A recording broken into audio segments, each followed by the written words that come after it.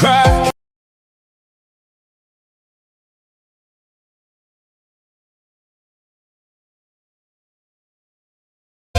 Fuck all the people who done you wrong. You carried that pain for far too long. Every lie, every knife in your back made you stronger when they thought you'd crack. They tried to break you, drag you down, tried to steal your smile and take your crown. But look at you now, you're still standing tall. You learn how to rise every time you fall. Let them talk, let them say what they like. We walk through the dark, now we're ready to fight. No looking backwards, no running away. We're taking our lives back, starting today. Rise above them, this is our fight. Through the darkest days, we'll find the light. Hold your head high, make your future clear. Never fear when hope is near.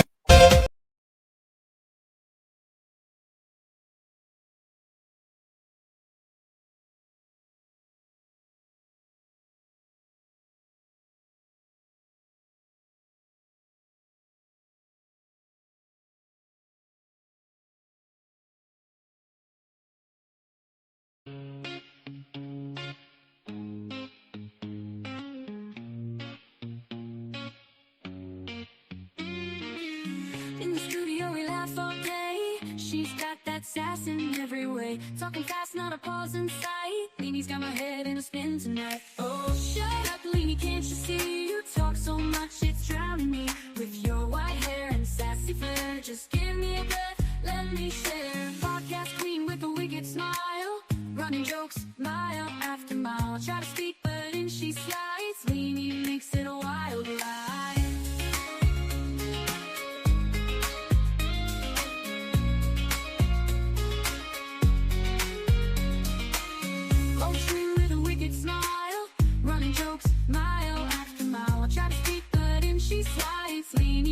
It a wild ride. Oh, shut up, Leanie, can't you see? You talk so much, it's drowning me. With your white hair and sassy flair, just give me a breath, let me share. Oh, Leanie, don't get me wrong, can't imagine life without your song. But girl, you've gotta let me in. This ain't just your show to win. So here I stand with my mic in hand, trying to keep this show as planned. Leanie laughs, guess it's gonna stay a little secret every day.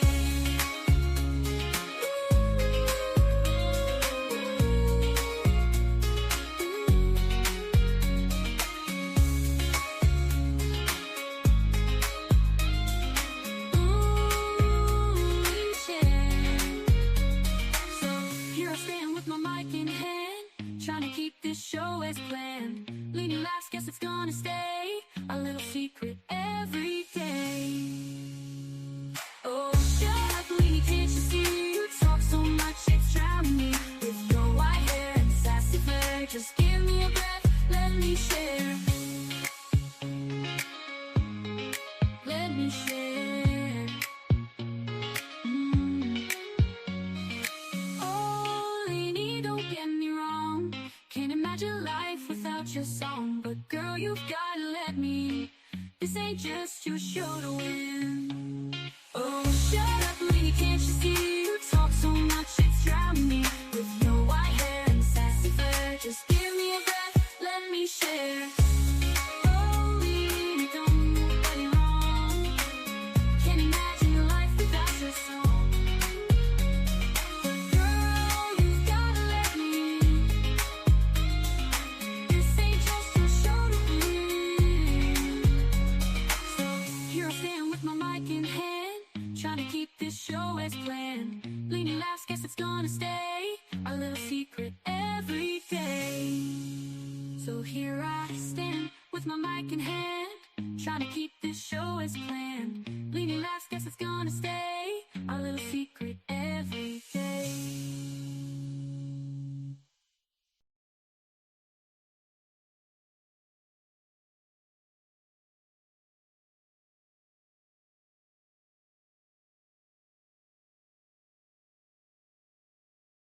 World. Good morning. Can y'all hear me? Can y'all hear me? Hello? I can see my... Can y'all hear me? Just somebody give me a thumbs up or a middle finger or something. Thank you. I appreciate that. Appreciate it. Thank you, Dolores. Thank you so much. Thank you, Sharon.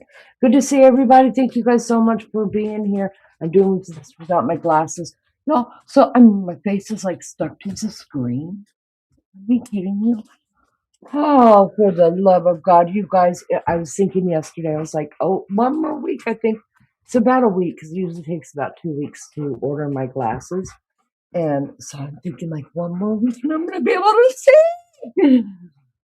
I cannot wait. Let me do some roll call around here. How's everybody doing? Was it a rough night? It was a rough night, you guys. It was a rough night.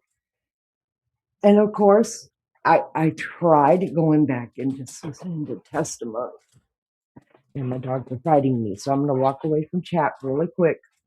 I'm going to try to find some glasses. We do have court on right now. Let me find some glasses so I could read chat. But I was trying to re-watch the just different testimonies that I wanted to rehear and everything else, right? And every time I turn around, somebody was calling me that actually likes me. I was like, I know if I walk in that back bedroom that my earphones are going to turn off. So let me see if there's some glasses hanging out in here. Anyways, that's going to be the bad thing about getting just one pair of glasses right now, is that I've got other glasses, but they're not going to do me any good. Let's see. All right. So I'm going to try to read this without glasses on, because I want to say good morning to everybody. And JD is in the house. Thank you so much. Some of my Australian sisters who are riding kangaroos every day have stayed awake. Lolo and Melly Joe are both here as well. You guys, I haven't even had coffee yet. Listen, I used to these morning things. I even told myself to go to bed last night at 1 o'clock, and I did. Yes, I could be up in time. No alarm, they say. Nope, I was awake. My clock is just set differently, I guess, than y'all. I was up, y'all. You can tell by the way I'm talking. I was up. Because usually when I first wake up, I'm like, my God, don't talk to me. Nobody talk to me. Hi, Dolores. Charlotte is here. Good to see you. Thank you for being here. Hi, Sharon. Let's see. There's no way I could read anybody's chat. All I'm seeing is your guys's. All I'm making out is your guys' names. But at least I'm getting that right. Lisa is here. Good morning. Brittany is here. Good morning. Who else? Max the Social Butterfly is here. Good morning. Go do your day, Maggie. We love you so much. Okay, until she has to drive, she'll be here. Let's see. Am I missing anybody? Hold on. My eyes are still working now. Still working here. Nope, nobody's in court yet, y'all. We're good to go. Somebody's got to make a cuppa. I still got to make a cuppa as well. Catherine, hello. So good to see you. Thank you for coming in. Hold on. Did I already say hello to Charlotte? Charlotte, did I already say hello to you? Because I'm not lying to you. Can't remember. Can't? But if not, hello, my sweet friend. Melly Joe, did I say hello to you? Oh, SOB, you guys. I need coffee. Let's blame it on the eclipse, guys. Blame it on the eclipse. Hold on, I'm still getting through chat. Making sure I say hi to everybody. Cooey is Lulu. Lulu's from Australia, a different part of Australia than Melly Joe is. And she's really, really posh, and she talks like, well, I gotta figure out how she talks. I can't do her talk. She's too posh. except for when she's get mad. When she gets mad, then she's posh with a big like side of cussing.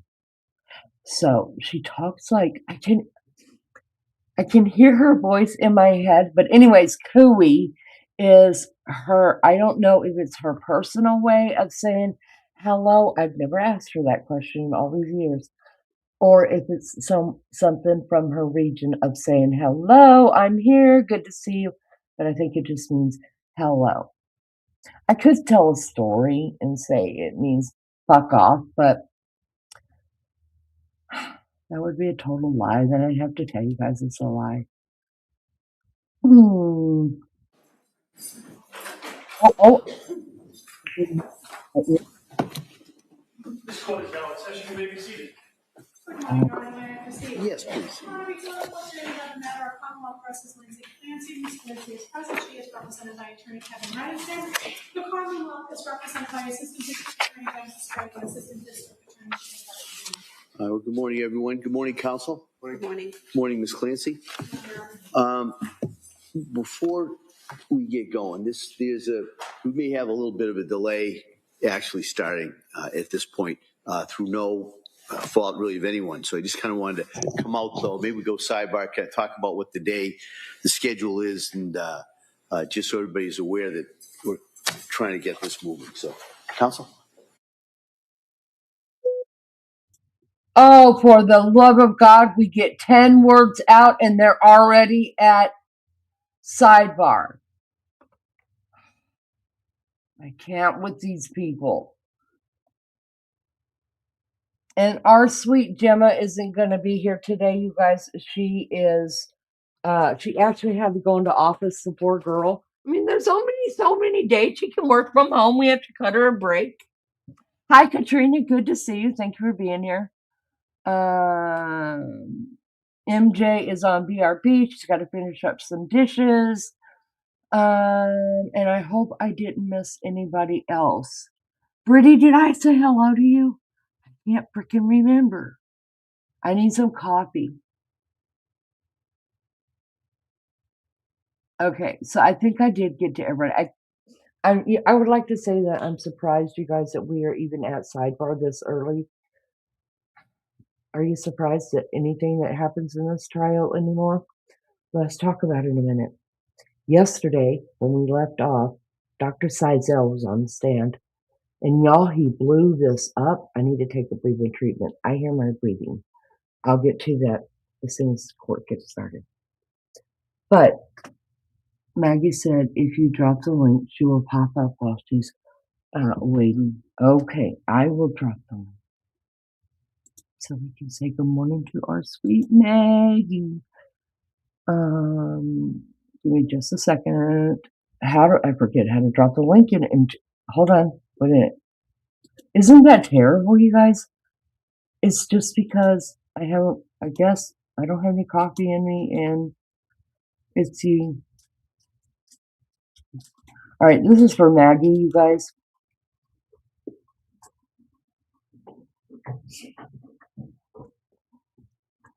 Do I need to go over to the other one? Tell me I don't need to go to the other one for you to be able to get the link. Just copy and paste it. They're also sidebar every morning before it starts. Right. But he already is explaining how today's just going to be shit.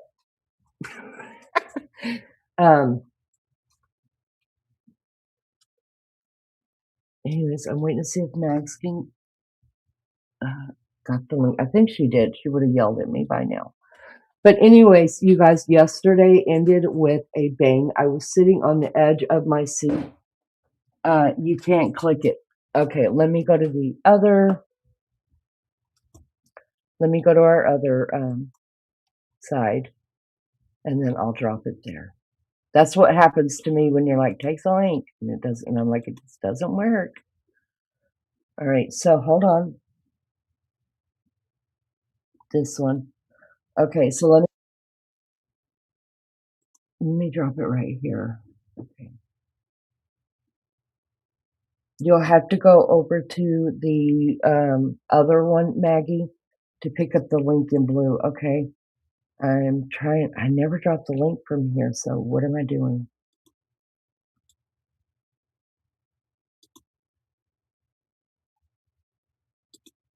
Nope, that didn't work right either. Let me see, because I pasted it. Hold on just a minute. I honestly can't remember what we're doing here, what I'm doing here.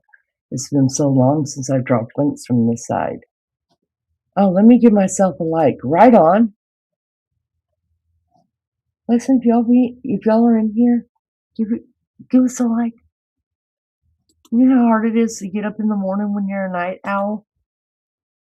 How do I drop the link in here from this side?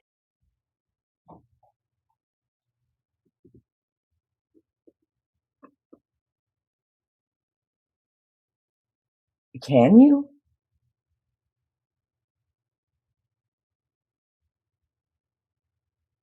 And of course I can't see everybody chatting because nobody's over in this stream, but I wait a minute, this isn't okay, you can't drop the link. Okay, I'm waking up. You cannot drop the link. This is not from YouTube. It has to be done. Yeah, it has to be done from from StreamYard. Hold on, let me try it again. Hold, please.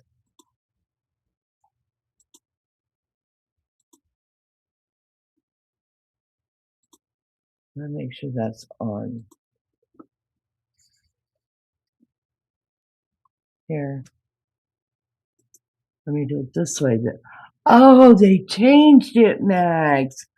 I see it now. Invite a guest. They changed it. Shut up.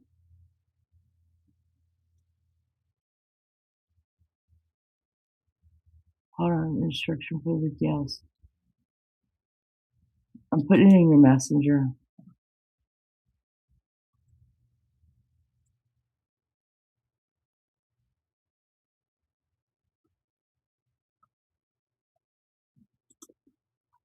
God, by the time I get this figured out, it's gonna be back in court. Sorry, they switched all this out, you guys. Oh, see? All right, then I can shut up and try to figure it out.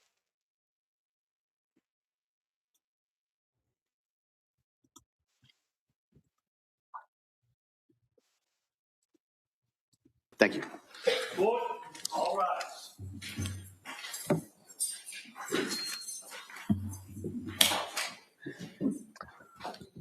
Be right back. I'm getting a gallon of coffee. Hello, real lunch lady. Charlotte, Fat Mom, hello.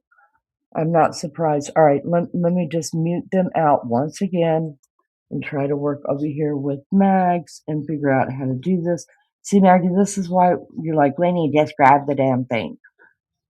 I'm telling you, it's totally messed up. So let me try again. Present or invite. Invite a guest.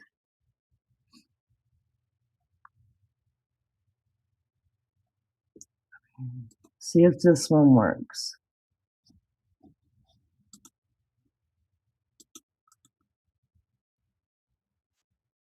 Oh, SOB, Max got it.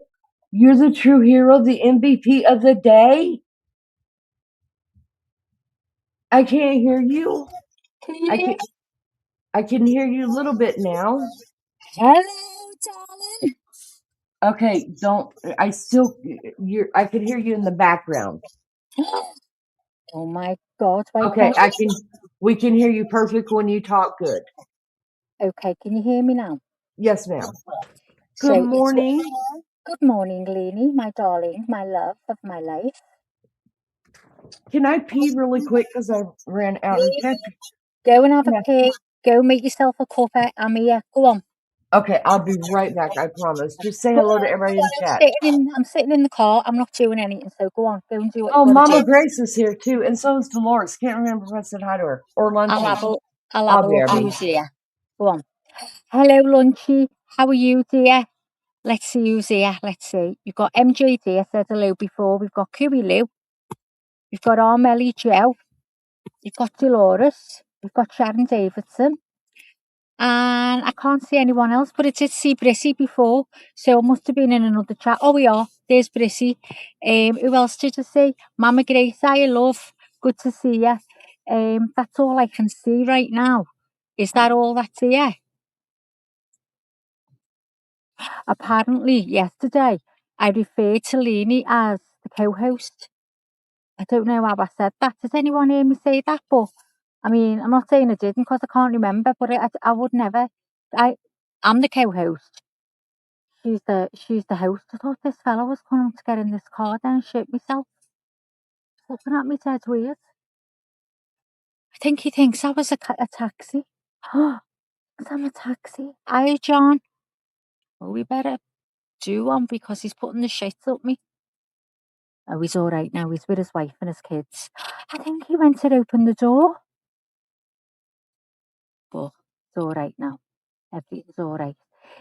So, how is everyone today? Are you all right? Anyway, what was I saying then? So, someone said that I referred to Leanie as the co-host.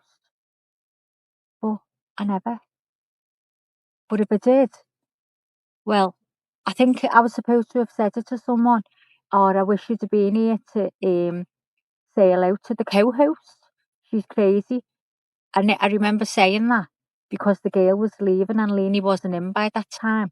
She was on her way in. But if I said that, it was an absolute mistake. Leanie's the host and I'm the co-host. And here's my son now getting in the car. So I'm going to... I'm right here. I'm right here. No, it's all right. It's all right. I can carry on there. It just might black out. So have you got your cup? No, not yet. I just now found glasses. I'm finding socks now. You know. Well, go and get your cup a No, while. because I want to say something really, really quick. Oh, go on then. I'm here anyway. Go on. First of all, you never have to apologize for saying you're the host. I would never. I'm not offended, anyways. But even if I could get offended, I would never be offended at you for saying that. So you make no mention of it anymore. And if it ever happens again, I don't care if Lunchy gets. I mean, I've probably said to you millions of times. So I'm the host, you're the co-host, and Yeah, we've we been joke messing. around all the Do you know what I time. mean? But I can't remember saying that I was you were the co-host yesterday. I can't remember saying I didn't say it. I just can't remember. So if I was talking to someone who was new to the channel and she's in, I just wanted to know that I've made a mistake. Oh, hang on, what's he going back for? I can't move. All right. So sorry, yeah, mate, go on. no, Just no, that no. someone's backing into me, and I can't back up anymore. No big deal, love bug. All right. No, so I know sometimes even our humor is hard for some people to understand, you know, and we make fun of each other all the time. So, listen, it probably this channel grew like this, and there's a lot of times you're going to come here, and Maggie is hosting this show. Oh yeah, we just do it between us. We know when someone's not going to be on, when someone's on. I know when she's late, she's sorting her shit out with a thyroid and stuff like that. And it doesn't bother me. If it bothered me, I'd speak up. You know, it doesn't bother me. I'm not doing anything else. Yeah, Lunchy's the host and Melly's the host. It just, you know, And we know together. It takes this whole group of us to make this thing work, you guys. We're a team. We are a team. And what a team. What a team we are. We're a bunch of... Listen, hold on. Listen, Maggie. Who do you think you are trying to be the host here? Listen, you. Listen. I mean, who do you... I feel like we should get a new banner to put up. I've made a new banner saying according to Maggie. I think you should put it up. I'm going to put it up when I'm next on here on my own. Oh, girl, put it... But I'm telling you, it has to say... I'm going to put it out there that Leanie's gone. Leanie's gone and Maggie's took over. That's all I'm going to put out there. Spread the words, everyone who's listening. Oh, yeah, it'll be Leanie's great. gone and Maggie's there. I've robbed the channel finally. Finally, they said in the first week. Oh my God, yeah, it was Diamond Lucid. She said that and she apologised that I was going to take your channel. Oh my God, guys, I could never do that. It's too much hard work. I could only do it alongside Leanie. No, don't tell them that now. No, don't tell him that now. Just put Oh the yeah, door oh yeah. up. Well, Let's you know start what, it. Lainey? Best Let's. you pull your socks up. Best you pull your socks up and get fucking in of a morning instead of sleeping in. Because I'm not doing this shit no more. Okay. Best you get in, co-host. No, just joking around. But you know what? It takes all of us. It takes all of us to work this channel. It's No all. matter if you are. I keep hearing myself as a bee in the background. But no matter if you are sitting in the bushes just watching so you could spread some drama about us. Listen, you have a part here. Go ahead, do your drama. Thank you. If you're a chatter, we appreciate you. If you're a mod, you're the best of the best. Remember that every morning, wake up, look in the mirror, and say, Lainey and Maggie say, I'm the best of the best. So suck it. And then just keep going on through your day. You'll feel much better. It's like a pick me up of caffeine immediately when you say that to yourself in the mirror. If you are just somebody who comes and goes and gives us your time whenever you're able, you have a part here. Everybody has a part to play, even the trolls. Every You guys. drama that comes in, it is part of the channel. That person helps the channel grow. So every single person, every single life, because without that, we wouldn't be anything, would we? That's right. So anytime you speak or do, oh, Maggie, I am roboting real bad. I can't hear you, robot. You're all right to me. That's because I'm roboting through your device. All right. Well, I'm coming up to the place that I usually lose signal now, Lee. So just be prepared for it. But I'll come Okay. back on it as soon as I come No, back I'm on. just no. Stay there. I'm just gonna mute it. You meet me. Yeah, and then when you get parked, then unmute it. I don't know how to do that. Then tell me in chat, and I'll unmute it. I can't. I'm driving. After you get parked, silly ass. I'm not. I'm when I get parked, I'm going to be home. Oh, okay. Well, then I'm we'll on my see way when you get home. home. Okay, then we will Anyway, see don't you when worry you about get home. it. Just mute me now if you want. I'll be happy to And drop you. when I get in, I'll set up and I'll be on.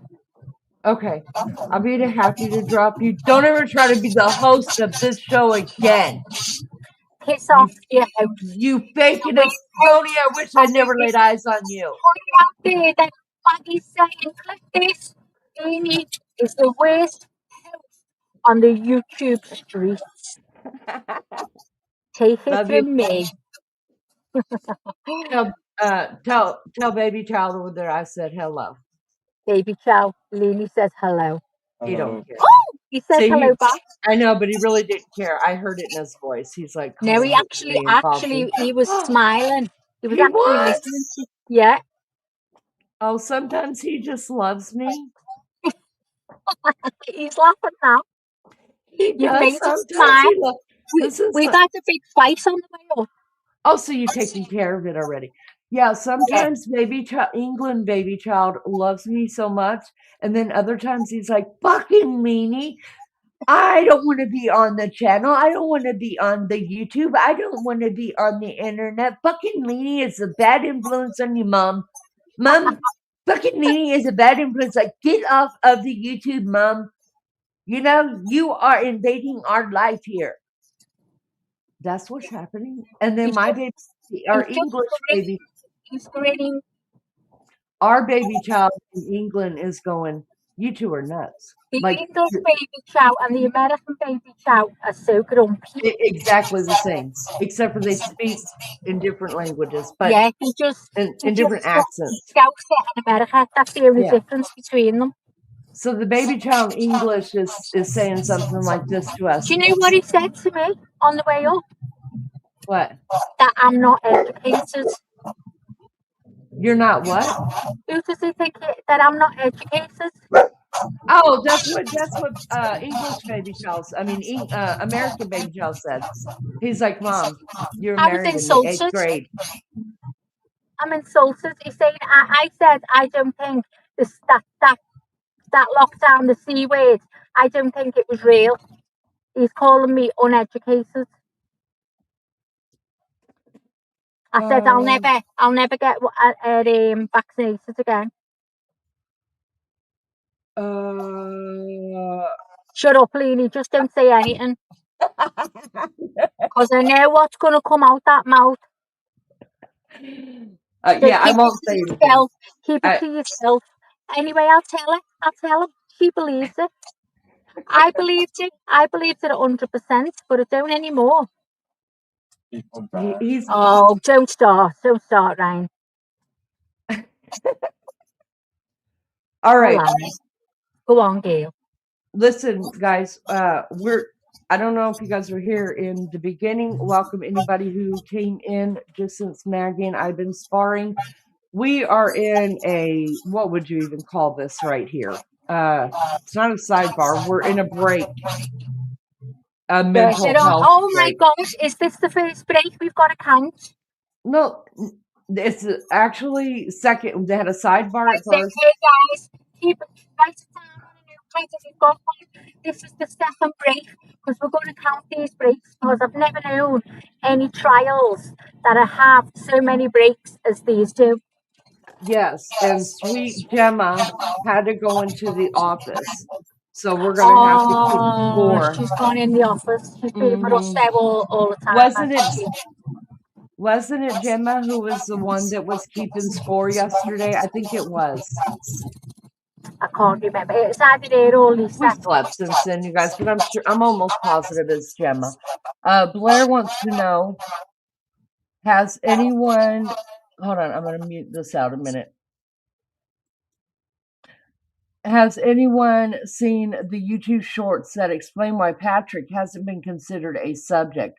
I've seen 3 since yesterday. They all opened up with suspicions of internet sleuths. I did see some of that yesterday, but it wasn't on YouTube. I don't remember what I was watching. I think I was reading articles on it. Dolores says the judge must be pissed again. Sharon, good morning. Good morning to anybody that I've missed. I have seen a lot of things on Facebook about why he shouldn't be a suspect, Pretty says. I was reading some articles yesterday, and I guess until Maggie read all that out yesterday, I didn't realize, I knew people were blaming him for the actual, not like I blame him for neglect, because absolutely, he's got a role to play here, and I'm not going to let him live it down, and neither is Maggie. But I'm not blaming him for the actual murders. But there are people out there that are actually blaming him for the actual murders, and so I was like, I just started going through different articles, the Daily Mail, and listen, just because I read them doesn't mean I always understand them, but I get stuff out, and sometimes parts of it is true. You just have to figure it out. Lisa wants to know, what the hell is the delay today?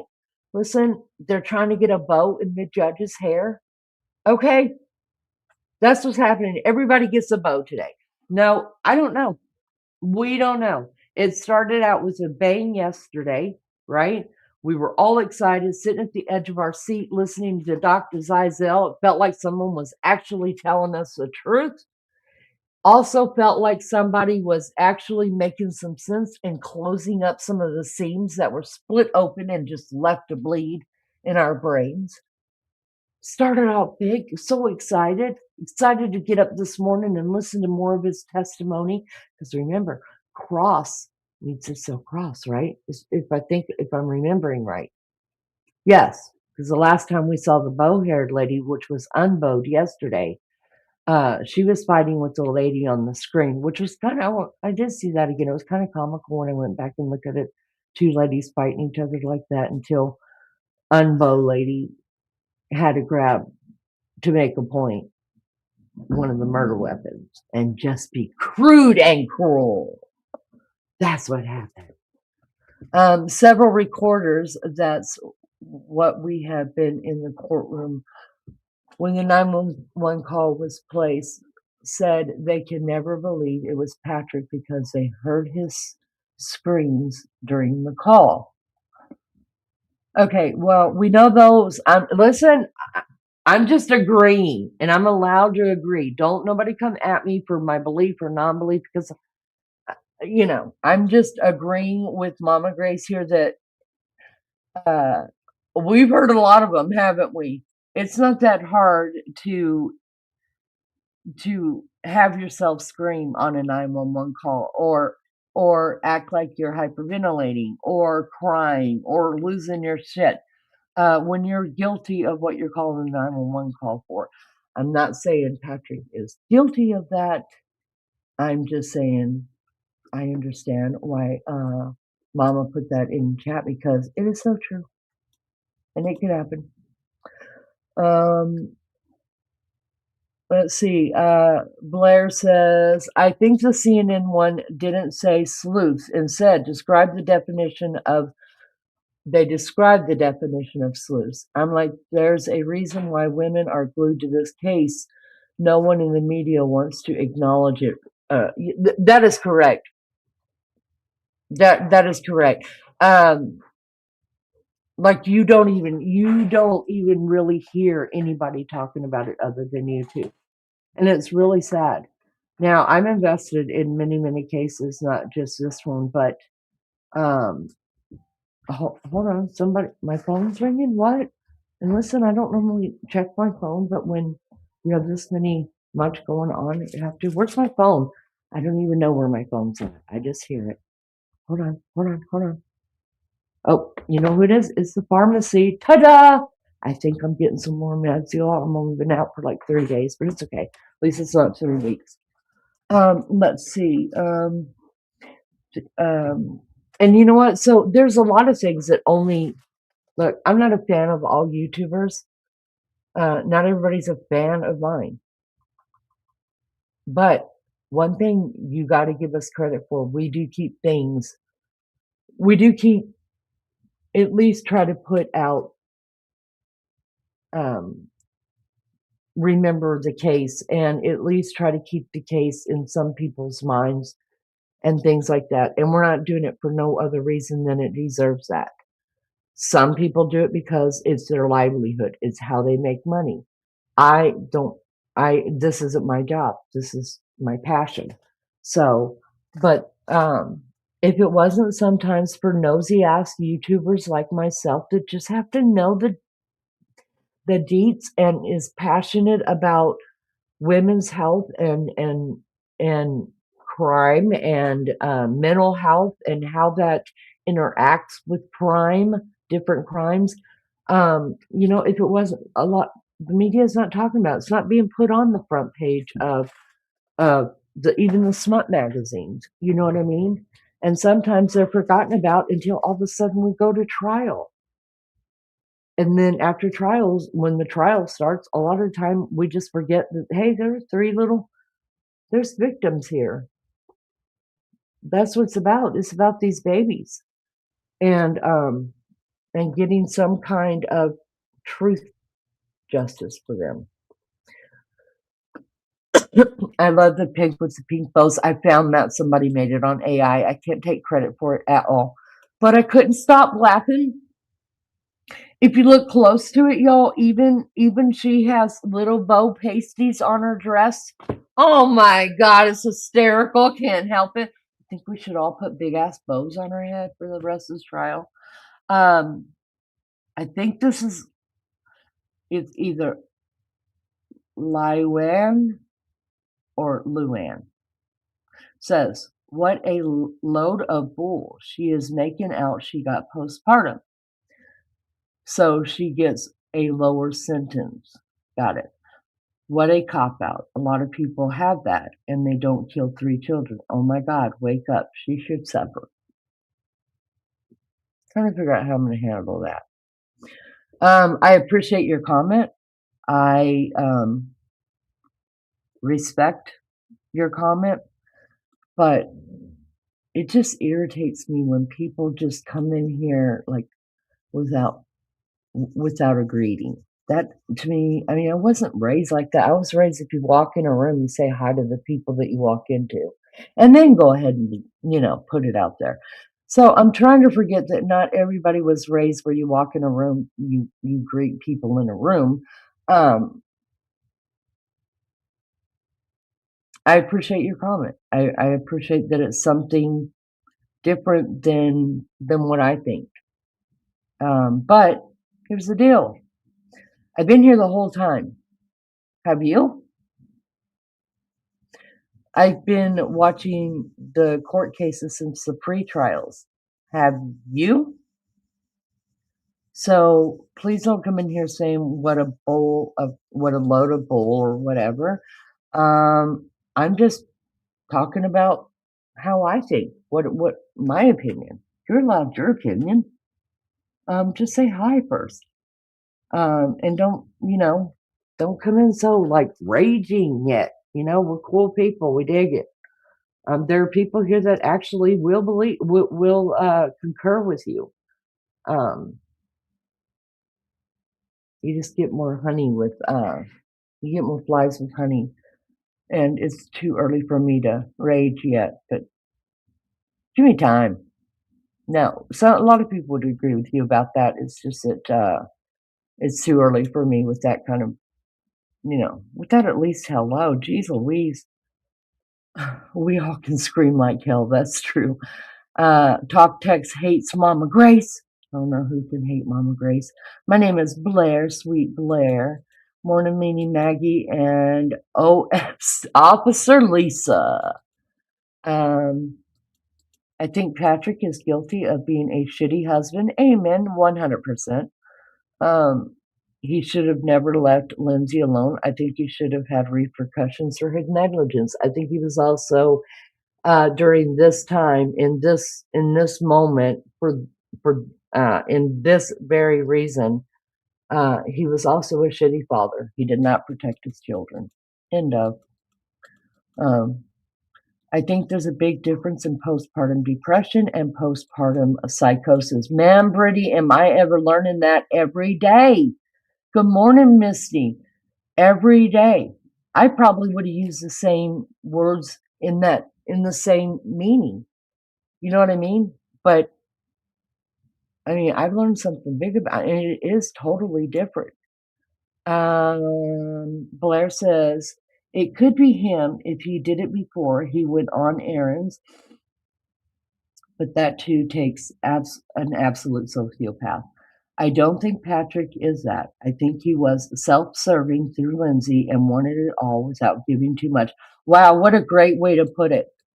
That is a great way to put it. Mama Gray says, I had postpartum depression with both pregnancies that I've had. I have never had postpartum psychosis, thank God. Miss Dolores says, I have noticed the YouTubers, the men are after her, women are after him. I think it's because people are, I like to make a joke and say that I'm misunderstood, but the truth is that that word really does work in this scenario, the misunderstood. There's no way a man can understand women's hormones and things like that. And don't come at me that I'm a woman, sympathizer or power to the women. No. I believe we all have. Listen, you would be sick to hear exactly what I think about men's roles and women's roles because I'm very old-fashioned, and I just had this discussion with one of my children last night, so I won't repeat. But for the sake of being a commentator, and for the sake of you have to try to educate and understand both sides of it. So that's what I've done. I've asked a lot of questions. Sometimes I have to ask, like my husband or my kids, or to get their generation thought of it. Sometimes I ask older people who are generation above me, and I think I've got it figured out enough, just because I'm lucky to be living in that generation right now that has like 2 under me and at least 1 over me. So there's a lot of people that could answer questions if you're willing to want to learn from them. And I um I sympathize with women uh because we do have hormones that, like, every 7 years they're changing, right? They're changing. But the drastic ones that we know of happen, I believe, to the men at the same time. They just have different types of hormones. So this goes back to the beginning of time where women were called crazy and psycho, and just men were divorcing their wives and things because they were just too crazy to deal with, because we didn't understand hormones. We still don't really understand them as much. It's not something that lasts forever to most people, but some people, there's such a loss of the type of hormone, and if it's not replaced, or it just then it just keeps going, right? You just keep in that cycle of what a lot of us, and the way ladies were tagged back in the day as being crazy, because they stay in that cycle because there's no replacement to it, there's no understanding of it, there's no, if you're missing some hormone, you're missing some hormone. It's kind of not your fault. But I can say we have gone further in understanding women's health, and the role that hormones actually play. And it's not the fact that women are crazy during those times, it's the fact that, um, I mean, are we bitching at you when you have a heart attack? Are you saying, oh, damn, you're just sick, you have a heart attack? No, we're like, damn, your heart is sick. We got to get you some help, you know. And it's the same thing with hormones. Hormones can kill you if you're not on the if all of the hormones in your body are not, um, there are certain hormones that will kill you if you don't have enough of that hormone in your body. And that goes through you men too. It's called the thyroid. Check it out. Women aren't the only ones with the thyroid. It's just we're more prevalent to that disease. But I also understand the side that um, that women think that it's a man. And I don't think either way that all women think it's Patrick or all men think that it's Lindsay and that she was just crazy, and or just a straight up killer. It didn't have anything to do with hormones. I can understand both sides of that. Some women think that it's Patrick, because they're looking at a timeline that doesn't make sense at all. At there is Understand, there are minutes to this. Believe you me. All right. Nobody got bows. Damn it.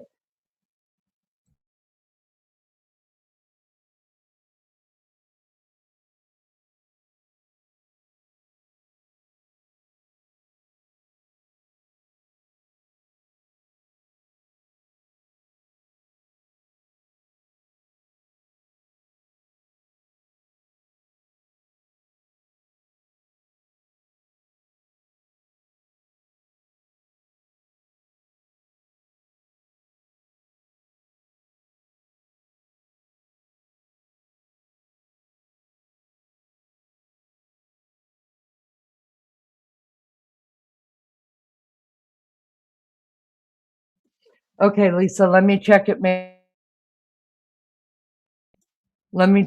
sure that I've got it up here. Hold on. No, I've got all of, so right here I've got the audio all the way up, and then over here in StreamYard, wait a minute, wait a minute.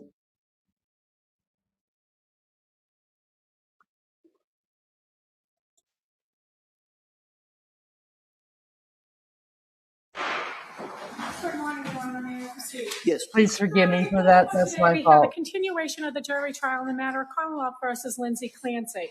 Ms. Clancy is present. She is represented by Attorney Kevin Reddington, and the Commonwealth is represented by Assistant District Attorney Jennifer Sprague and Assistant District Attorney Shannon Buckingham. all right. Thank you, Madam Clerk. Good morning, members of the jury. Nice to see all of you.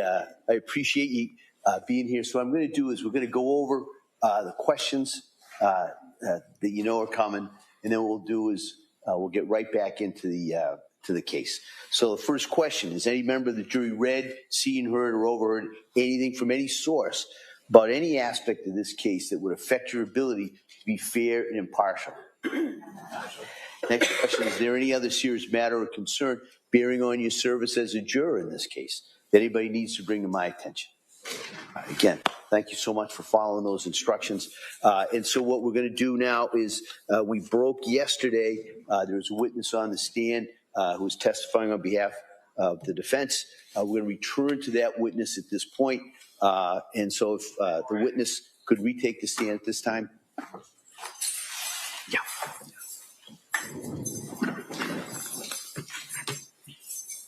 Morning. Good morning. This morning, sir, that the testimony made in which you shall conduct the court and the jury will be not only between you and all the defense shall be subject to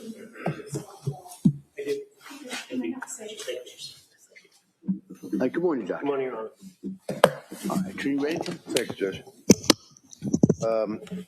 Sir, I'm going to try to just redirect towards the interview that you had of Lindsay regarding her journey. On November 29th of 2022, do you recall which healthcare provider she visited?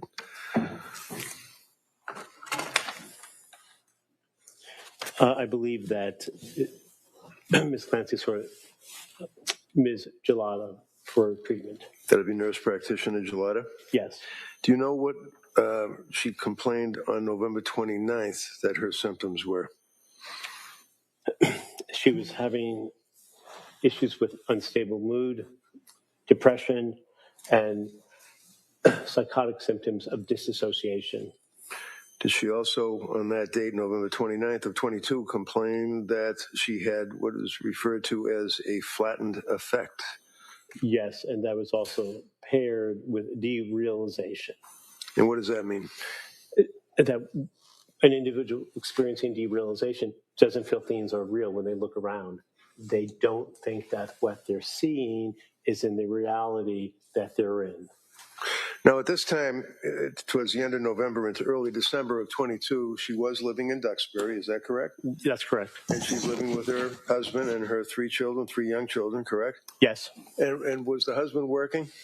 Yes. Where was he working? Pardon me, Attorney Reddington? Where was he working? He was working for Microsoft, but in a home office that was in the basement of the house. And she's obviously taking care of Callan the infant and Dawson and, Cora. Yes. Right? And the kids were in school a couple of days a week in the preschool, the Little Sprouts or something like that, right? Yes. So did she improve at that point, sir, or did she end up going to South Shore Perinatal Clinic on December 2nd? She did not improve. She was getting worse. She did go to the South Shore Perinatal Clinic. And would that be on December 2nd? December 2nd, yes. And what was the reason, what were her complaints that brought her to South Shore Perinatal Clinic on December 2nd? She felt that her brain was damaged. She felt that she should kill herself. And she's never going to get any better. Did she also express fear that people could hear her thoughts and that anything adverse would happen in her life regarding being a mother and having children? Yes, that's called thought broadcasting. And what was her concern about the children? Her concern was that when people could hear her thoughts, her children would be removed from her care. Now, and keep your voice up, please. Yes. Did she indicate, and I quote, that she had bad and intrusive thoughts, and she didn't even feel that they were like mine, telling me I should kill myself, my brain is damaged, you're never going to get better? Yes. And did that type of intrusive thought or persecutory thought continue for a period of time? Yes. So it got worse. Did it get so bad that she ended up doing something? Yes, that's correct. What did she do? She called the suicide hotline. And do you know when that was, sir? That was December 4th, 2022. Did she receive any help from the suicide hotline? She did not. Why is that? They told her she did not meet the standard of care because she did not have a plan. Did she call the suicide hotline again, if you're aware? Yes, she did. Do you know when that was? Was that in December? Yes, I believe that was perhaps the following week around the 15th, but I'm not positive about that. Did she receive help on the second call that she called the suicide hotline? No, she did not.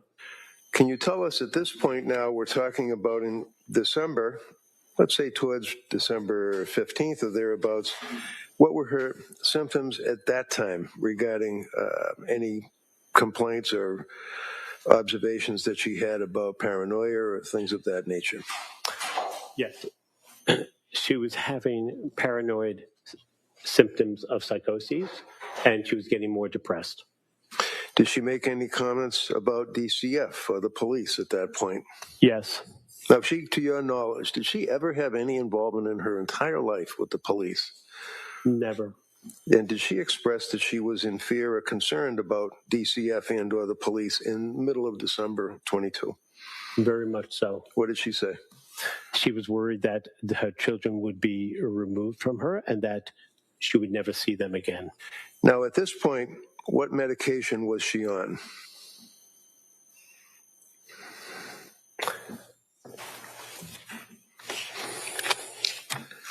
First paragraph, page 9. She started to take, at that point, Seroquel and Remeron and Klonopin. Did she make any complaints at that point about the effect, if any, of medications? Yes. What did she say? She said she felt like a zombie. Did she present with any particular medical observation that you refer to? I'm not sure I understand your question. Well, paragraph 1 on page 9, you indicate she presented with anhedonia. Yeah. What does that mean? Anhedonia is a word that means without pleasure. When someone has anhedonia, they cannot enjoy life. They don't laugh. They have no pleasure. Continuing on into December, what was her status of her condition of depression and symptoms of paranoia and intrusive thoughts, et cetera, that we've talked about? It continued unabated. On December 15th of 22, right before the holidays, did she go somewhere? Yes, she did. Where'd she go? She went to the clinic in Rhode Island, Parents and Women's Clinic, partial day hospitalization program. And she didn't get any help there either, right?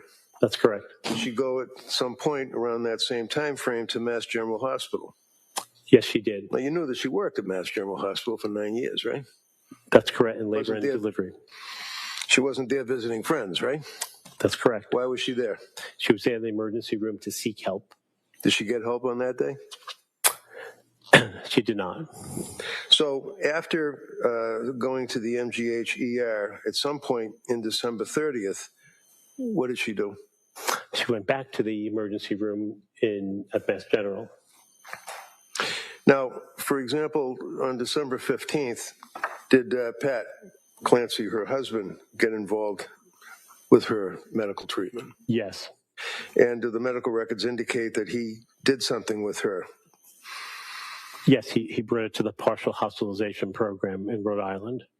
Did he also bring her to the Mass General Hospital ER? Yes, he did. Did he also bring her to see the doctor or the nurse practitioner, Gillette, and complain about the medication? Yes. So December 30th or 31st of 2022, she was admitted voluntarily to McLean, right? That's correct, yes. How long was she there for? She was there till the 5th. She was discharged January 5th, 2023. Was that a voluntary discharge? They cleared her as well to be discharged? Yes, That was not what is referred to as AMA, or against medical advice, right? yes. Guess what? Yes, it's not AMA. It's not against medical advice. She was following hospital guidelines. She was discharged accordingly. And she wanted to go to her daughter's some function? She wanted to go to her daughter Cora's birthday party, which was held on the 7th of January. Now, at this point, what was her status? Was she weaned off of medication, or on her way to being weaned off of medication when she got out of McLean? I believe so, yes. She was being tapered down on her medication. And what was the medication that she was tapered down on? I believe it was Seroquel and Klonopin. Did her intrusive thoughts and the paranoia, did that abate? Did that stop? It did not. Now, when she was home in the month of January after Cora's birthday, which I think was on January 7th, did she continue to have these intensive intrusive thoughts? Yes. Can you tell us, when we say intrusive thoughts, is she referring to intrusive thoughts like you might think of something coming up next week that's bothersome, or is this a indication, in your opinion, to a reasonable degree of medical certainty as to what she was experiencing at that point in January of 2023? She wasn't just having everyday thoughts that we all have, reminding ourselves to do something, which we make note of, and then we move on. Intrusive thoughts are unrelenting. They don't stop. They're what we call ego dystonic. You don't want them. They keep interfering with your ability to get through the day. Did she have, at this point, intrusive thoughts continuing regarding voices in her head that she heard constantly? Yes. What were these voices saying to her? They were getting worse, and they were telling her to kill herself. And as January continued, she was, to your knowledge, using her computer to look up drugs and interactions and side effects and things of that nature? Yes. If a person is in a psychosis, or as I think you said, premorbidly psychosis, are they able to do things like look up things on a computer? Yes.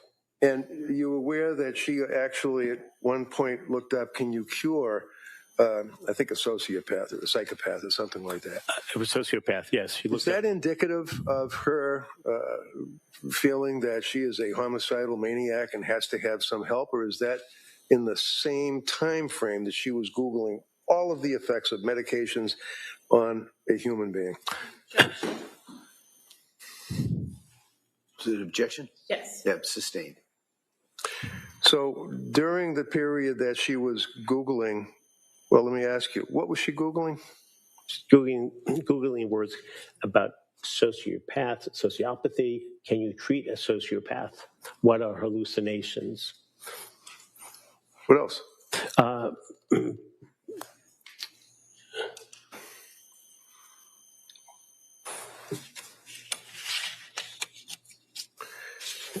Bear with me one moment, if you don't mind. Well, you had a chance. Did you look at the Google searches that she had Yes. done that's in evidence, and the jurors were able to look at it? Yes. Did she continue to Google the effects of medication, psychosis, numbness, heaviness, unable to, things like that? Yes. All things that are related to the way And if she a was person feeling. is in a psychotic state, are they able to continue to Google and use a computer to look things up? Yes. They're able to use a phone? Yes. People who are in that state can do things that they've done before. New tasks may be difficult, like changing the tire, but if you looked up things on the internet, you can look them up again. If you drove a car, you can drive a car. Now, the morning of January 24th, I believe she went somewhere. Is that right? Yes. Where'd she go? You should take her daughter to a pediatrician, a standing pediatrician appointment. And is it your understanding, to a reasonable degree of medical certainty, that a person who's in a psychotic state is able to drive a car for a short distance, go to an appointment, and interact and talk to people? Yes, they can do everyday tasks of living. So the fact that she's not talking about the unicorns in the corner, and she's not slurring her speech, and she's not unable to walk, to your opinion, to a reasonable degree of medical certainty, does that mean that she's not in a psychotic state? It does not. Would you tell us, after she took Cora to the doctors, and the jurors have had a chance to look at the exhibits, there's photographs between her and her husband, Pat, back and forth. In the afternoon, what did she do? She built a snowman in the backyard with two of her kids. Later in that day, Google directions to a restaurant, 3B restaurant, I believe. Yes. Is that something that a person can do when they're in that type of a state? Easily. Did the Yes. voices or the intrusive thoughts, to your interview and your understanding, abate or stop at that point on January 24th? No. Did they continue? Yes. And did she communicate by text with her husband about getting dinner and getting something from CVS? Yes. And what was it? Was it Pedialax? Pedialac or Flexlax. It's a stool softener for her child. And that's something that was prescribed by the doctor, right? Yes. Does that make sense, that if somebody is in a state where they're having these symptoms, that they're able to remember that the doctor wanted the child to have Pedialax, and she tells her husband to get Pedialax? Yes, it does not interfere with that type of everyday living. She indicated to you, sir, that that evening after the husband had, oh, by the way, was it your understanding from talking to her that the husband had taken trips, gone away for weekends, gone on ski trips, had brunches with his friends, and was out of the house on a regular basis? Yes. That night is when the children were killed. Is that correct? Yes. And we've heard repeatedly about the circumstances of the going out the window and the weather and the damages and the injuries and going to the hospital. Doctor, based on your review of all of the medical records, did you administer any testing, by the way, to her? Like you were talking about psychological testing? Yes. And what were the psychological tests that you performed? Initially, I did a mini mental status exam, MMSE. It's just a common test about orientation. I'm sorry, I didn't understand that. NSE? What is that? MMSE, mini mental status examination. Very common test. Okay.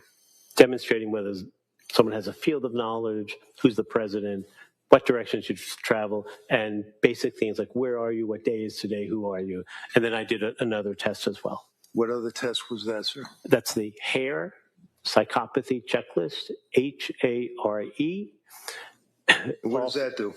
That's a measure of antisocial personality disorder.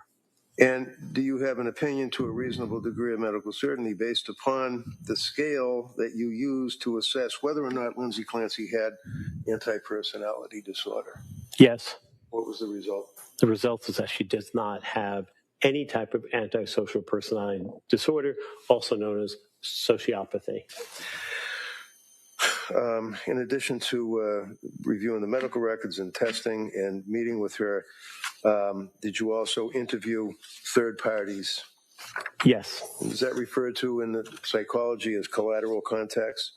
Yes. And you reviewed and interviewed a number of people in her family or friends or people in her social circle, is that correct? Yes. Can you tell the jurors, sir, to a reasonable degree? Well, let me ask you this. Are you familiar with Mass General Hospital doing a major research program on postpartum psychosis? Yes.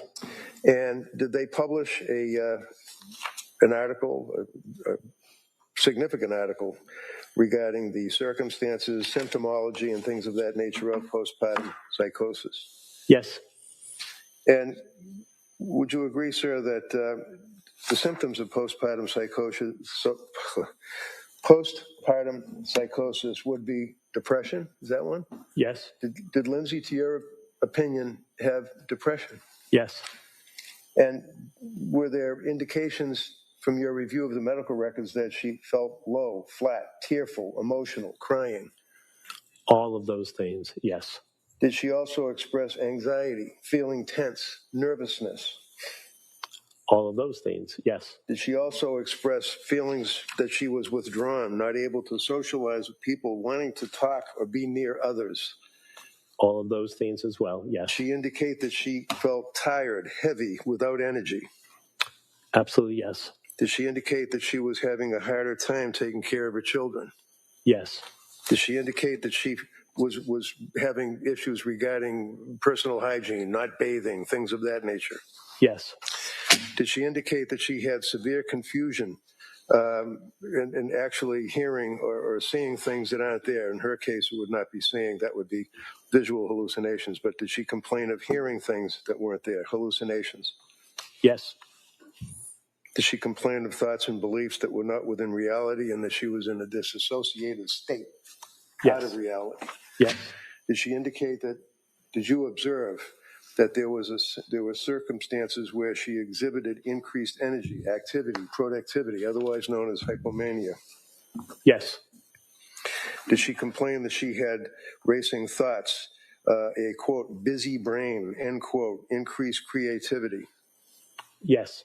And when she said in your review of the medical records that she was having a busy brain, did she express the fact that she would get confused and that she thought her brain was damaged? Yes, that's correct. Was she restless and agitated, unable to keep still, Yes. unable to sleep? Yes, extremely unable to sleep.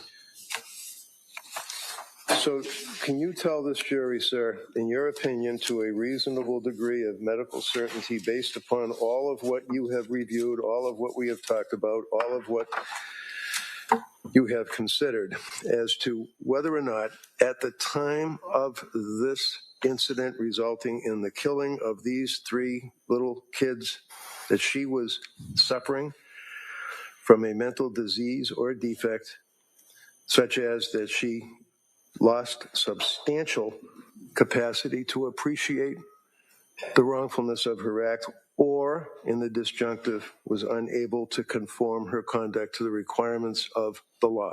Yes. Tell the jury what your opinion is, please. My opinion is that she did have indeed a mental disease or defect. That's a legal construct, not a DSM-5 one, but she had bipolar disorder with postpartum psychoses. In addition, she was unable to conform her behaviors to the rule of law, and she had no appreciation for the wrongfulness of her act. Thank you, sir. You're welcome. All right, Kamal?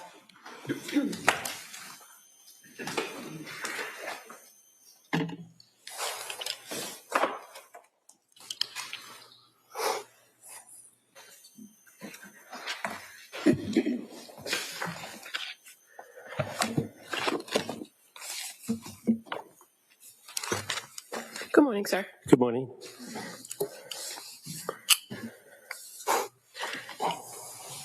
So yesterday, when you first took the stand, Attorney Reddington asked you a little bit about your background.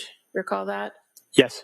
And you, in this field of being a psychologist and a forensic psychologist, you circulate a curriculum vitae where all that is outlined, right? Yes. And fair to say, you testified yesterday, and on your curriculum vitae, you speak briefly about the fact that you have previously testified for the Commonwealth, you said, as well as for the defense, correct? Yes. You referred to defendants and respondents, right? Yes. And so one of the things that you've done in the past is to be what's called a qualified examiner, right? Yes. You are currently not actively doing those examinations, are you? I actually have done one, but I don't actively do that anymore. Okay. And so in those respects, is that when you say you testify for the Commonwealth, is that primarily the work that you would do where you say you testify for the Commonwealth? Yes.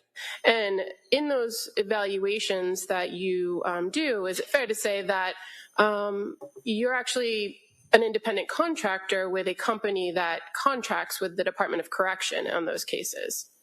Those are what qualified examiners are. That's correct. That's how you become a qualified examiner through the DOC. Right, and you're an examiner, a qualified examiner, is retained or takes work in doing evaluations in order to perform independent assessments, are they not? Yes. So they're not hired by the Commonwealth. They are, because the company that retains the qualified examiners is hired by the Commonwealth, and these forensic psychologists are then appointed cases to do these types of examinations. So it's under the big umbrella of the Commonwealth. So yeah, big umbrella Commonwealth, meaning Department of Correction, an agency that is under the seal of the Commonwealth of Massachusetts. But as far as when we talk about Commonwealth, like Commonwealth versus Lindsay Clancy, that's the prosecution. In those proceedings, the Department of Corrections sometimes is the moving party, right? Yes. And sometimes it's the district attorney's office who's the moving party. Yes. But it's never the defendant who's the moving party. Never. And in those types of proceedings, sometimes if you opine a person is what they call sexually dangerous, you would testify for the Commonwealth, right? Yes. And if they're not, or if you find that they're not sexually dangerous, you'd testify for the respondent. Yes, we're neutral. So you're not testifying for the Commonwealth.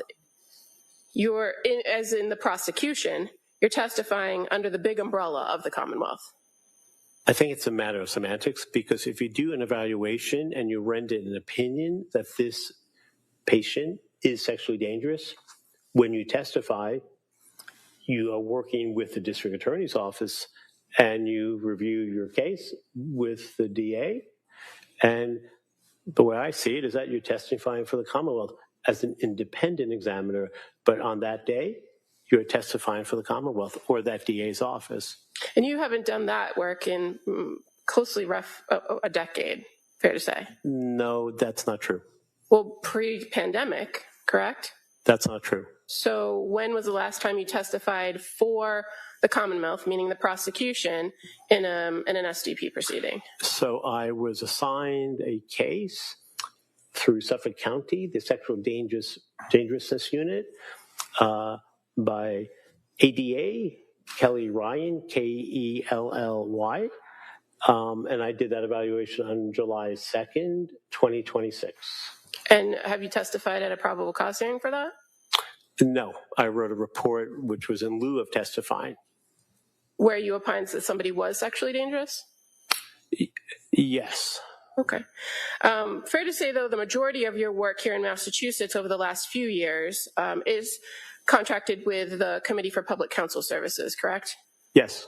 And for the fiscal year of 2024, you were paid by CPCS in the open checkbook for approximately $340,000 worth of time and work. That's about right. We get paid a fixed rate. It's a government rate that's assigned to all examiners. And for the fiscal year of 2025, it was approximately $300,000 that you were paid through the Committee of Public Counsel Services. That sounds about right. You also indicated yesterday that you have known Attorney Reddington for a number of years, correct? Yes. Fair to say you've done quite a bit of work with him over the years? That's an expansive term, but I work with him. It just requires a yes or a no. Yes. Okay. And you've also testified that you have your doctorate in clinical psychology, right? Yes.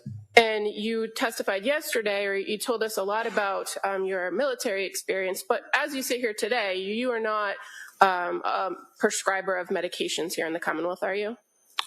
I am not. You and don't I was not yesterday either when I was asked about that.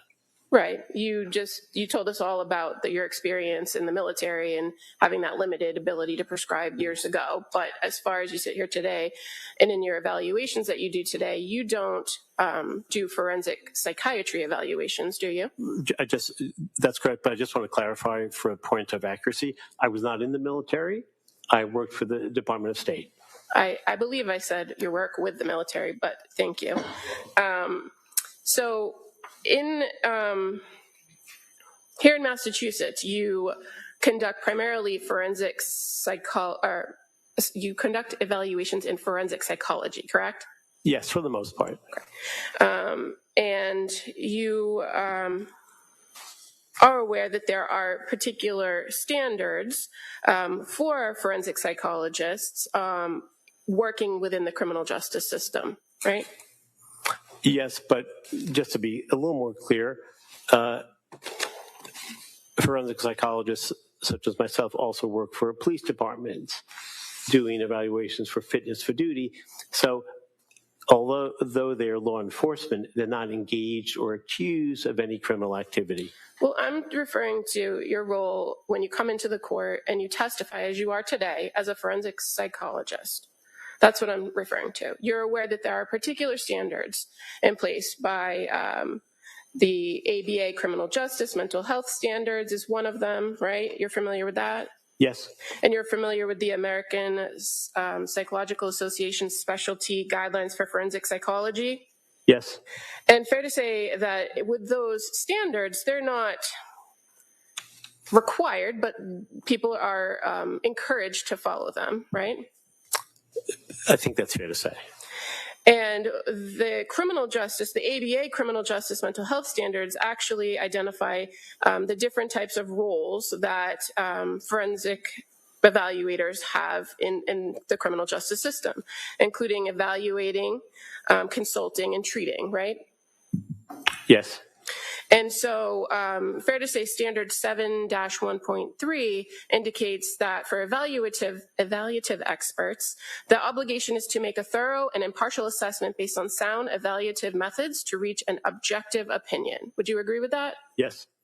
And so, again, in the American Psychological Association specialty guidelines, section 1.02 indicates that forensic practitioners strive to be unbiased and impartial and avoid partisan presentations of unrepresentative, incomplete, or inaccurate evidence. Would you agree with that? Yes. Is that a standard you strive to follow? Yes. Okay. In this case, you indicated that you've been with the case since February 4th of the year 2023, correct? Yes, 41 months. And you've authored a report, you said, in June, I believe, of 2026, correct?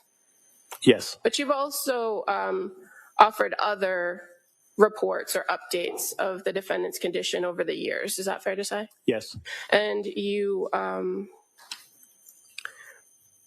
provided a report, an update, I should say, in July of 2025. Yes. Do you recall that?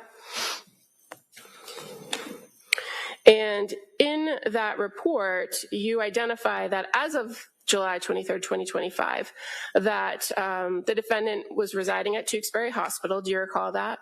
Putting Yes. that in? Yes. And that there was a planned transfer to Worcester Recovery Hospital, or Worcester Recovery Center and Hospital. Do you recall writing that? I don't know if it was a plan. It was a hope and a goal, but it was not an official plan. Well, I can provide you with your report if you'd like to review, but it reads, currently, Ms. Clancy resides at Tewksbury Hospital with a planned transfer to Worcester Recovery Center and Hospital. That sounds right. Yes. Okay. And that she is presently medication stabilized and is in the process of discontinuing most, if not all, psychotropic medications, demonstrating an emerging capacity to stabilize without them. Do you recall writing that? Yes. So in July of 2025, it was your opinion that she was stable and she would be, hopefully, as you say, transferred to a different facility, correct?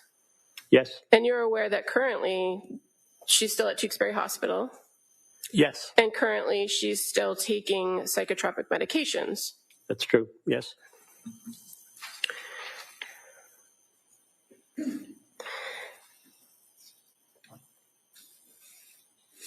think you also write in that report,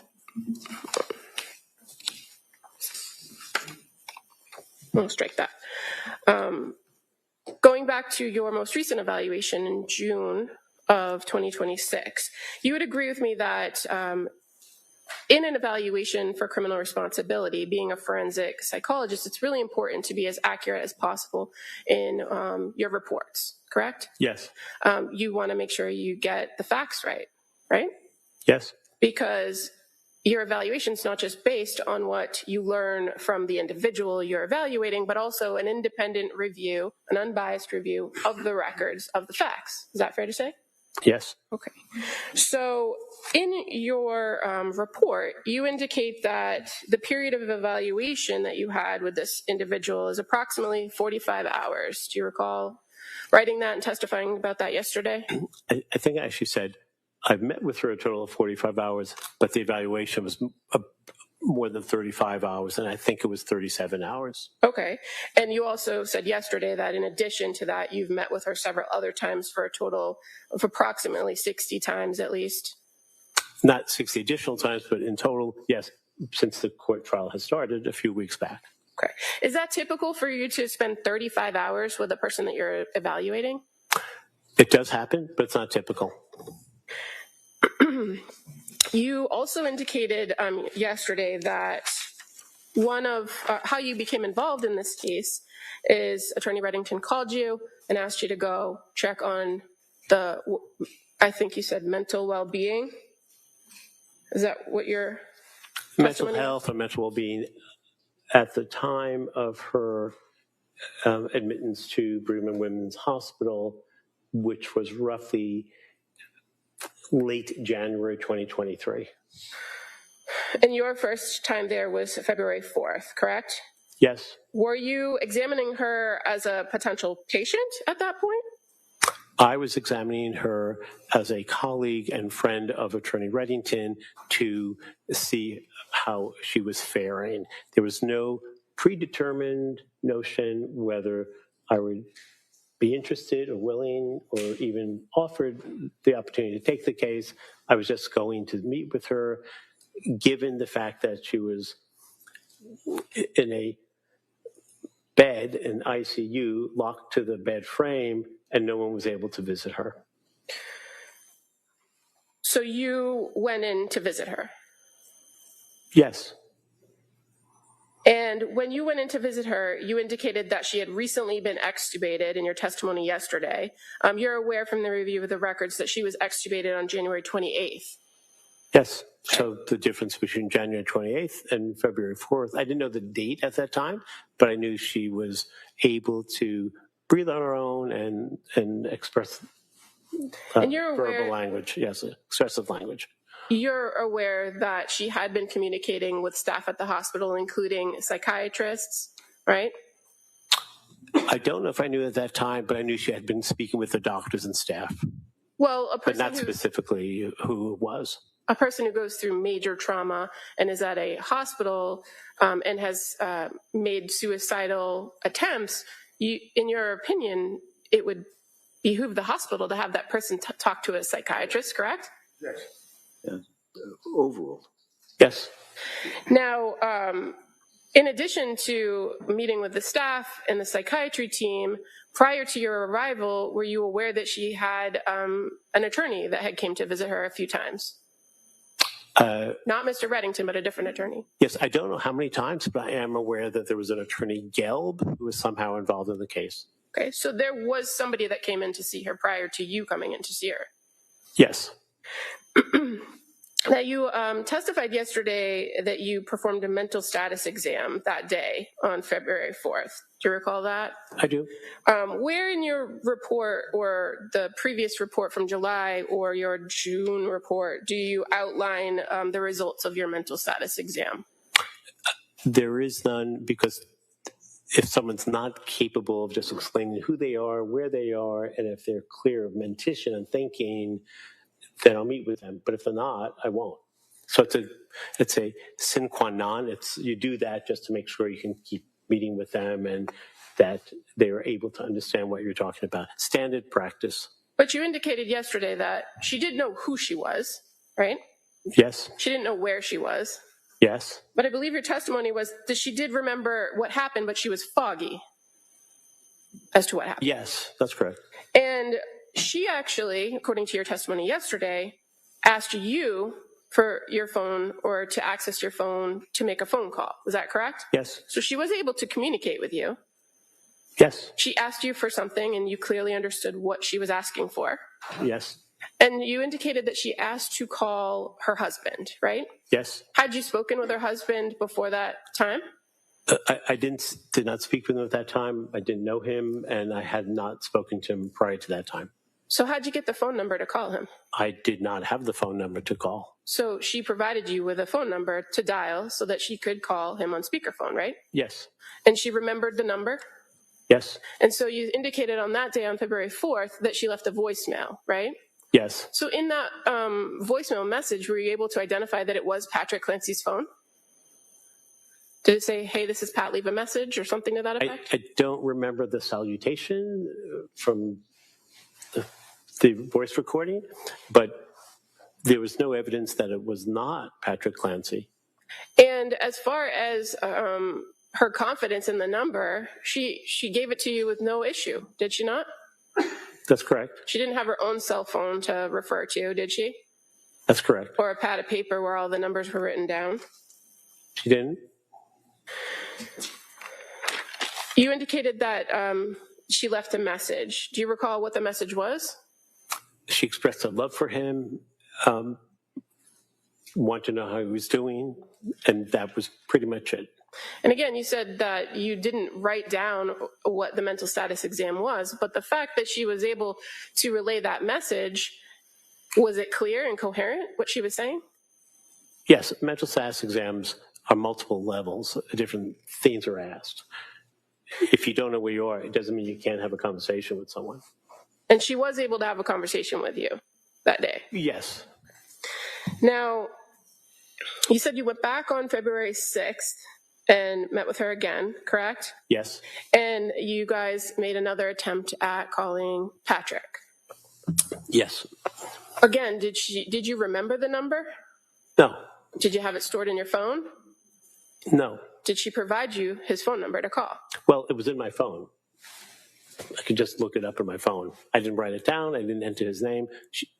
Either she gave it to me again, or I just looked it up from 2 days prior. But you don't recall, as you sit here today, which it was, do you? No. And you didn't write a report about that interaction, did you? I did not.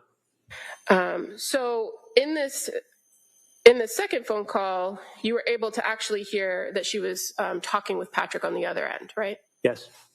And at that time, when you were now second time meeting with her and having this phone call, were you aware that she had already changed her healthcare proxy from Patrick to her parents?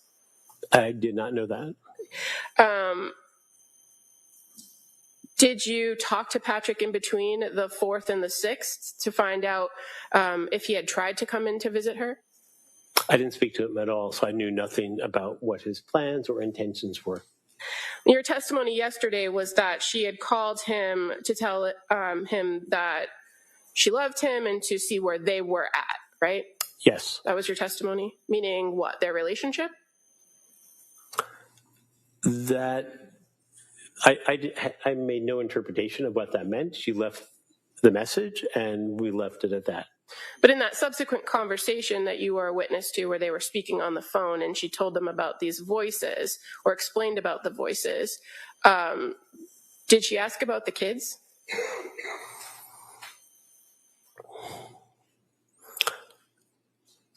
She did not, as I recall.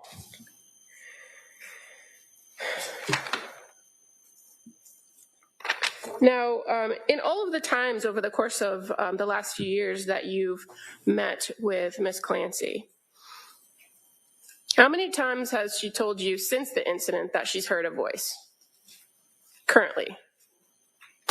She has not heard voices since the event took place in 2023.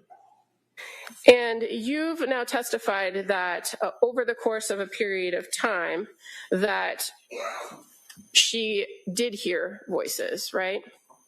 Yes. And is that based on one of these 35 hours worth of conversations you had with her? How do you know that? Well, they were collateral contacts. Spoke to other people. I spoke to other people who I asked the nature of their interactions with Ms. Clancy, and it was not a fishing expedition. I asked them if they can tell me what happened. Well, I'm asking But they you. disclosed, pardon me. You have to let them finish. So they disclosed information to me that Ms. Clancy shared that information with them. So who did she tell that she had a voice that told her to kill herself? She spoke to a chaplain named Sheila Kavanaugh, who I spoke with, and Chaplain Kavanaugh told me that Ms. Clancy told her that she heard a male voice instructing her to first kill her children and then to kill herself. So the same message that she delivered to Patrick that day on the phone, you heard from a chaplain at Brigham and Women's Hospital after the incident occurred in January of 2023? Yes. And so from all of the records that you reviewed of her treatment and all of the interviews with her family, who did she tell that she heard voices telling her to kill herself? I believe she told family members. Which family members? I believe she may have said that to her mother. She, I believe, told her husband that she felt like killing herself as well. In the records with the providers, you're aware, you've reviewed them all and you've sat through all of their testimony. You're aware that when she described intrusive thoughts, she never referred to them as a voice telling her to kill herself, did they? Did she? No, she was referring to... It's just a yes or no? No. So as far as her reports of these intrusive thoughts that appear over and over in the notes, you would agree that it was simply, when asked about what they were, it was simply that she felt like she wanted to die, right? Yes, and... It's just a yes or no? Yes. Now, in your report, you go through what's called the sources of information. You're familiar with that part? It's pretty standard in a forensic report, right? Yes. Where you list all of the things that you've gone through and reviewed in compiling the information for your report. So in my sources of information, I reviewed the following, but that list is not limited to the following. So there might be other pieces of information that I may have reviewed, but didn't put in the list. Okay, so not on the list are the Tewksbury Hospital records that you said you reviewed recently, correct? Yes, the 7,000 pages of those hospital notes. I didn't review all of them at the time of the report. Did you review records from the Spalding Rehab Facility? Yes. That's not contained, though, in your list, in your report, is it? I don't think it is. And you don't cite to any of the Spalding Rehab records in your report coming to your ultimate conclusions, do you? I do not. And how about the women and infant records? Did you list that in your sources of information section? I do not. She was there for 1 day. Okay, but you've testified about that, right? Yes. Did you review them at all? Yes.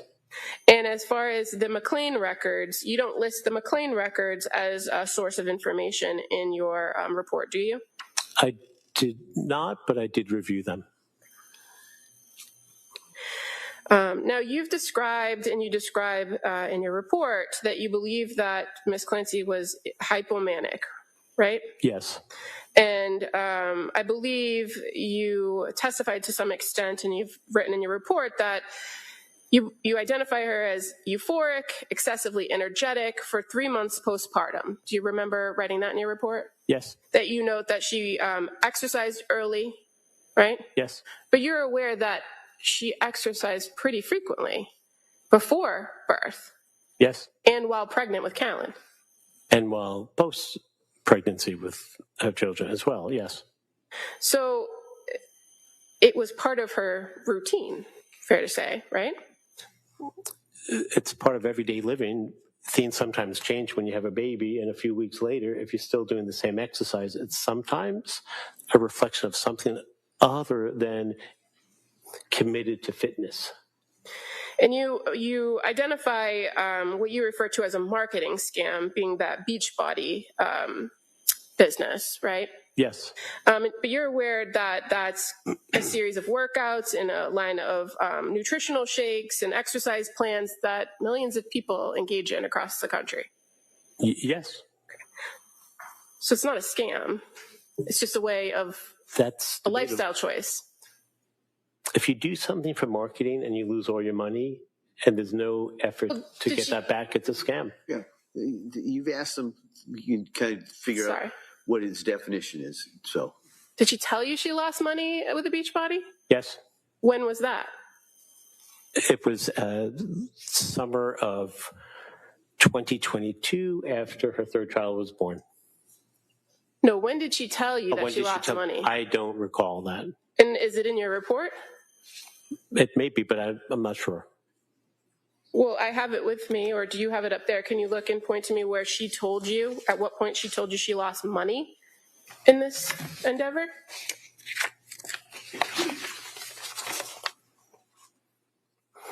I don't know where it is. If it's here, it didn't seem relevant whether she lost money in a scam after her child was born.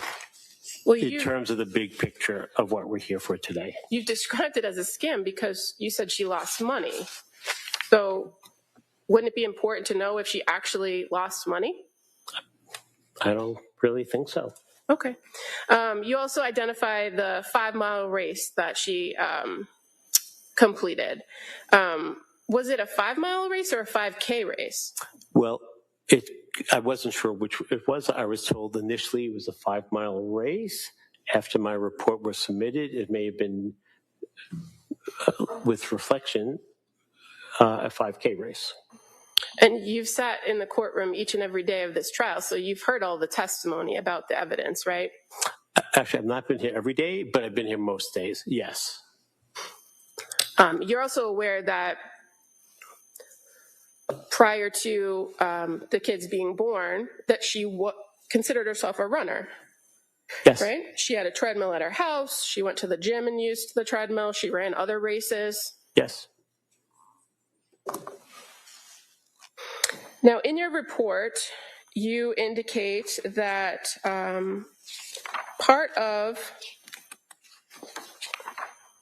the timeline of her medication and her decline is the September time period where she was prescribed the Zoloft, right? Yes. And you indicate that she had reported, and it's reflected in the records, that she increased the Zoloft, and that's when she couldn't sleep for 48 hours straight, right? Yes. And you're aware of what the instructions were, having reviewed everything in this case, what the pill bottle said as far as the plan for the Zoloft? I'm not sure specifically the incremental plan to go from 25 milligrams to 50 milligrams of Zoloft.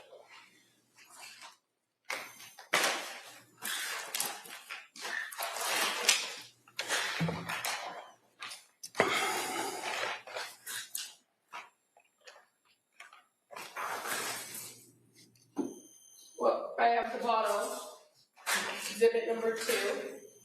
Search for me, not Zoloft, right? Brand name Zoloft? Yes. It says take 1 oral tablet once a day for 1 week, then increase to 2 tablets daily thereafter. Right. Right on the label. Right. That's 25 milligrams to 50 milligrams. And again, having been at the majority of this trial, you're aware that there were 30 in that prescription and 23 left in the bottle when they were inventoried. Yes. And those are pills that were in Patrick Clancy's possession at the time of these events in January. You're aware, right?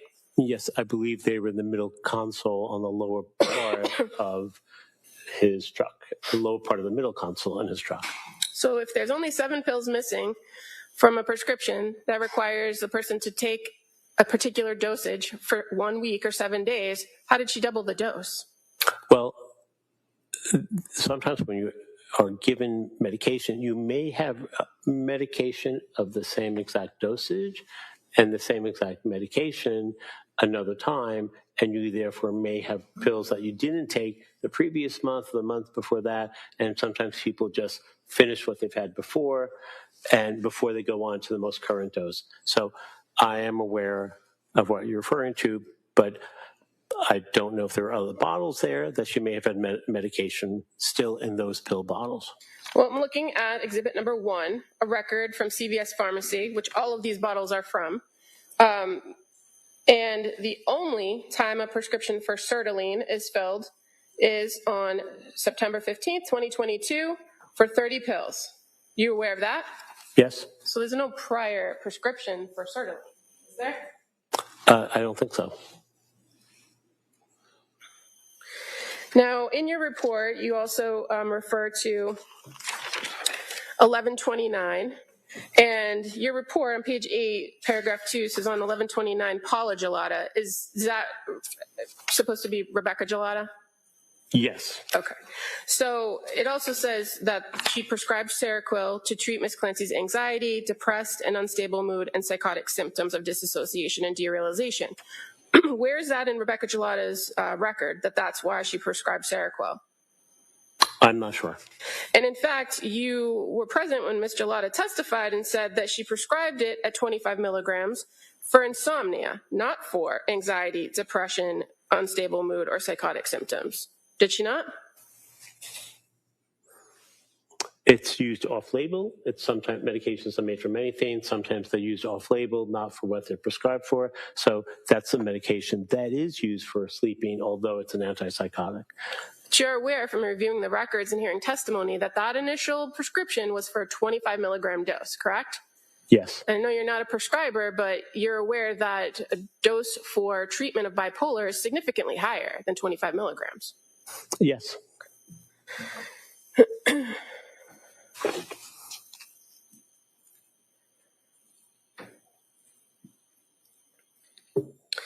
Now,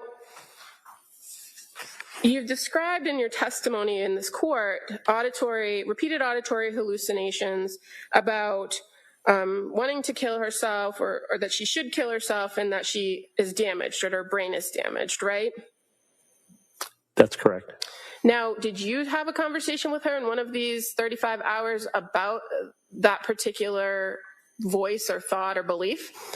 So when I meet with Ms. Clancy, it's not as if I have one conversation on one of the 35 hours.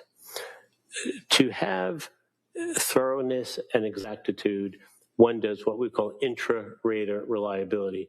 In other words, over the period of time, to confirm what someone says to you to help endorse the veracity or accuracy of that, you'll ask that question in a multitude of different ways. So I don't just ask once, did you hear a voice on that day? I asked in different ways over time, and her answers pretty much remain the same. So when you quote in your report, when questioned about the nature and content of these horrible thoughts, Ms. Clancy stated, quote, like a really bad and intrusive thought that I didn't feel like it was mine, telling me I should kill myself, your brain is damaged, you're never going to get better, end quote. Where does the quote come from? Where does the quote come from? Right. She had said that to me. To you, at some point. Yes. Okay. And this is well after the incident occurred, correct?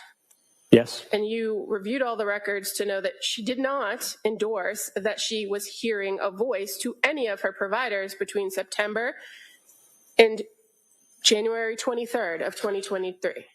So when someone... Yes or no, sir?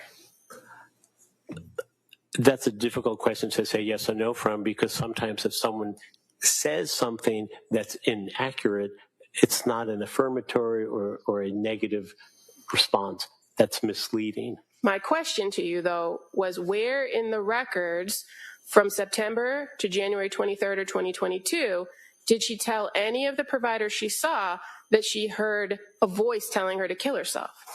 It's not in the records. Okay. And you're aware that she has spoken to several forensic psychiatrists and psychologists over the course of this case, right? Not just yourself. Yes, she spoke to 3 retained experts in April 10th and April 12th of 2026.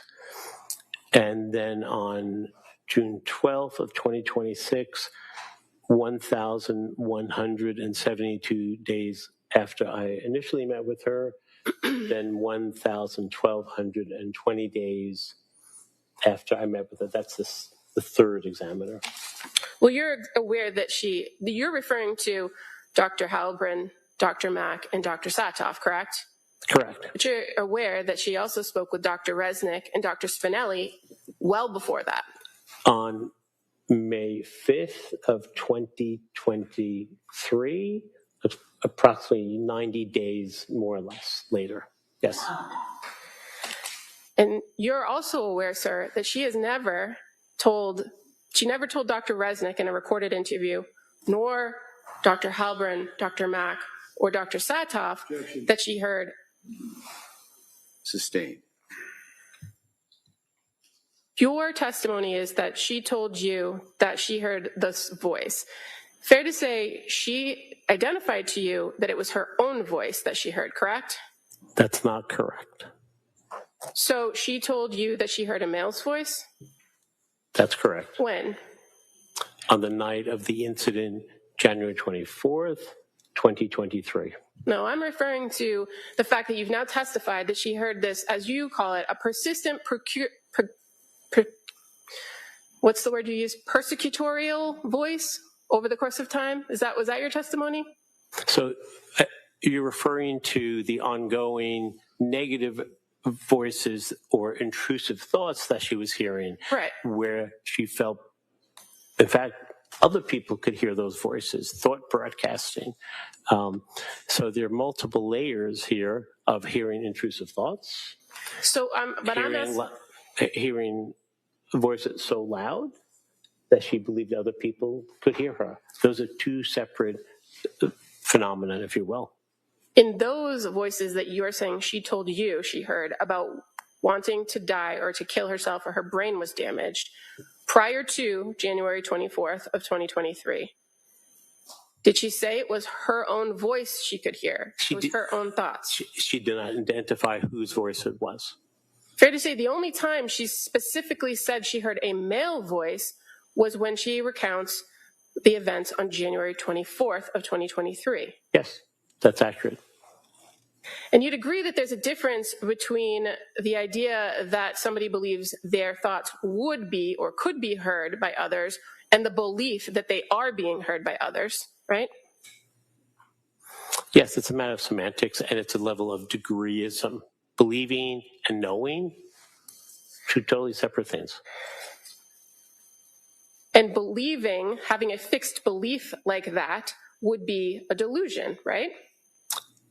That's correct. A delusion is a fixed false belief that is unshakable and not something you get rid of either through your own efforts to tell the voice to go away or other people saying, just, for example, try to stop thinking about it. And the idea that she believed that something was wrong with her brain, or that if people could know what was happening, that the police might get involved, that is something that could happen if somebody articulates those things, right? Absolutely. It's common sense. Now, in your report, you also indicate that, in your testimony, you indicated that on January 5th of 2023, that's when Ms. Clancy was discharged from McLean Hospital, and I think your testimony was that she went in there on Seroquel and I think you indicated Klonopin, correct? Yes. And your report says Seroquel and Klonopin. You recall that? Yes. You're aware that based on the medication journal that is in evidence, that she hadn't taken Klonopin since November 27th of 2022. She had a prescription for that, and I think she may have taken some, but may not have been on a regular basis. But you've seen the pages of her journal to know that she was pretty diligent about saying exactly what she took on each particular date. Yes. Leading up to her stay at McLean and even after. Yes.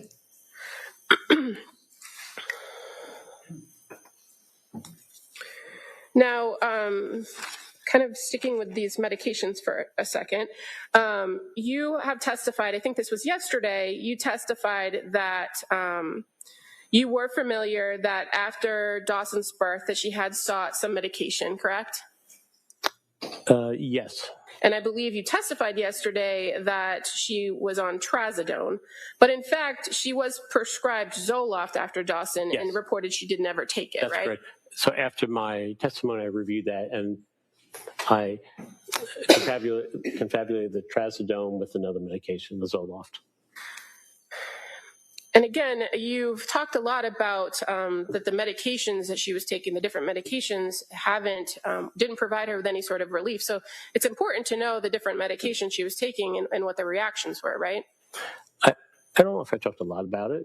I was asked questions. I answered them honestly. They didn't provide relief. I would agree with that. And that was the whole point of her seeking help. And her history, whether it be medication history, a social history, a family history, those are all important things overall for you to look at and examine when coming to ultimate conclusions, right? For everyone, yes, of course. So it's important to be accurate when you're recalling or reporting that information. As much as possible as one can be, yes, that's true. And as far as the medication goes, I think you testified yesterday that she also took medication in nursing school, correct? Yes, she did. And having met with her as many times as you did and reviewing all these records, you're aware that those were in fact Prozac, Wellbutrin, and Propanol that she took in nursing school. That's correct. That was for her what's called glossophobia, GOLLOSPHOBIA. It's fear of public speaking. Most common fear for Americans. 85% of Americans have public speaking phobia. Pretty commonplace. But yes, those are the medications she took while she was in nursing school to go through the program. But that's not what you testified to yesterday. I think I mentioned only one or two medications. She had taken 3. Okay.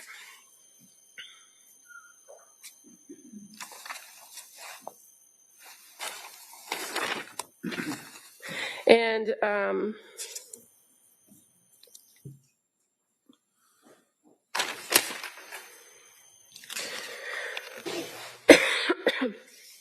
you also mentioned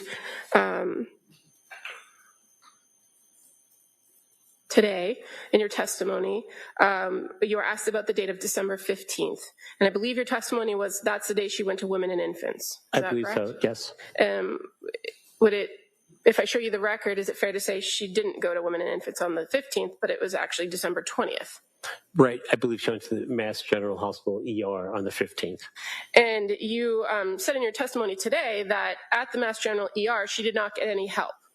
Do you recall that testimony? She declined admission to the inpatient. She didn't want to do that. So She didn't not get help. So Go ahead. Thank you, Your Honor. We have something called the subjective baseline, the cognitive appraisal theme. Help is in the eye of the beholder. If she felt she didn't get help, that's how she felt. Well, sir, that wasn't the question. And your testimony was she went to the ER and did not get help. That was your testimony, not hers. Well, my testimony is based on my evaluation of her. This is what Ms. Clancy shared with me. Who am I to doubt what she believes or doesn't believe about the offer for treatment or help? It's her opinion. She chose to decline the bed at McLean on December 15th, did she not? Yes. And she then indicated to the Mass General Hospital that she was going to opt for an outpatient program at the Women and Infants, correct? Yes. That's what's in the records. Yes. And did she tell you that as well? Yes. And as it pertains to the women and infants, again, after you review the records, you're aware that a referral had been made to her well before her visit to the ER on the 15th for that same program. I believe so.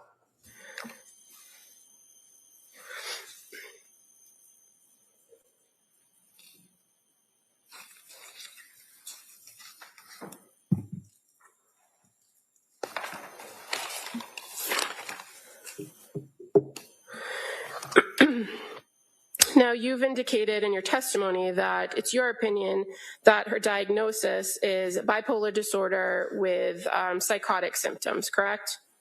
Yes. And fair to say, you've reviewed, prior to your report, you had reviewed Dr. Resnick's report. I'm not.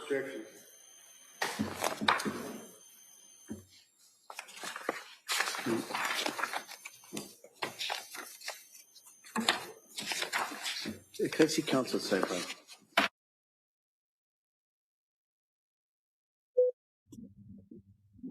Of course, once again, who's the one keeping track of the sidebars and how many we have? Yeah. Because our Gemma is in the office today, so she's not able to do it. But we need to know. Gemma So was is this number 3? I think it's number 3. And then we also need somebody to keep the times of the sidebars too. Thank you guys Oh for my God. answering that. I was just listening because and I just wish that question was asked. Like, please, because if I'm thinking it, somebody in the jury has to be wondering about if you hear, how do the voices work with psychosis or not in psychosis? If you're not in psychosis, could you hear voices? Or if you've only heard them once, may you never hear them again, whether it be that you're medicated properly or that's just not a part of your mental, what's going on mental. I don't know how to put it to sound like I'm not making a joke of it, Maggie, but really it's a big deal to me. Because I help that, because this girl is trying to say she's never heard voices again, right? Well, that doesn't mean she didn't hear voices the first time. We can't Yeah. negate that. And I feel like that's what she's trying to do, is because she has never admitted to hearing voices to Dr. Zeisel, then that's negating that she heard voices. No, she killed these kids by herself. And what do you think about that? No, I think she's kept it to herself. A lot of women are scared that the kids are going to get taken off them. Well, that's exactly what was it Blair up here that was talking about, that there were things that she never told anybody about. And I Yeah. know for And that's me exactly what Lindsay Clancy said. She was scared the kids were going to get taken off her. So it was already in her head, you're right. worrying Yeah. about that. Go ahead, Okay, I'll counsel. be quiet. So the question, I believe, was, did you review a report of Dr. Resnick in all your sources of information and before you came to a conclusion about diagnosis? No, I did not. Well,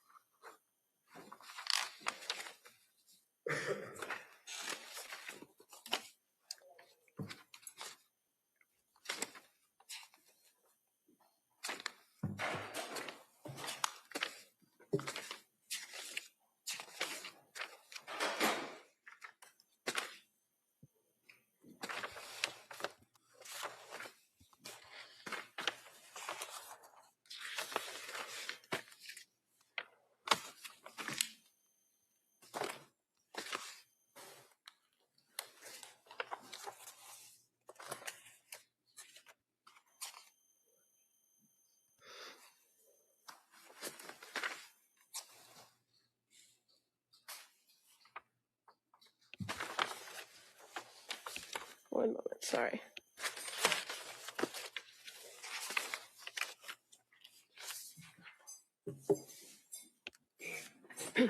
On page 4 of your report, where you... One second.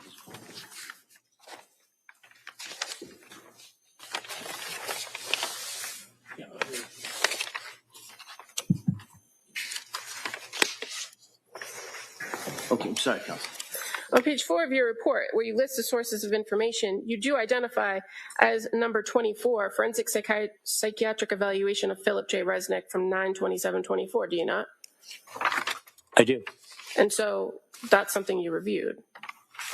I didn't draw my opinion. That wasn't the question, sir. Well, All right. Hold on. Ask the question again. Go ahead. Did you review his report? That's not the question.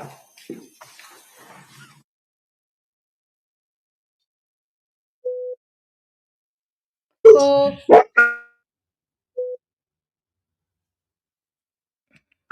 Sorry, my dogs are Wait, pissed off at her too. number 4. Didn't I hear don't you, understand why she's attacking the witness. I think she's very rude. I mean, I know that's their job, but I just find if it's an older person, I couldn't speak to them like that. I mean, you can be professional without being like that, as far as I'm concerned, anyway. hostile prosecutor. Welcome, Kay. Thank you so much. Kay says, I imagine different underlying conditions causing hallucinations can change whether it's treatable or not, or how. I think that's the way that I'm starting to understand it. I mean, each of us are, I mean, how many of us say, you know, Klonopin just was shit for them or caused different kind of reactions. But for me, Klonopin worked like a freaking charm, you know. So I guess it's just according to the So the patient, question, right? sir, is did you review Dr. Resnick's report prior to authoring your report or coming to your conclusions about diagnosis? I reviewed part of that report.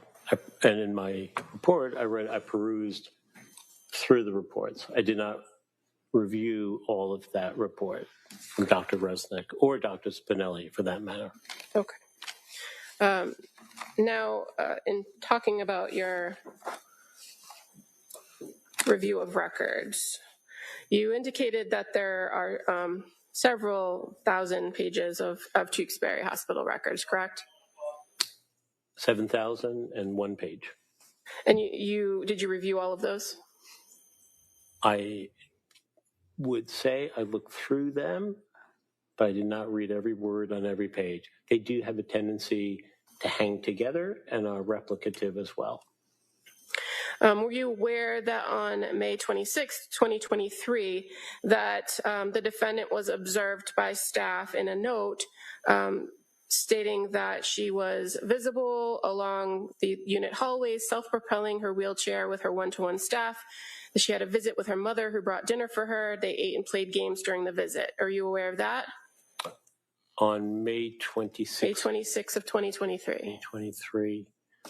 So 3 years ago and a few months? I don't know that. I don't remember. That would have been approximately 4 months after the incident and on the date of Callan's first birthday, right? Yes, but you asked if I remember that event, and I don't. You don't, or you do? I don't remember that she was seen with her mother on that day who brought food, and she was seen using a wheelchair to travel down the hallway at the hospital. I don't remember. If I tell you that was read from page 176 of the Tewksbury Hospital records, would you agree with that? I would not doubt that. And on December 24th of 2023, were you aware that the defendant was observed at Tewksbury, monitored on one-to-one for safety, that she accepted medication, meals, and snacks, she spent time in the TV room or sitting outside her room, utilizing phone, and visited with family? Do you recall that, reading that note on page 613 of the Tewksbury records? Of 2023? Yes. Honestly, I don't. And that would have been Cora's birthday. Okay. But would you agree with me that if I read that from page 613 in the records, that would be within that 7,001 page of the record? I would not doubt that. How about on January 24th, 2024, where she's observed in a note from Tewksbury State Hospital on page 674, saying, where the note reads, Patient was visible in the milieu, engageable with both staff and select peers. Patient accepted select medications as her baseline. That she was pleasant during interactions, self-propelling in wheelchair in the halls, spending much of the morning and early afternoon in her room and hall on her electronics. Do you recall reading that record? Not specifically. And January 24th, 2024 would have been the year anniversary of the incident, correct? Yes. But if I read from page 674, you would agree with me that that's part of the Tewksbury record. Yes, I believe it's part of the record. And on May 26th of 2024, from page 922 of the Tewksbury record, patient monitored 1-to-1 for safety. She's been monitored for high suicide risks, accepted medication, says BFK and snacks. She spent some time in the TV room or sitting outside her room utilizing phone. Would you agree that that's a fair reading of page 922? I have no reason to doubt that. Okay, and that she's also observed on that same day, visible on the unit while utilizing her phone outside her room, was able to make her needs known appropriately. Patient was observed playing dominoes with peers in the TV room.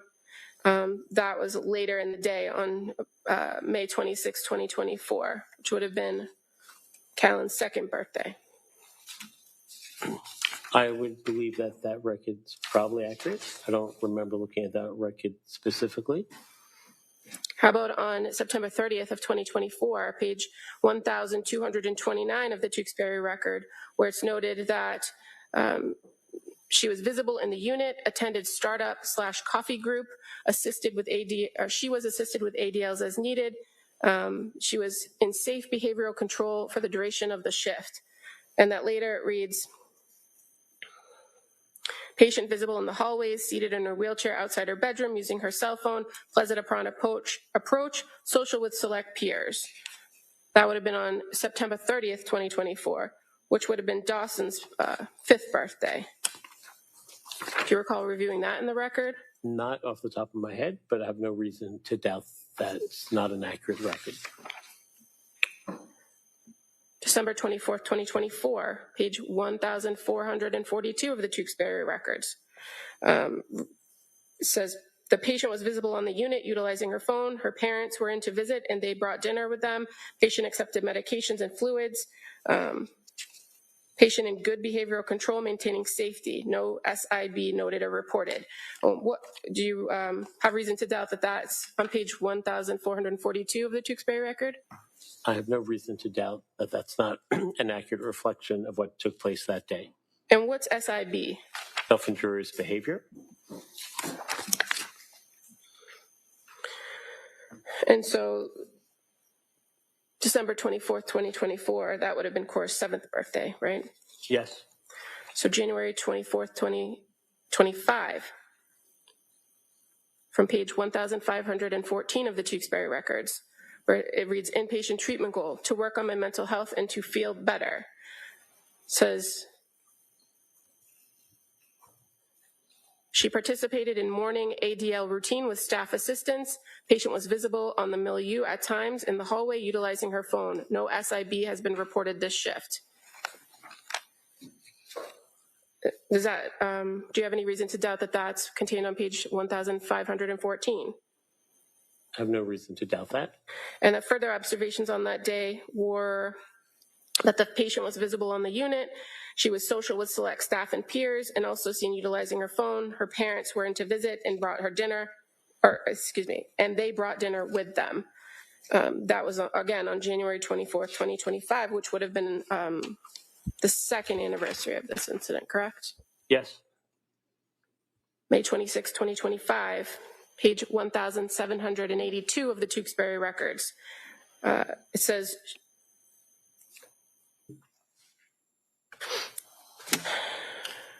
she did not engage in any SIB. She was visited by her parents this shift. She attended startup group and watched TV. That would have been on May 26, 2025, which would have been Callan's 3rd birthday. Do you have any reason to doubt that in the record? I have no reason to doubt that. And on September 30th, 2025 of the Tewksbury record on page 2056 reads, patient was visible in the hallway using her phone. No SIB or behavioral issues observed or reported. Do you have any reason to doubt that that is an accurate read of page 2056? We have got I the have no key. reason to doubt that that's not accurate. And We that have would have been insisted September on 30th, key. which Look would for have the been key in the Bob's drawer 6th that looks birthday, like this. right? This is what she showed me. Yes. Louis took the key.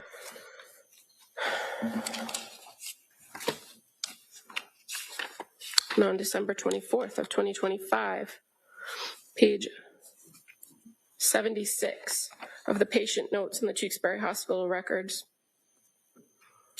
it reads, ate breakfast, refused lunch, took snacks, utilizing phone, assisted with ADLs, spent some time in the TV room, attended PT, resting in bed after lunch.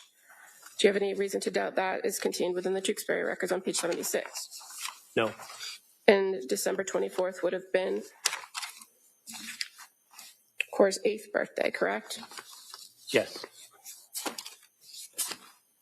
And on page 152 of the Tewksbury records, January 24th, 2026, this year.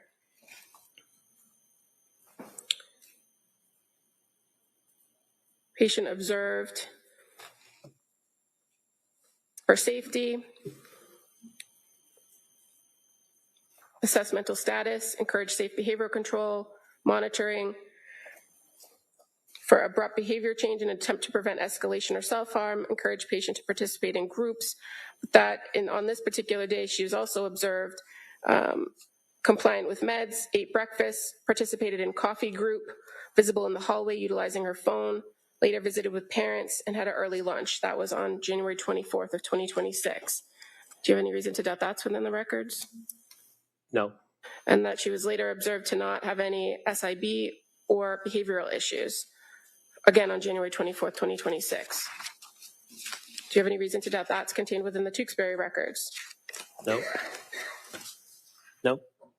And again, you reviewed or looked at some of them, but not every one of these. But these are already currently in evidence, correct? Yes.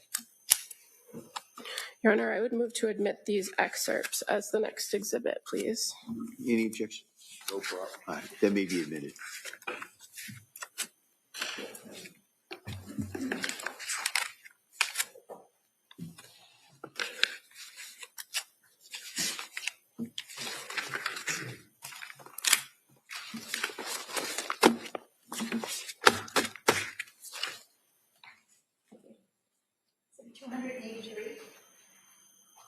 Okay, thank you.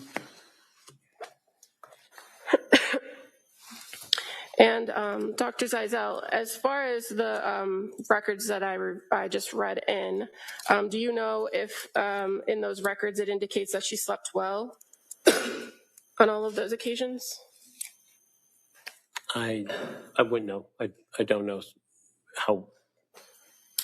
Well, you would agree that noting her sleeping habits based on this particular individual's history would be an important thing for the hospital to monitor, correct?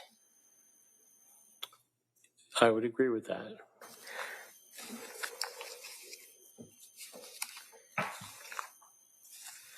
Now, in this particular case, well, let me ask you, are you familiar with the concept of confirmation bias? Of course.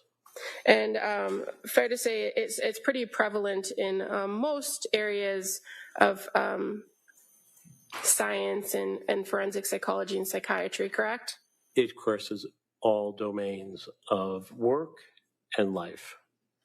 And as far as confirmation bias for psychiatry or providers, fair to say that clinicians are warned that they may lean towards or support their own theories and overlook contradictory evidence. And that you have to be aware of that, correct?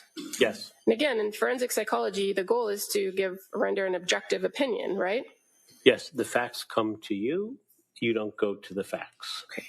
And there's a danger for clinicians and forensic psychologists of quickly forming an initial diagnosis before having all the information, correct? Yes.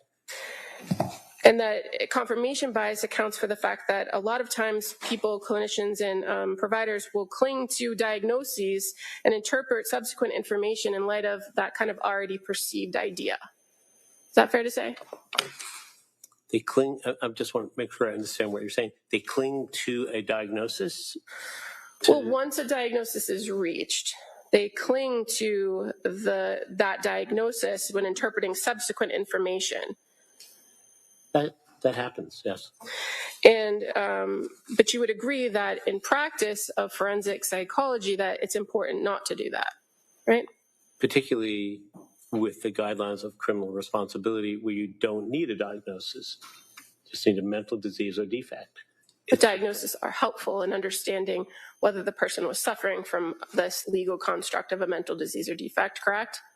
That's fair to say. And it's fairly accepted in the field that if somebody has a disorder or a diagnosed mental illness, that they then in turn suffer from a mental disease or defect.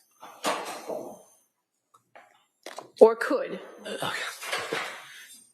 Or could, because you can have a phobia. Doesn't mean you have a mental disease or defect. If you're afraid to jump out of airplanes, it doesn't make you ineffective and have a defect or a disease. So yes, it could. Yes, keep your voice up. Yes, Your Honor. So it could, but it doesn't always have to. Thank you. Of course.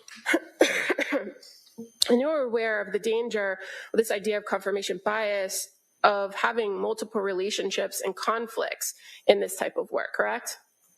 Yes. And that's why it's important not to be treating somebody as a patient when you're also evaluating them for this type of legal issue, right? Of course, you cannot be the therapist and the examiner. The therapist is an advocate. The examiner looks for the truth. And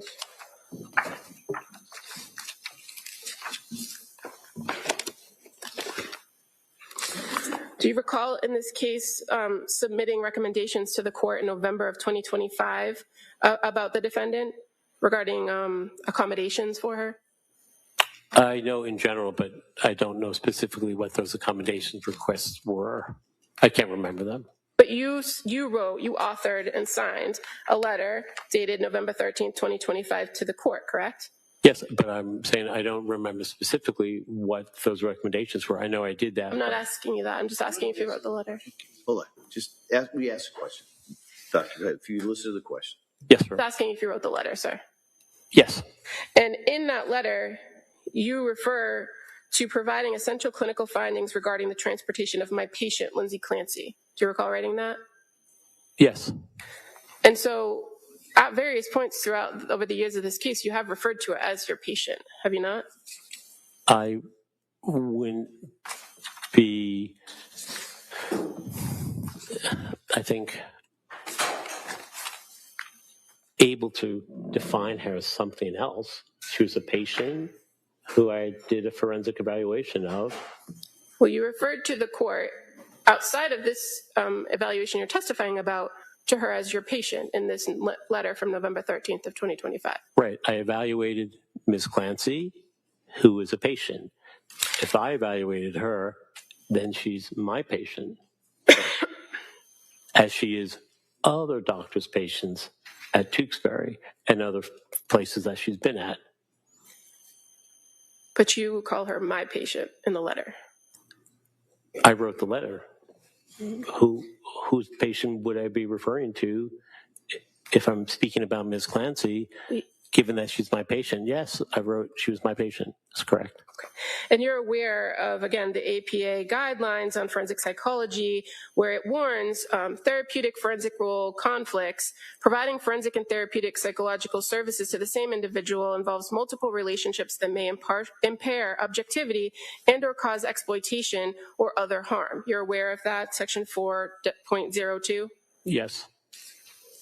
And in this particular case, since the beginning, you've appeared regularly in court hearings, right? Yes. You've appeared with Attorney Reddington at arraignment proceedings. At his request, yes. Both here and at Tewksbury State Hospital, where you were sitting next to the defendant. Yes. And you also, on February 8th of 2023, participated in a news conference, did you not? Yes. It was outside the courthouse here. Yes. And you gave an interview with the Daily News where you commented on this, I Clancy? just made a comment. That's correct. And at this time, Your Honor, I'd like to play a clip of the news conference, please. Mr. Reddington? Why not? All right.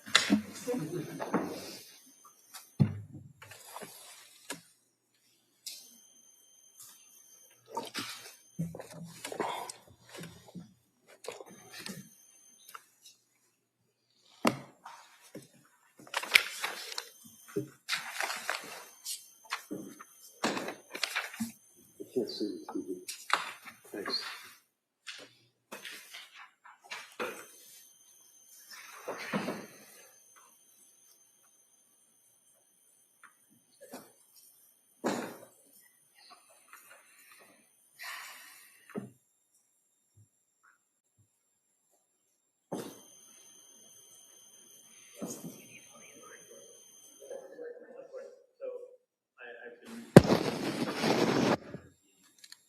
Past few days, multiple hours each day. What I can say without going too far is that her affect is absolutely flattened. She's in a very surreal state. It feels dreamlike to her, as she's described to me on multiple occasions. And individuals who can present as being lucid, linear, and clear thinking do not make those people not mentally ill. They have the capacity for, on occasion, to be able to do things that they've been doing for a long period of time.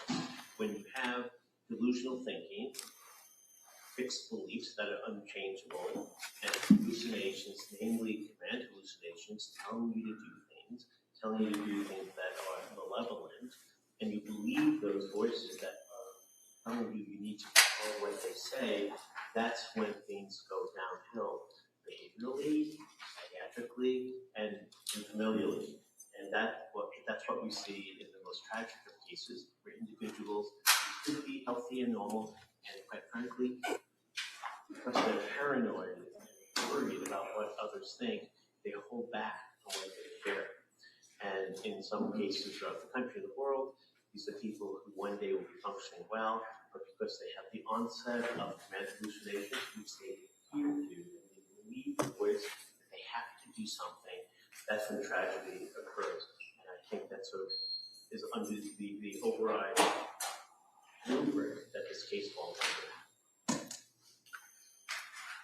So, sir, on December 8th of 2023, when you provided that your observations, you had met with the defendant on 2 occasions, correct? I believe 3 occasions. Okay. Had you any of the records that have been presented in the course of this trial? No. Any of the records that are listed in your sources of information? No. And as you sit here and testify today, you've testified to the same conclusions, correct? What I said was individuals like that present this way. I was not referring to Ms. Clancy. I said individuals who have these symptoms, like the ones I clarified, present that way. That was not an assessment of Ms. Clancy. That was an assessment of people who go through major mental health crises. But as you sat here today, you've talked about the fact that she had delusional thinking, the fact that she had command hallucinations, the fact that she believed that these voices and that she was paranoid and worried. You've consistently testified about that throughout the course of yesterday and today, correct? So it's a yes or no. You make it impossible to answer that question. All right, the next question.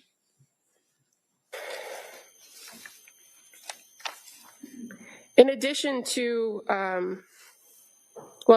you testified today that a person in a psychotic state can do things they've done before, but it might be hard for them to do new tasks, right? Yes. So if it's something that is part of their daily life, getting up, caring for the kids, feeding, making a meal, driving a car, those are things that people do every day and a lot of times don't even have to think about, right? Yes. No thinking necessary. But response, automatic response. You're aware that on this particular day of this incident, on January 24th of 2023, that the defendant took Cora to the doctors, right? Yes. And you indicated in your testimony today that it was for a regular checkup, but in your report, you identified that it was for a stomach ache, right? Yes. She had a stomach ache. But in addition to maybe her having a stomach ache, she had previously had this visit scheduled, and you're aware of that now, correct? Yes. And at the doctor, there was a recommendation made for an over-the-counter medication, right? Yes.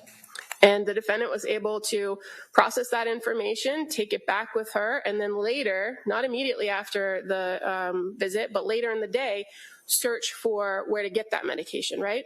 Psychosis doesn't lower your intellectual functioning, so you can do all those things. So well, that wasn't my question. My question was, did she do those things? Yes, so that's correct. Okay. And would you've talked a lot about that a person can operate as normally as they can, but fair to say, if you're in a psychotic state, that person themselves has a significant amount of distress, right? Yes. And that in order to mask those symptoms, it requires an enormous amount of control. Does it not? It depends on the level and the extremism of the psychotic processing. So some people will hear voices that are nominal, they whisper. Some people hear voices that are yelling and screaming. So it's on a range, it's a continuum.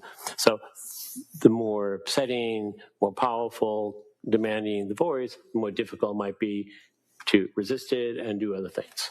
The less, the easier it is. In all of the time between September of 2022 and January 23rd of 2023, at any point in which the defendant heard these voices about harming herself, she didn't act on them then, did she? That's correct, yes. She did not act on those. She sought help instead.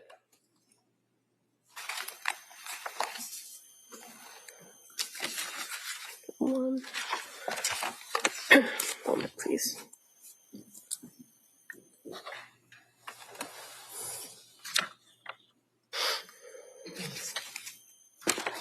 Your Honor, I would move to admit the recording played as the next exhibit. I'm sorry, this is the what?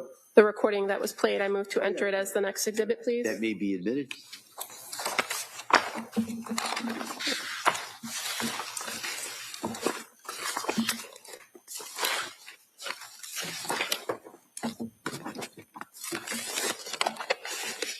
I can find it. Here it is. Thank you. 284. Thank you.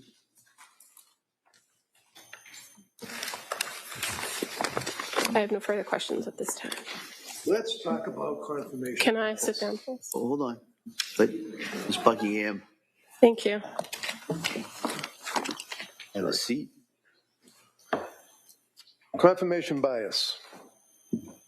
In the field of forensics, interface of science and the law, trial of cases, hiring experts, having people give an opinion that a jury is going to listen to. Confirmation bias means that the individual might want to help out the person that they're testifying for. Is that right?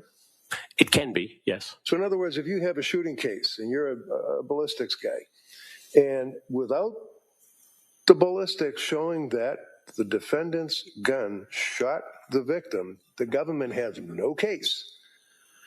They may send an email to that witness and say, hey, I really need your help here. And that might influence them, right? Yes. Now, you got involved with this case, as you indicated, out of my request, obviously. Yes. Compassion. Correct. The fact you had a young lady that was literally in extreme condition, emotionally, physically, you went to speak with her, correct? I did, yes. Do you care for her? I do. And is that a violation of the canon of ethics for professionals like you if you care for your patient? Not at all. Within the ethical standards, it's also noted to do an appropriate and meaningful forensic evaluation. It's strongly suggested you develop empathy and rapport. And when you have those two psychological constructs, you get more information from the respondent. You do not cherry pick the information. You include warts and all in your report. That avoids confirmatory bias, and you avoid confirmatory bias by also not looking at conclusions that other examiners come up with when they render their opinions, and you do your evaluations independent of anyone else. You do it by yourself. How many times did you see her? At the time that my report was No, right about now. 60 times. How many hours have you put in sitting with Lindsay, either in the hospital or evaluating? More than that, roughly. And you have all of that information that you have brought here today to testify to this jury. Is that correct? Yes. Are you confirmed bias? Are you not telling the truth just to help Lindsay out, or is this your opinion based upon your review of the records, your interview of her, whether or not you care for her or not? Overruled. I am telling the truth. Yeah. You can re-ask that question. That answer will be stricken. So you can't tell someone you're telling the truth, and that's up to the jury to decide. Your opinion is based upon all of the times that you met with Lindsay, right? Yes. All of the documents that you've reviewed, all of this, all the exhibits, everything you're aware of, right? Yes, as well as collateral contacts. And in the course of your treatment and evaluation of her, one of the things the DA asked you about is the request that we brought to the court for accommodations. Do you recall that question from her? Yes. And is it your understanding that the request that we had seeking help from the judge was that she not be chained to a van when she's brought into this courthouse Objection. No, for a 5-week trial? Yes, from Tewksbury to Plymouth. And her medical condition with her paralysis and all of the rest of the bodily functions that you lose, that's a concern, isn't that right? Very much so, yes. And we also had to have the help of nurses that would be available in the event that there was any type of emergency issue, correct? That we had to ask of the no, court. overruled. Yes, they're here every day.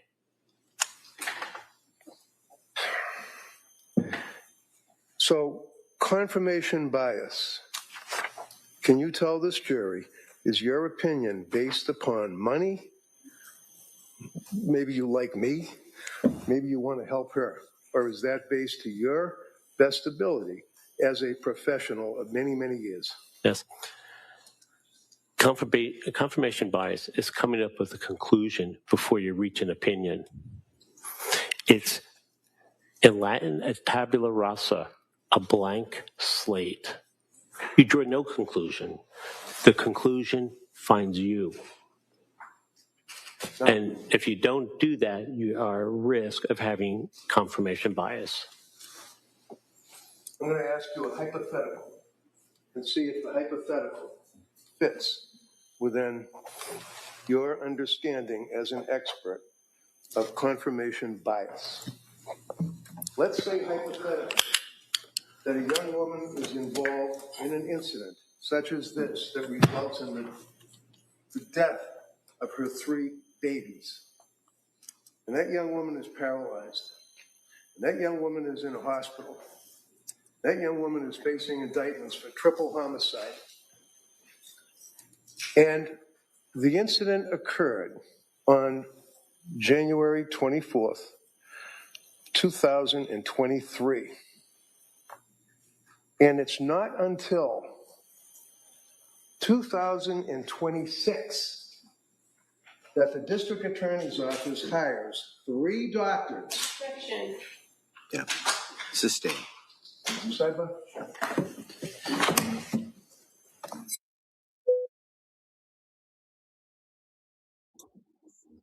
All right, here we go. Another sidebar. Number 5. I think Gemma is still here. She got home from work. So Gemma, this would be number 5. So we're going to need you to take over from here. Listen, nobody's got time to do your job around here, Gemma. We're going to need you to Yeah, quit your day everyone's job. given a job at some point in here. Everyone. We're going to need you to quit your day job and when we are doing court cases, because this is important stuff to us. The attitude on those 2 ladies is so unprofessional. Agreed, 100%. Kay said, and that is a huge difference, Blair. Time builds trust. But from how he is from get-go, he comes across as someone compassionate, willing to spend time. Right, and you know what? That's what people really need. Yes, I understand some people need meds. Some people just need counseling. Really, what everybody wants really is just to be heard. That's it. And the moment you feel like someone is listening and you're not being, side-eyed, or somebody's not rolling their eyes or texting on their phone when you're talking to them. I mean, all of us just want to be heard. That's it. What says you, Maggie? I think that's the best medicine. I say amen, sister. I agree. We do want to be heard. And sometimes it's so hard. It's so hard to be heard. Mm-hmm. And you And lose your shit. And then when you lose your shit, you're a crank. yeah, exactly.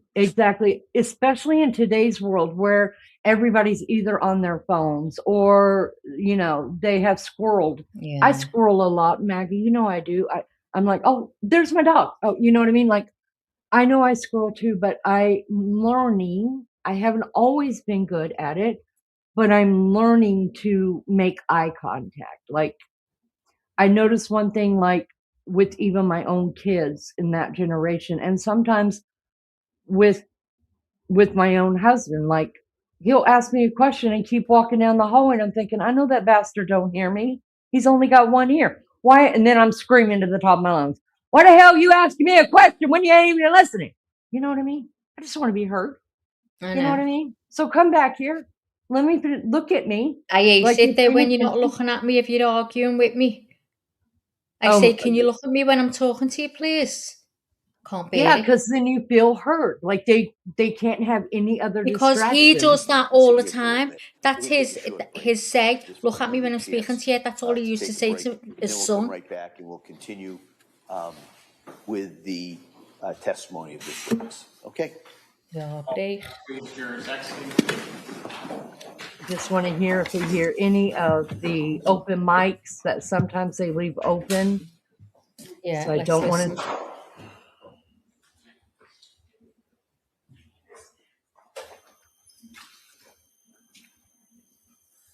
Oh, she looked at the camera, y'all. That's the first I've seen that. Yeah, she looks a bit weak today, doesn't she? Her coloring is better too. Better, yeah. She's looked out of it, to be honest, all the time. She does look better. All right, we'll be in a short recess at this time. Thank you. Short recess, how long? Okay, so this is before lunch, so this should only be a 15-minute. We have learned recently that we should just, because usually once he says we're gonna, take a break, I'll turn off the sound to it. But recently we've heard that we need to leave that sound open until we start seeing this emblem on the wall, because there have been many open mic Picks it up.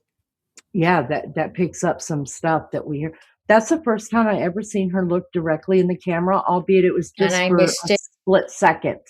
But I do you want missed me it. to do Yeah, you want me to please, back it up just a minute? you don't mind. I've never seen her do that yet. Maybe y'all have. You guys have been here Let's see. I longer was than I have. cruising, so Okay, here it is, right here. So that's Can we what- bring back the death penalty to England? Says David Vickers. Sure, I'll march Washington for it. Who for, David? Who do you want the death penalty for, love? They're still right now in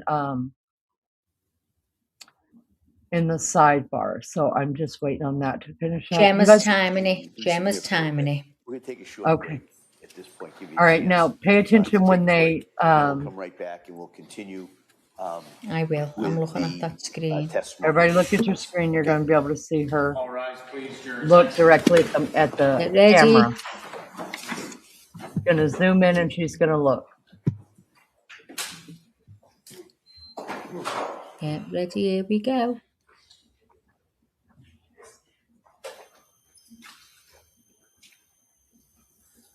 Oh, did you see it? That was a little look there and then turned away quick. She must have been real dying quick. to have a look. She Mhm. must have been dying to have a look and thought, I'll look quick and then turn away. It was that kind of look. I know Right. that look. When you don't want to let anyone see you looking and you do it dead quick. Been there, done that. I'm going to stop it if I can on when she looks at the camera. 72 in the house. Can you please hit the like? And if you would be so kind to subscribe to the channel.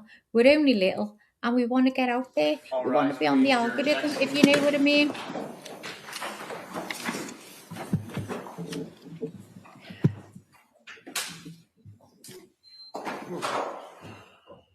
Oh man, I've been summoned by the outside Wales. Be right back, says my name is Blair. There it is. I got Yeah, it. you see. She's Yeah, such she's a got pretty lippy girl. and isn't eyes she? on. Yeah, Uh-huh. she's got lippy on and her eyes done. Think she looks better today. Yeah, Because she little has a bit. look zoned out. Totally zoned out to me. And I don't know if it's her makeup. I mean, I don't know. I'm not there in the mornings, but I mean, she's in the courtroom, or at least she's awake, moving around the court system. We're usually here about 6 hours a day, so she's got to be there about 7 hours a day. And sometimes if we're wearing some kind of cover-up foundation or whatever, by then it's going to start wearing off. You're going to see the true color and the age spots of our face, which she doesn't have any yet. She's not old enough. Oh, God, But I couldn't tell if it was her makeup that was making her look. She just looks so gray. I mean, it could be makeup, but I don't think so. I don't think so. It was too late in the day. Thanks, Wheels. I always forget myself, I always forget, and then he ends up going back and giving the thumbs up. It's Yep. just something, if I go to anyone's channel and I'm watching something and I like it, I'll, hit the like. But I am very forgetful, I'll be honest. Me too. I'm not going to lie. It's easy to forget because if you see somebody live and you want to just go into their live stream, you don't think about hitting the like. Even when I bring up like old Nancy, my boo thing, Nancy Grace, or Mr. Pretty Eyes, Brian Anton, I brought him up and I remember, oh my goodness, let me hit the like real quick and give them a like. Sometimes I think it's mainly just an innocent mistake. We just forget to do it. Oh, We yeah, just it jump in. is. Keep going. It is definitely. Yeah. Well, them 72 in the bushes, can you come in and give us a like, please? You can go back in the bushes if you want, or you can stay. You're all welcome. Come on down and give us a talk too. Tell us what you think. You don't have to agree with me. You don't have to agree with Maggie. Come It in. don't matter because you may not agree with us today, but tomorrow we may be agreeing with you because we're wishy-washy and unstable as water around here. Oh, I'm everywhere. Can't keep We up. need to hear people's opinions. If there's any new people in here, please share your opinion. It doesn't matter if we don't agree with you. You don't have to agree with us. There's absolutely no bashing going on. We just like to debate. Mm-hmm. Yep. And sometimes that's the only way to learn. It is really the only way to learn. You've got to have a talk. You've got to have a discussion. And not everyone's going to agree. Mm-hmm. That's right. And you don't have to. That's fine. Exactly. That's how we learn from each other. And I think personally, I mean, I like it. That's the way I like to do stuff. How Gillian says, how long are these normally? I never seem to make it all the way through. About 7 hours, Gillian. Each Yeah. day hmm From start to finish. Yeah. to finish with here, yeah. Yep. I know some creators like Grizzly True Crime, like she waits until the trial for the day is over. That way she fast forward through Yeah, um and the, shout out to the Grizzly True breaks. Crime. Yeah, Man, she's a she's great doing her channel. thing. She's a great creator. Yeah. She does her thing, you guys. Did you guys know that Grizzly True Crime, listen to me talking about her like she's my friend? Because she is, you guys, she just doesn't know it. Yeah, But but she anyways, did makes you you guys feel like that, doesn't Mhm. she, Lee? Yeah, Like yeah. we've known her forever. Yeah, I'm just like, Thanks, what's up, G? Charlie. Charlotte says it's a lovely group in here. Glad I found them. Oh, We're glad Charlotte, you you're found us sweetie. as well, We are Charl. too. We are too. But did you guys know that Grizzly was an A airplane pilot. pilot? Yeah, And her yeah, husband is still an airplane pilot, y'all. yeah. She's so lovely Um, looking, I think. And I love the way she talks. Dead clear, isn't she? Shauna Yeah, says, Nat. hold on, let me put this up there real quick, Maggie, and then I got to go pate.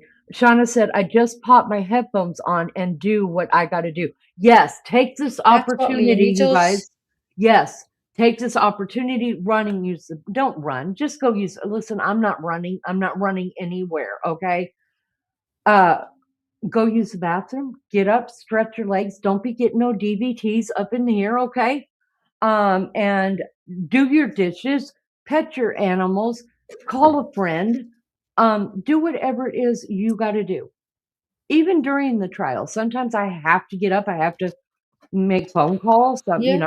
Freaking, we have to do what we have to do, you know. Mm-hmm. So we're just David Bickett, here Everton. Look what he's saying.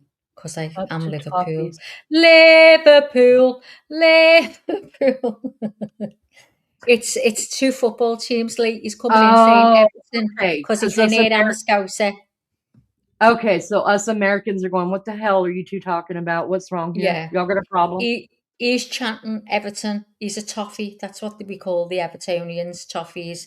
And I'm a Liverpool girl. Although, David, I don't follow football, you know. And neither does my husband and my son. Although my family are big Reds. Very Big big red. Red. They all work in Anfield. They work in Anfield. All my family. Oh, you're a Scouser, David? Oh, my God. Where are you from? What are you from? You could be her neighbor. Listen, Cynthia Leonie, McDonald she's says, practicing. Where are you from? Did you hear listen, that, I'm pretty girls? scout myself. That's He's all. from Kirkdale. No way. Well, Let me where jump into about what Cynthia, Kirkdale? listen, Or let am I me tell you asking guys too something. much? No, you two just do your family welcoming party another time because Cynthia has something to say. And she said, not sure what you think. I haven't followed this closely, but what I've heard, she sounds innocent, completely set up. Her husband and his girlfriend sound guilty. We've all been Well, there. we Been will there, let you Cynthia. know. Yeah. We're dangling on the fence, but there are people even now, Cynthia, that still believe exactly the way you believe. But Maggie and I were Nice. wishy-washy. Wishy-washy. Is this serious, David? I'm going to put a bit up if you want to read it. I'll put it in the chat now. So have a little read just to give you the up on what's going on. Thank you, Maggie. I appreciate that.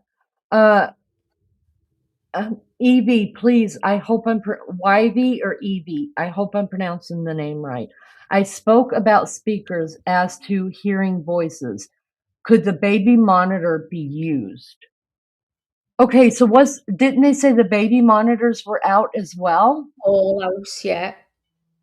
So they were saying that the internet was out. Well, they were saying the Wi-Fi, but then we talked to Maggie's husband, who is an IT guy, and he was explaining how the internet and the Wi-Fi are like different things and what we're talking about and stuff like that. But anyways, it was out. For what reason? We don't know. Why? Because they haven't asked that question and they haven't told us that question. You haven't And asked loads of questions.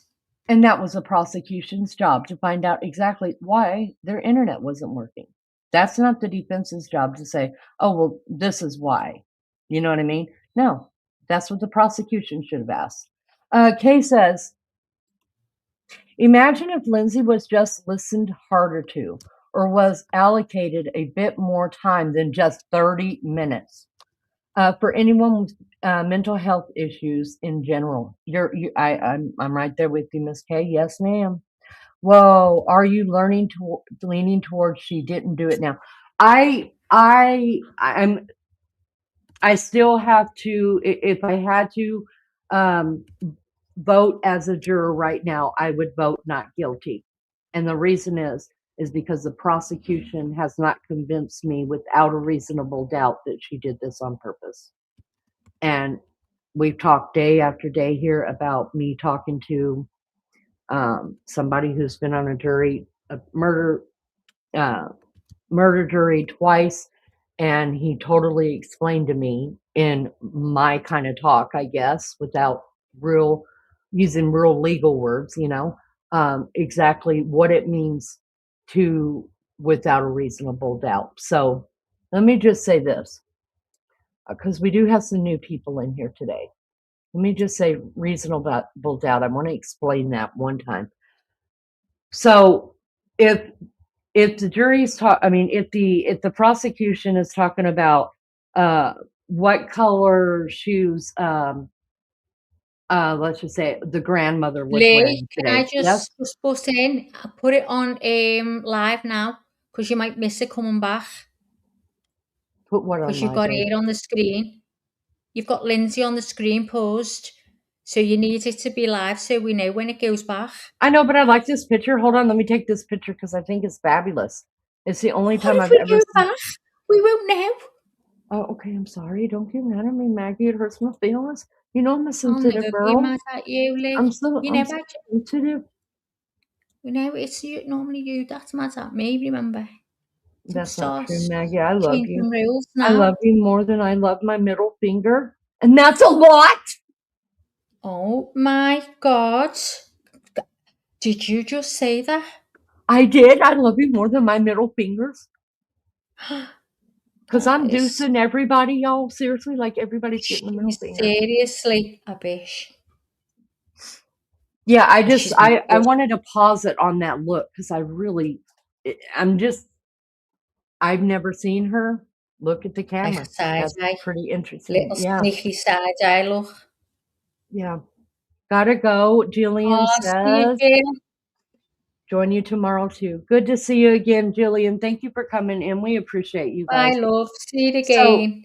Hope you can come I back. explain just real quick, reasonable doubt, the way that it was explained to me, and it made me understand reasonable doubt because I was like, I'm just going to hang this jury. That was my thought. And he's like, no, no, no, you're being dishonest. Stop it. Um, he said, if somebody comes up on the stand and they're talking about the witness on the stand wearing red shoes, and because she's wearing red shoes, that means that Lindsay in no way could have done this, or it's somehow being added into the script that Lindsay, uh, that either proves Lindsay kills her kids or didn't kill her kids. Well, that really doesn't have anything to do with the case. So that would not be reasonable doubt. You understand? Because that had nothing at all to do with this case.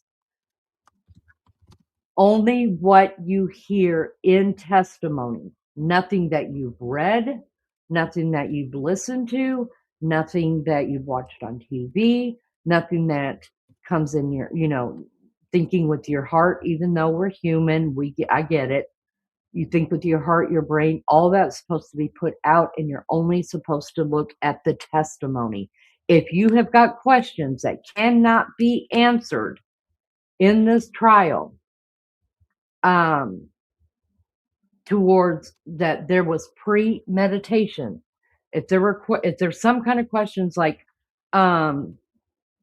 let's just say, if they're trying to prove premeditation, right? That's what the you guys, I'm getting twisted in my words. So the prosecution is trying to prove premeditation. Therefore, she is criminally responsible for murder, right? So, but y'all, I'm getting all screwed up because I'm sitting here trying to watch your guys' stuff too.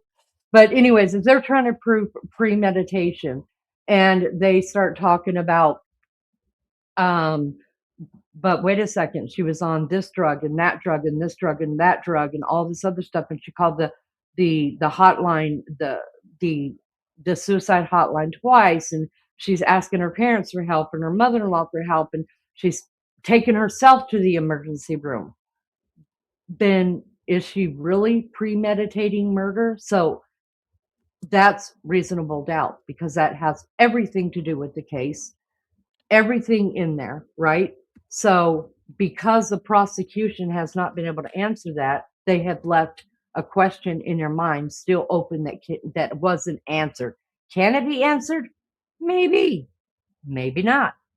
But if you still got reasonable doubt and you can't make that make sense in a premeditated sense, then you have to rule for not guilty. Anything that doesn't make sense that the prosecution is putting up and it's still leaving questions in your mind that has not been answered, that leads you to believe that maybe, just maybe, she was really in a psychotic situation or a mental situation or an overdose situation or some kind of situation. If you've got any little thoughts that you don't have the answers to after court's over, just by what has been put into this trial, not by what you read, then that automatically is reasonable doubt. And I had to have that explained to me, because I was all like, I'm all kind of, I'm still confused, you guys. I'm still confused. But as long as I sit here with these questions that are not being answered, then I have reasonable doubt, even though I've got so many things that tell me premeditation. Like, okay, why would you need to look up CVS? You already know you got to call CVS to get this prescription, right? But she actually looked up the distance to CVS. Why do you need to look up the distance to 3V when you already know that you're going to order food from 3V and you know how to get there? Okay, I could see if it's me, I have to look up everything, no matter how many times I've been there, because I'm directionally challenged, literally. So I can stand on the prosecute side and say, look, there's this, there's that, there's the other. But then I can stand over on the defense side and say, but there's this, that, and this girl looked everywhere there was to look. Even Dr. Google, somebody, somewhere, something to help her. Because I've got questions and they were not answered, and they have been in court this long and they weren't even asked in court. I still have questions, and it pertains to this trial, and it would have helped me make a decision. I have to say not guilty. Have to. No matter what. No matter if I could see the prosecution side 50 million times what they said. Completely true. Like, I'm with you, dude. Like, I get it. I get it, Bo lady. I get what you're saying. Yep, I got that question too. But you should have followed up with this question, because it would have closed that up for me. And you didn't. And so the defense isn't saying shit about it, because they don't have to. He already knows she fucked up by not doing that follow-up question that would have answered our questions. You know what I mean? He's smart. He knows what to bring up and what not to bring up. He knows what he needs to cross and what not cross. Because if they leave something open and we still have questions about who she's got on the stand and how she's questioning them, that's reasonable doubt. She's not guilty. Maggie, what says you? I need a pee. I need a pee. I wasn't listening to you. Of course you weren't, Maggie. You're probably fighting with the English baby I was cow. listening to you. I'm talking. I'm gabbing. I'm saying, I wish that I could live in America for 6 months a year, because then I've got all my friends there, and then come home to me friends and family here for the next 6 months, because I can't cope. Like, I know so many. And Lisa Dodson, I swear, is British, because when she writes, It's like it's another Scouser, if you get me. Can't get over that she's in Texas. Just can't. Oh, she's ignoring me now just because I wasn't listening today. This is what she does. Honest to God, she gets so jealous. She's got to get over it. Anyway, let's see what's happening. So Leanie's gone to spend a penny. I'm all right for now, but I need a drink. I need a cup of coffee. And I need to have my dinner because it's dinner time here and I haven't had an orange or an apple. I've had nothing all day. Starving now. Well, I'm not starving, that's a lie, but I am hungry. So my name is Blair said, there's evidence of the Sykes totally spacing on here. No ROI follow-ups on records with other doctors. No blood tests to measure literally everything. There you go. Lisa said, do you want an experience? You're in Texas, right? He's giving a masterclass. I'd say it was premeditated, Blair said, if the evidence said doctors were attentive in every way, followed rules by the literal book. But that's not the case. And Beck, of that alone, not guilty. And because of that alone. That's what she means there. She's saying not guilty. So she's given a not guilty at this point in time. Blair, see those meds, MA ice sweets bubbling up. I understand you, Lisa said. So, hang on. So what about you, Lisa? Are you still where you were?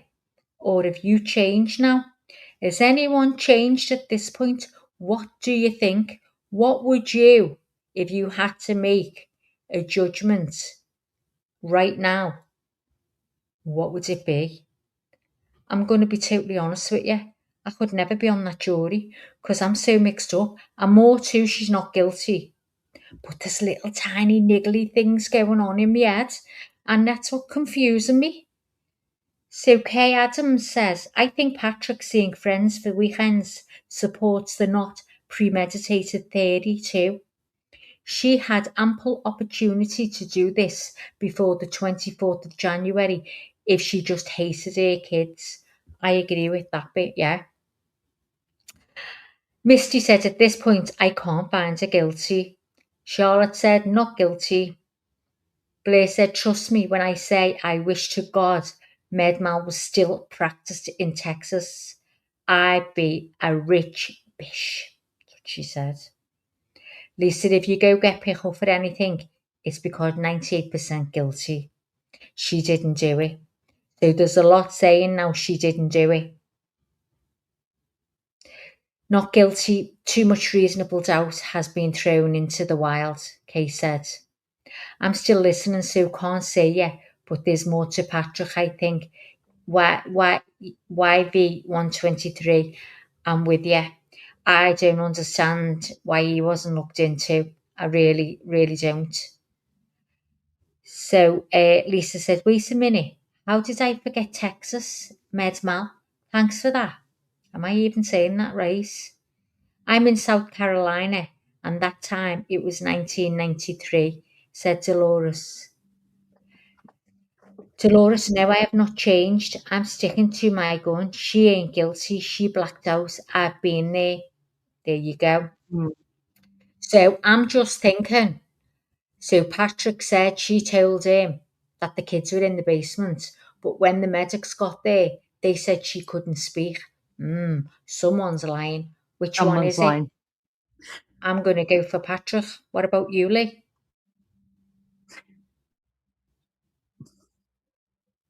Lee's gone off. No, I haven't gone off. Lee's gone off. I haven't gone off. Have you ever felt tingly?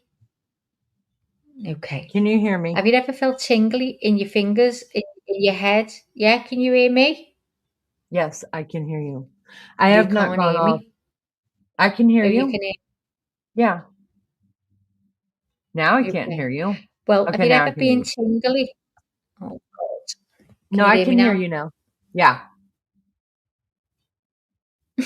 She doesn't sound like she can hear me the way she's answering. I can hear you. Yes. Okay. Have you ever felt tingling in your fingers, like very weird tingling, and in your head, and you feel like you've taken something, but you haven't. That's how I'm feeling right now. Is that normal? Never had that in my life. What is it? I feel that many times. You probably need to go and eat. It feels like a bit Um, of like yeah, excitement, but it's not. yeah, you need to Oh my go God, eat. it feels so tingly. Yeah, you're Okay, okay. I'm Go gonna get go something. eat. Get you something to drink first, and then get you something to eat. I'm gonna get a drink. I need a drink. I haven't All had right, love you. anything. Bye. Go on, I'll go with it. Go. Love you, bye. All right. So, there was something somebody said up here, and I was like, "Yeah, I think you need some sugar too." I just didn't want to say it to her. Maybe I should have. Um, sounds like low sugar to me as well, or low blood pressure. I do it on both of them. There was something up here when Maggie said that she's still on the fence because she's still got so many questions. And if she had to vote right now, and she said that she wouldn't want to be on the jury, but if she's got so many questions and we are being told to vote right now, she would have to vote not guilty because the questions, if you still have questions, then they did not present a case of reasonable doubt. If you've got questions still, that's reasonable doubt. At the end of the day, that is reasonable doubt. And the thing about Patrick is, yes, I absolutely think Patrick has to take responsibility, at least for negligence against his children, not protecting his children, and negligence to his wife. I mean, this doctor right here, Dr. Zeisel said, yes, there were many times Patrick was going out golfing and doing this and doing and that. And I'm not saying that's wrong. Please don't understand me. Misunderstand me. I'm not saying what he did was wrong. They didn't say whether her mom was home at the time and was giving him a break. Caretakers deserve a break. But Patrick is not the one that is on trial for murder. So whether you think he was a shit, hi Craig, good to see you. Whether you think he was a shit husband or a shit father or just a shit human being, he's not on trial.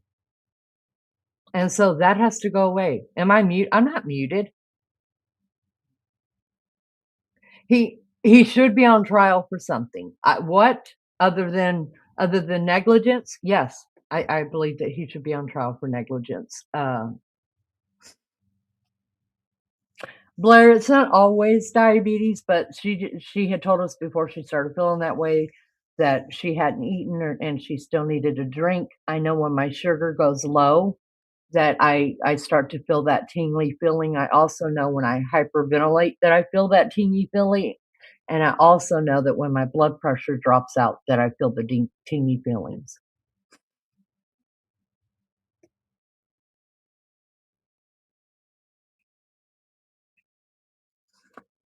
I think in hindsight, it is very easy to think Patrick could have done better. He likely feels the same. He will be his own worst enemy, but that is the beauty of hindsight. Yeah, I mean, we can't say how he feels today. I mean, I don't know.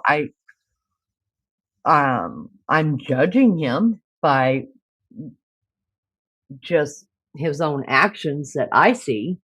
I'm judging him to be like he checked out way too soon. And but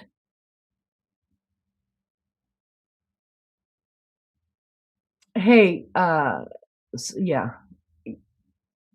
I will give Maggie a ring a ding ding here in just a few minutes, just to make sure she's okay. But I know her English baby child is home with her. I call him a baby child. He is 23 years old, but there are baby children, and that's what we call them. I think Patrick should have done better. Hi, Kathleen. Hi, AFA. Good to see you. Yeah. So, but the deal is, you guys, he's not the one on trial. He's just not. So Whatever Patrick did or didn't do, that's the part of where I was talking about reasonable doubt. No matter what Patrick did or didn't do, you can't consider that in your decision of guilt or non-guilt in this trial. You see what I'm saying? Because that's him. He's not on trial. You know what I mean? She's on trial. So whatever no matter how you feel about him, you can't put that into the equation of, does that prove beyond a reasonable doubt that she is guilty of malice murder? Now, if Patrick is the one that's going to be on trial for being very neglectful, then I'm sitting here going, guilty! But he's not. Kay says, hold on, I think no one in her family, especially Patrick, hold on, I just jumped up, especially Patrick, are mental health experts and likely did the best they could do in the moment with what knowledge was and understanding at the time. Look, I'm not saying he wasn't uneducated about mental health, okay? He very well could be, but he was a parent and he did not protect his kids. The minute that it was uttered out of her mouth, or it was whispered out of her mouth, or the words just came screaming out of her mouth, that I have thoughts of harming our children, no matter what you know about mental health or not.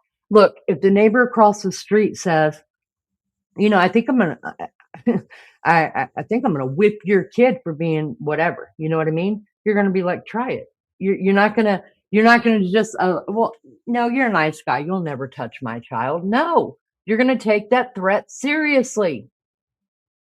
Why wouldn't you take seriously people that live with you? If it is, especially if it's not the norm, if it's not, I mean, if you just married a hateful ass person, abusive person, that's a little bit different.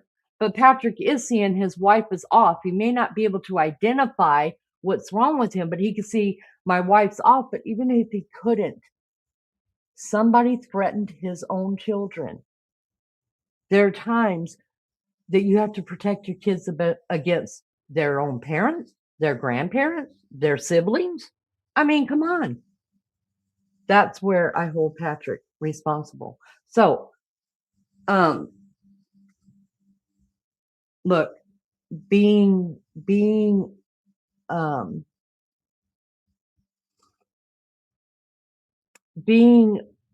uneducated about mental health is not a crime. But when your wife is having clear discussions with you about, I just don't feel good today and I feel really depressed and this is going on, who knows what all they've talked about. He knew she was in some kind of mental thing going on, because he actually is the one that said, all right, I think we need to see this doctor in person this time. And he went with her. So he knows. He said by his own testimony, we were living in hell. She was living in hell. It was chaotic in our home. So obviously he knew. At that point, I would think, if you know something's wrong, you just don't know what's wrong, maybe you should do a little bit of research on it. Maybe you should be calling the doctor yourself and saying, what do I do? Maybe you should just call your mom, who's a nurse, and say, what do I do? Oh, that's right. He did. And she did. And the mom said, call these people. Instead of saying, Patrick, get the kids away from her. Nobody, listen, the whole lot of them, her sister, all of them, they all failed her. They all testified that, yes, they knew there was a problem. But this is the way we as humans like to think. I know my husband, and I know he would never, ever do something like that. Even if he said it, that's not who my husband is. He's a very, his river runs very smooth. It doesn't ripple. He doesn't until he gets really pissed off, right? but he's a very level-headed man. He's not me. He's not all over the place. He's not wishy-washy. He's very stable. He's like a tree that the wind blows against and only the leaves move. I'm the willow tree. Swing down on the ground. Swing the other way. You know what I mean? So I could say my husband would never do that. The problem is he didn't educate himself enough to know that he was not dealing with his wife. He was dealing with a mental illness, which in itself is its own entity.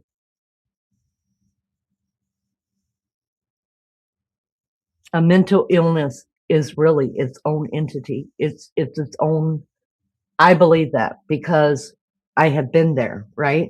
And I know some of the things I did and said, not that anything was criminal, but what some people might consider crazy, including my ex-husband. I knew that I could feel it wasn't me. And looking back now that I'm in a better place in my life, and in my mental health, looking back on some of the things that I said, like waking up in the middle of the night because I felt something and I was swearing up and down that my appendix burst. I will never forget that as long as I live.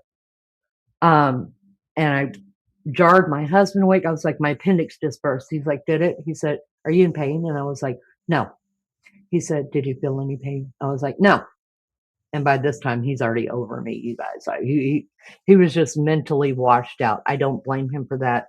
Caregivers, they get washed out. That's why they need a break too.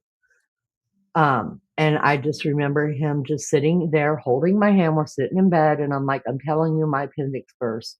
And he said, if I thought for 1 second that your appendix bursted, he said, I would have you at the emergency room that quick. He said, but I've never heard of appendix just bursting without symptoms, so I think we're okay. You know what I mean? He wasn't dealing with his wife at that time. He was dealing with a person who had a lot of problems due to hormones, and which led to psychiatric problems, right? And I believe that's what Patrick did. I believe he just didn't realize that wasn't his wife. It wasn't his Lindsay. It wasn't the Lindsay that he knew. The good mom, the great mom, the loving wife, the caretaker of everybody, and how everybody explained who she was on stand. That wasn't the Lindsay he was dealing with, sadly. And so it's easy to say when you're not educated, no, my husband or my wife or my friend or my sister or my mom or my dad would never do that. Like that's not who they are. You can't argue with that. That may not be who they are, but it's who the mental illness is. Managing loved ones' mental illness can worsen your own mental health. It can be relentless and it's very sad. That's why it's very important. And not even if it's mental illness, it doesn't have to be. It could be somebody who, has a bad heart. It could be somebody who has uncontrolled diabetes. It could be somebody who has broken their body from the waist down and they're in a half body cast. It could be anybody. Caregivers need to recognize when they need a break. And even if that means calling in another couple family members to try to do what you do, you have to take a break. You have to. No matter if you've never had a day of depression or anxiety in your life, God bless those people. But caregivers, nurses, doctors, whether you're at home caring for somebody, whether you go into someone's home caring for somebody, it doesn't matter. If you're caring for somebody, you have to have a break, and you've got to recognize the signs of, okay, I've hit the wall. It's time for me to go step back, take care of me for just a little while, maybe a week, maybe 2 weeks, but I'll be back. Because if you don't, the wall you hit is harder, and by the time you've hit the wall, it's almost like you can't get over it. You know what I mean? So if you are any kind of caregiver, if you're a parent, for the love of God, even parents, y'all, it's not getting easier it is not getting easier to raise kids. I'm watching my own children raise their children. It's not getting any easier, you guys. We, and we all handle parenting differently. We all handle parenthood differently. Some of us are raising kids by ourselves. Some of us are raising kids with a partner. Some of us are, I mean, you just don't know. I mean, when you feel like that's where abuse comes in to yourself and abuse comes into other people, is when you can't recognize you as a caregiver, even custodial child to your own parents or custodial to your own children. If you can't recognize the signs for yourself of, I'm getting overwhelmed here, so let's just all chill. Everybody chill out and get some help. Maybe get a babysitter for a couple of hours. Call mom up, say, Mom, kids drive me freaking crazy. Come and take care of your grandkids. Do something. Take care of yourself.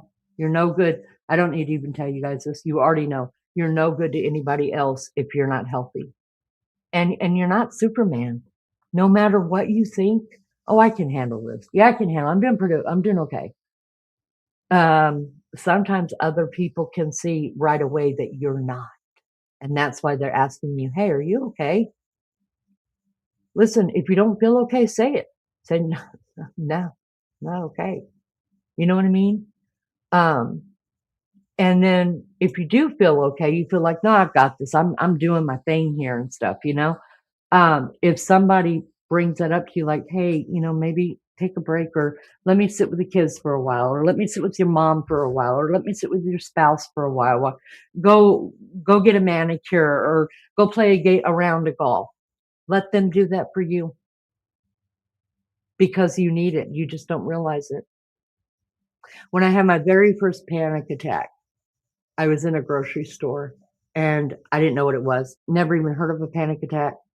Never, I didn't know what I was feeling was anxiety since I was a kid, because there was no name for it back then and my family didn't talk about it. So I already had my kids. I was on the way. I was taking them to school, stopping at the grocery store to pick up their lunch, and then school was right around the corner. And all of a sudden, all this weird stuff started happening to me, like the floor wasn't there anymore.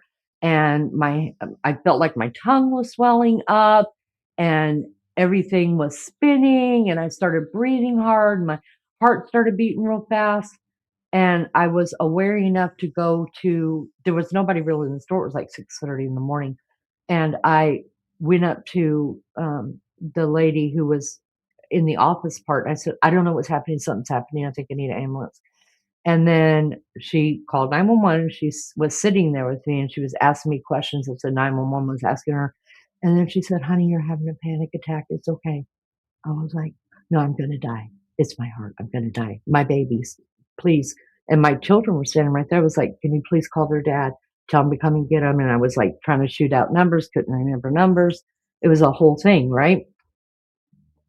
When I finally got to the emergency room, to make it short and sweet, doctors did all these tests. They came back and they looked at me and they said, what's so wrong in your life? You had a panic attack and all of your labs came back perfect. You're good. You're good to go. You're going to be okay. But what's so stressful in your life? I was like, nothing. Like, nothing. I really thought it, because sometimes you just put that stuff away and you just put one foot in front of the other, and it sucks, but you just keep going until your body says, since you didn't pay attention to the signs, now the body takes over, right? And that's what had happened to me. And then once that happened, it took about 1.5 years for me to figure out what was really wrong and what was causing those panic attacks.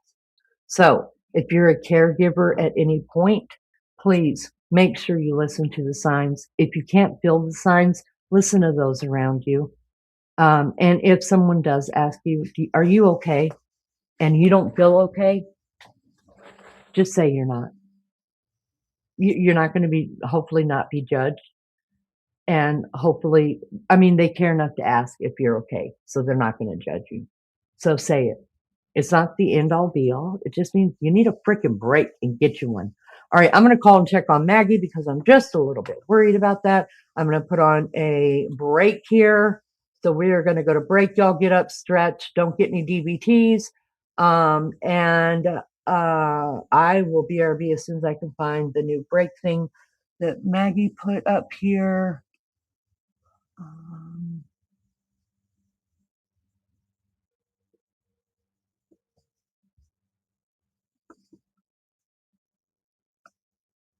I want to play something for somebody special real quick.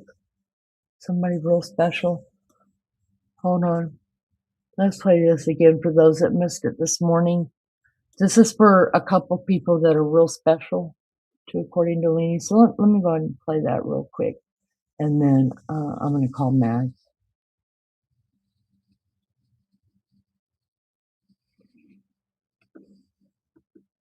As soon as I can find it. Y'all can't find anything on this damn thing anymore. We've moved stuff around so much. Oh, okay.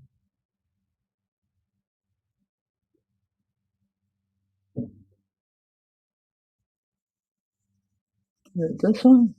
No. Is it this one? Hold on, let me put this in back and then remove us. I'll make this smaller. I guess go there. There. Here you go. This is for someone special. You know who you are. Fuck all the people who done you wrong. You carried that pain for far too long. Every lie, every knife in your back made you stronger when they thought you'd crack. They tried to break you, drag you down, tried to steal your smile and take your crown. But look at you now, you're still standing tall. You learn how to rise every time you fall. Let them talk, let them say what they like. We walk through the dark, now we're ready to fight. No looking backwards, no running away. We're taking our lives back, starting today. Rise above them, this is our fight. Through the darkest days, we'll find the light. Hold your head high, make your future clear. Never fear when hope is near. I didn't realize I had that loud, you guys. I did not give a warning to check your sound. Sorry. But anyways, that you know the special person you are. The special people that is for. You're welcome. I told you we're going to make songs. No big deal. Okay, nobody cares. Remember that. I'm going to call and check on our sweet Max. I'm going to put this back on the stage because we don't want to miss when they go live again. I'm guessing you guys, did he decide just to go ahead and do a lunch? Because he said a short break, and usually they don't even take lunch until 1 o'clock, and then they go to 2 o'clock. So I'm wondering, did he just decide to take the lunch? Who the hell knows? You We always don't know. say a short break, Lee, and it never is. Thank you for coming back on. I was worried about you. How do you Yeah, feel? I put it in chat. I feel absolutely fine now. When I first got up, I got over by the door and I thought, here we go. I'm going to go. And I panicked a little bit because my son wasn't here. He was over with the little cat. He was gone to feed the cat. So I thought, you know, when you're swaying a bit, and then I thought, what the hell? And it stopped then, and I got there. I'm just eating now, so I'm absolutely fine. I realised I hadn't ate anything since Monday, except a tangerine and an apple yesterday. So Mags. I know I'm not Your in sugar. thingies with this case. I can't cope. I forget. Yeah, I think it did have something to do with your Must sugar. have been Maybe sugar, your yeah.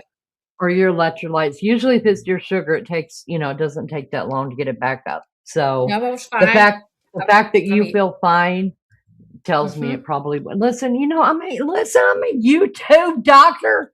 Got my degree, y'all. Shut up. Maggie, I have to tell you something. I love that song, our Fight Back song. But I have to let you know, Maggie, I don't have brown eyes. Well, you know what? Go and tell AI. Oh. Yeah, that is our really own Neither do AI I. song. All of our other songs, But I was digging the brown eyes. I finally got me some brown-eyed grandbabies, and I was so glad of it. I wish I could wear contacts because I would wear all different. I would make my eyes different colors according to my mood. And you can, you can buy all. Oh God, what am I putting on? You can buy all that, Lee. No, Go it any won't colour fit. you want. Now it's like your hair as well. Be any colour you want. Yeah, I'd have to wear a wig for my hair, but no, the contacts will not work on my eyes because one of my eyes is completely football shaped. So, and contacts are round, so it Oh, wouldn't so like can I stick have to that my eye. either? I've got stigmatism, whatever it's called. So just you would have to some stigmatism if they're caught if they're early in your stigmatism and they're not that terrible yet, then you can wear them. But once and there's no cure for astigmatism, it just does what it does. Nothing makes it worse, nothing makes it better, but it does get worse. And I actually talked to my doctor about this because my eye doctor when I went back in because he had just told me that I now have stigmatism in the other eye as well. And I was like, I wear my glasses all the time.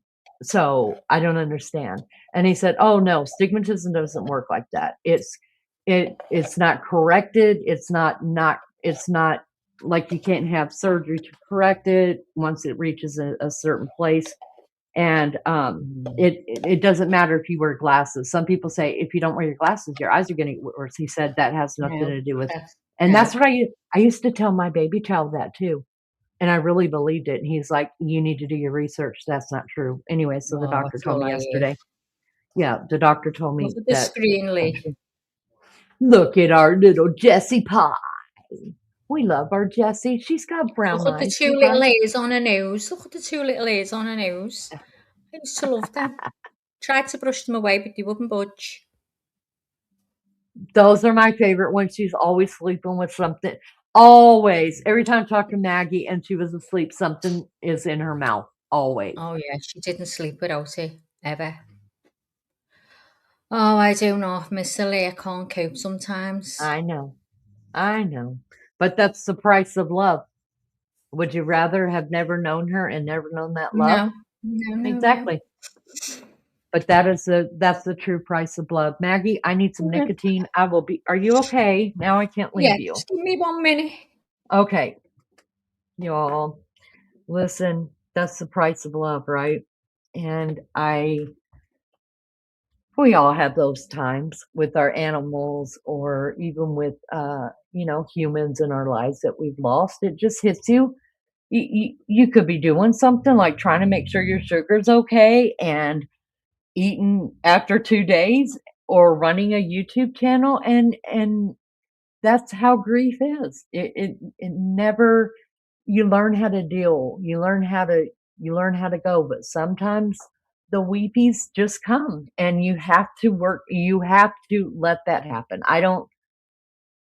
I always tell people just let it happen. Don't fight it because when you fight it, that's just putting off healing. And you never fully heal from that, but don't fight that. Let it come. Tears, I believe, are very healing, or else we wouldn't have them. I think. I'm good now, Lee. You go and Okay. do what you got to do. Are you sure? Because I don't I'm mind. positive. No, I'm Okay. positive, honestly. Okay. I'm good. Go on. Where are we anyway now? Let's see. Excuse me. I know they said a short break, which has been 50. Is that 50 minutes now? Oh my God. And you know what? Don't be surprised if they come back. I'm going, can you hear me? Because my mic smiles away. If they come back and say, okay, we're going to go to lunch. That's what they always do. If they have anything like this big, they'll go right into lunch. What time is it there now? Shauna, just talking about it and looking at her pictures breaks my heart. It really does. I'll never get over losing her, ever. She was by my side 24/7, and I mean that. We were never apart. Everyone knew us. We did everything together. I wouldn't go anywhere without her. And if I couldn't take her, I wouldn't go. That's how it was. And And just the shock of losing it was just not expected. You know, I had it all planned. I thought when her time comes, I'm going to get the vet to the house and I'm going to get her put to sleep in the house where she knows we'll all be there with her. We'll all hold her. Just never went to plan at all. And today, your animal crying out in pain and looking at you to try and help, and you can't. It just left me with PTSD. It's absolutely awful. It really is.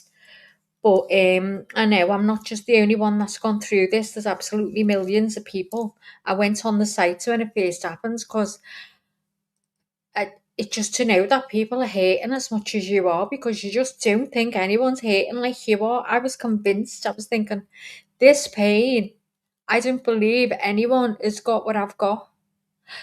And when they're describing it, and you think, oh my God, they have. You know, it was like losing a child. Just totally shattered my heart. It really did. And I know, you know, I'll be able to one day talk about it. And I do. I talk about it all the time without crying. At the beginning, I couldn't. So I am getting better. You know, and I never cried yesterday. And sometimes when you haven't cried, you feel guilty. Oh, it's an awful time, isn't it? Eh? So, yeah. But we've all lost something, and, you know, it's like people when you lose your parents, and because they reach a certain age and they go, oh, well, you know, she was 86, so she had a good innings, but still, it was your mum or your dad, and it didn't matter how old they were. You loved them, and you just always thought you'd have them forever. Let's be honest, we do think, but you never think it's going to happen. And when it does, it's soul destroying, isn't it? Eh? So, thanks for all the hugs. Thank you very much. I'm all right now. I've had my little whinge of the day. I'm absolutely fine, and I do feel better for it.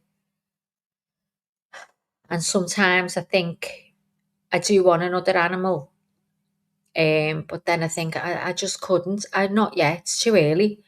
Definitely too early. But oh, it is what it is. I'm getting that tingly feeling again. I think it's because I've got my arms up on this. I don't know, on this, like, going across my knee like a table. I think it's like making, I don't know what it's doing. But I am okay. She was a little, absolute little doll to me, and the cutest thing ever. I mean, I look at her face all the time and I think, oh my God, some of the pictures I've got of her is just, I mean, I need to shut up now. We're on a true crime. Sorry, guys. So 50 minutes, well, 55 now. That's terrible, lad, isn't it? Instead of saying to people, oops, I didn't know Jessie was still on. Instead of saying to people, you know, it's going to be a while, go and get yourself a drink or whatever. I mean, they're probably all sitting there having a cup of coffee now. Do you think? They are. They're probably all sitting having a ciggy and a cup of coffee and saying, what the fuck's Maggie talking about now? Is she going on about Jessie? They're probably fed up with me, I understand. Nobody's fed up with you. That's Oh, human I know. emotions. And I I know, I think, know. and Well, I thank just, God when I come in from giving him a lift to that hospital that I came in, got back in my PJs and scrubbed me mascara off. Because I had to look like Alice Cooper. So look like Alice Cooper, wouldn't I, everyone? the least you could have done is take a picture for me so I could make fun of Oh, your I look know. I sent later. it to you. Yeah, Oh, I'm absolutely okay, honest to God. I've just had a little moment, and it's just when I'm going through them pictures then and I've seen it, I need to take them out. no, you And I've don't. seen Mm-mm. it, and I thought, so I'll have to show everyone again. And again, and we will keep showing them because they're a part of our families too. And that's just, I mean, we can't show our children for the love of God. People just attack because Oh they my hate God! you. They attack Imagine, your God kids. forbid, I can't even show anywhere where they live. No, so we're showing our animals. That's it. Yeah, And poor animals are all would you believe, even my animals have been attacked because What was that? Say that again, Lee. not everybody here loves us. Oh God, no. What have No, they don't. They even, attacking Gemma me. says it's been an hour now. That's fucking It's terrible, that me. Leonie. Listen, here's the deal. I mean, would we at least they're She being said she wasn't even on the bus yet, and she's home now. bless her. Listen, Netflix at least they're gone on a break. they're being consistent. We know when they say, "Oh, we're going to take a short break right here." Yeah, you leave. Y'all, Yeah, listen, you might as well get up and make dinner and start cleaning your floors or something, because no telling when they'll be back. In fact, it would not shock me. I am no longer shocked anymore that the judge would come back and say, "We've got a situation." And so we're going to let everybody out for the day. Thank you for your yeah. service here, Oh no, jury they'll come back in members. And and say, "Okay, we're gonna go right to lunch." Wait and see. Or they've just gone and had it, they'll say, "Sorry about that, guys. We thought we'd just go to lunch and yeah, have it over." Oh well, that's good of you. You're on it. You could have fucking told us. yeah. So we could have ate something too. I was having the shakes, listening and waiting. I was near passing out by the door, I and you forgot, couldn't even tell me. Maggie. I forgot who said it this morning, but it was said in chat by somebody. They were like, "Does anybody know when they're going to take the morning break? I want to get a shower, but I don't want to miss anything." It's like that for us, isn't it? My I God. was fuming.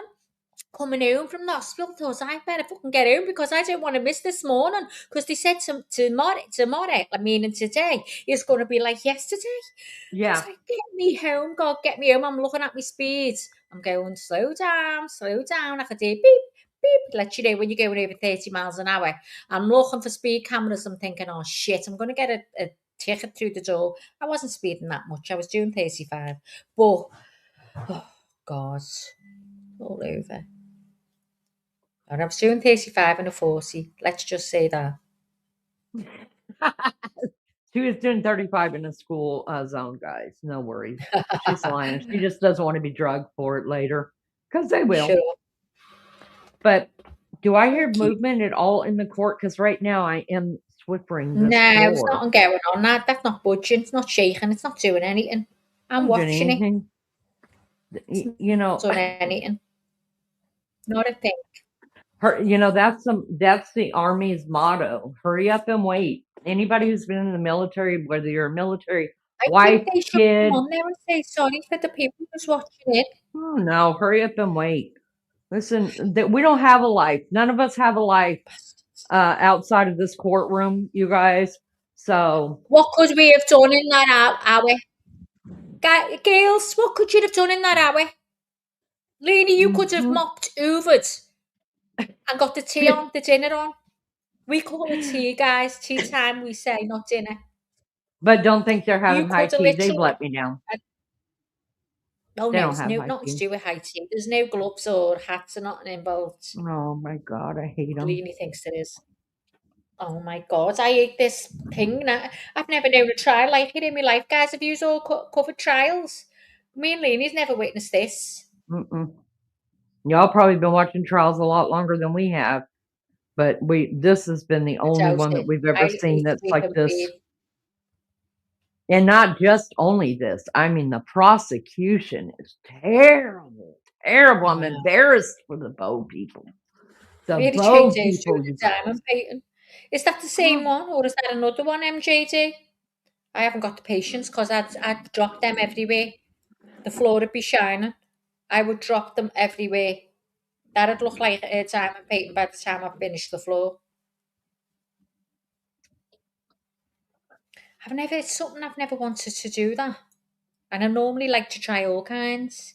The Murdoch trial down here lasted forever and now it's starting all over again. And now, Dolores, that's what Leanie wants to cover. I didn't cover haven't that watched case on my live, but I watched every day of it. Every day of it. It just made me When was sick. it? Was it a couple of years ago now? It was a couple of years ago, yeah. It was right after the Cavalcante. Remember when Cavalcante and everybody was covering him? He had gone. He was. Do you know something? He what? Do you know something? I think these retrials, this is just being honest, this is what I think. I think that bored shitless in jail, they think, oh, you know what? I'm going to get a retrial. Give me something to do every day for weeks. Because they're in there for life. So it just gets them out to do something, doesn't it? Yep. Well, I mean, it's sadly we have set up our judicial system really to fail when it comes to retrials and things like that. I mean, that's why, I mean, you know, years ago, even 5 years ago, they probably would have already arrested somebody for Nancy Guthrie's murder. I believe she's dead. Hasn't been proven yet, but I believe she's dead. They would have already had somebody arrested. But today, because of all of the retrials and how hard it is Wow. to get them to stick, get conviction to stick and stuff, it's one thing to arrest somebody, but to get a conviction, there's where the problems really lie, because of things like our retrials and our appeal system and stuff like that. So police and DAs are really working together now, saying don't arrest them. Uh-oh. Police and DAs are really working together now, saying, yeah, we know who did it, but listen, we've got to have this, we got to have that, we got to have this. Let's just make it stick, you guys. So yeah, we're going to take a little longer. Sucks for us because we just want it now, but at the same time, if they didn't do it that way and they ended up getting a retrial by appeal, then we're pissed off because we have to go do the whole thing again. And listen, I love gory detail trials. Oh my God, do I ever love that stuff? But I do feel for the families and having to listen again and testify again. Some trials I'll go back and watch some trials just because I thought they were brilliant in the way that they were presented, and some of them are real gory, and that's who I am and that's what I dig. But really we've set ourselves up for this kind of thing to happen, and that's exactly why arrests don't happen as quickly now as they used to. Because I almost convinced, not quite, but almost convinced that they know who did it in the Nancy Guthrie case. And they just, they're waiting for more evidence that'll make it stick. So that's just my opinion. I don't know how you guys feel about that. I'm just walking around cleaning my living room, sweeping up more dog hair. I sweep about, I don't even know the count, how many times I've got, I don't know if you guys know what a bonus system is. It's kind of like a Swiffer, but it has the soft pad on the bottom where it just like collects all the dog hair. You just walk around like Swiffering the whole floor with it. It's bigger than a Swiffer. And I can't tell you how many times a day I do that, you guys. If I see a hair on the floor, I'll put the Swiffer up and then I'll be looking around and see a hair on the floor, and then it starts all over again because because of my OCD, I can't just Swiffer that part and be done because I see the hair over there that I missed or that it flew over there while I was doing it. I have to stick. I'd be like, Lenny, look at that hair there. Oh, Lenny, look at that hair there. So I'd be saying, oh, Lenny, it's everywhere. It's all at the back of the couch pulling it. Oh my God. I'd have you pulling the couch out and everything. That's the hard part about the OCD, the type of OCD that I have, right? So it falls, it falls in many, many places like laundry. Like I can't go in there and just wash like one load of laundry, right? No, all the laundry has to be done, and I refuse to go to sleep. Would you have a ball with me? Oh, I'd have a ball. I'd be like, Lenny, have you seen the washing out there? Oh, it's terrible. I'll have to do that tomorrow. Oh, get these ears out. Oh, I'd have you up the wall. You'd be more OCD by the time you went home. Look at MJD's Diamond Art. I couldn't do a tree with leaves like that. Oh, there's no way. You've seen how much work in that? Oh, wait Imagine a second. little tiny Diamante stickers. So every little color there is like one little Every piece that little you add colour there? is a little Oh, tiny, like no. in your ring, a little Yeah. tiny diamond like that. That's Mhm. what it's like. No. Negative. No. I would Oh throw that no. thing across the room People and here then are getting pictures of the whole family in a big, like a landscape of all the family, and they're getting them done in the diamond horse. They're doing them themselves. And mm, my neighbour did one of my son, and I'll show you it later. And she gave it to me when he graduated. mm-mm, mm-mm. I think Oh, I that couldn't. is real talent. Real Yeah, talent. There's I'd no have to way. do that years ago. I couldn't do it now. No, I don't think I could we have all ever have done it. limits. I can't even sit and crochet the way you sit and crochet. I can't do it. Oh, I'm doing it right now. That's what I'm Yeah, doing, trying to finish this blanket. It's getting on me nerves. my I'm sister bloody does that too. She puts on her favorite show and she just goes to town and she's love it. making blankets and slippers and little cardigans and crap. And she did try to show me how to do it once. I did learn how to do one stitch, Maggie. I learned how to just make a long string. And she kept trying Yeah, to show that's me how to. called a chain. Because once you do a chain, that you're on your way then. No, I wasn't on my way. It stopped. Well, it kept Because going. you're impatient. No, You, I had like a 50-foot chain, and she kept trying to teach me to turn it around and go the other way now and the hook other it way. into that part. And I was like, Yeah, so my easy. brain that's working backwards. And she said, well, you have to come forward and You've just got to backwards. crochet all the way back again and then come back and No, back and back like mm-mm. that in lines. But I would have taught you to go round and round it because there's no stopping. You just carry on and on and on and on. Yeah, I have to If carry you've got on. it in Like, a let's circle. just keep going till we get it at the dead end. Mona loves crochet and diamond horse. If it had been younger, I'd have probably loved diamond horse because I was always crafty. I love to do anything like that. I did try knitting, but it bored me to death. It was too slow. I like to see something with, showing you fast, which crochet is best for that. Misty, that was, sorry. My daughter-in-law doesn't. I can't see picking up them little busy things. I'd have them all over the floor. They are Hmm. pretty, that's what I said. My floor would be shining like the diamond horse. My name is Blair. Getting back to the case says, and blood tests and truly accurate assessments are more important than fam history. But prosecution doesn't want to highlight that point. Understandable. She has a case to win, not a point to make. There you go. Bowed she's talking about. I Bowed. We should call her Bowie. look, I understand, um, that we make fun of Bowhead a lot, and she exasperates most of us all the time.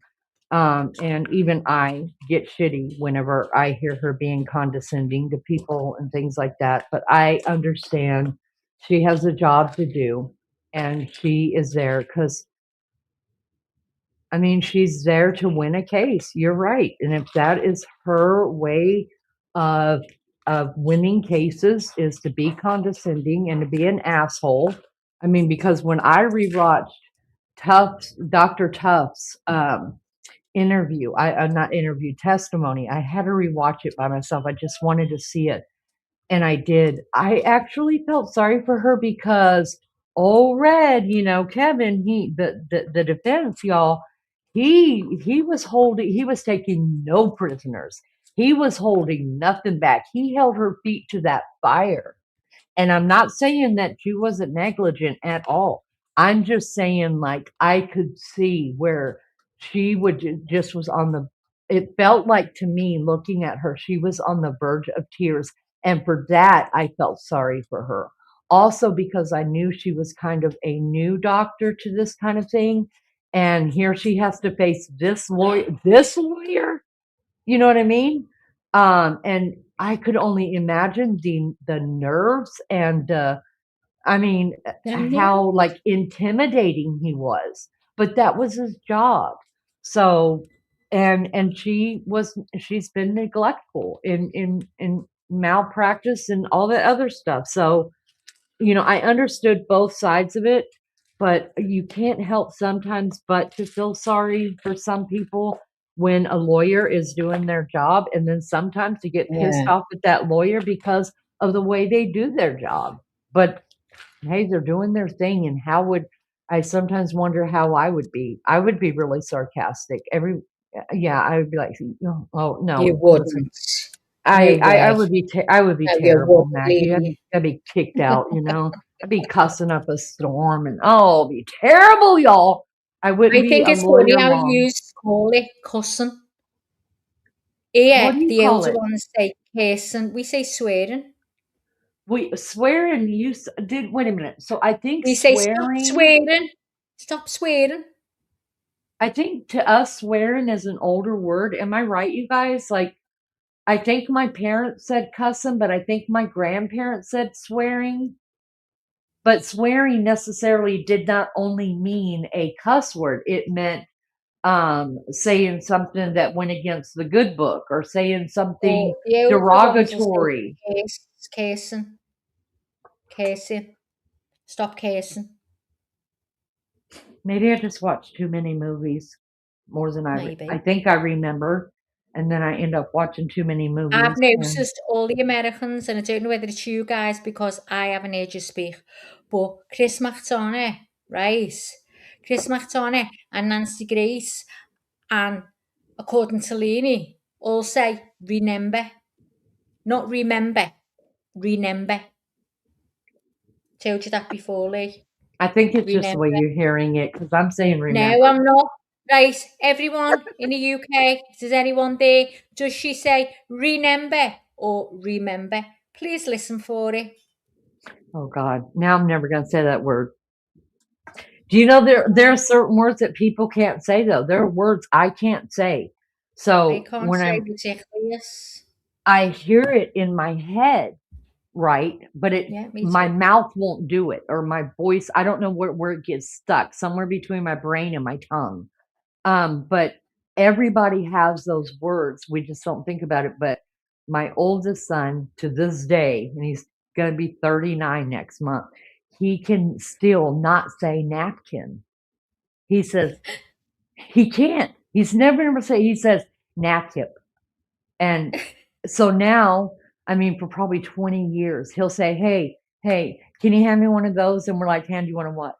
And he's One like, what? one of those right there. Say it. Hand me a paper towel. We're like, we don't have any paper towels. So he probably says knacking. Yeah, he says napkin. And it's just so then he gets up, he gets pissed because he refuses to even say it now because he knows he struggles with that word. And Yeah. so I think all of us My struggle with friend words. says breakfast. Always said breakfast. Both of those sounded correct. Say it again, Breakfast. Mac. We say right, breakfast, isn't it? Breakfast. Breakfast. Yes. She says breakfast. Breakfast. She puts an Oh, R in she it. puts an R in Breakfast. it. In the first, yeah. Breakfast.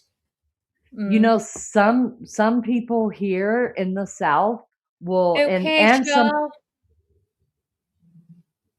is Charlie even? She's going to be listening now.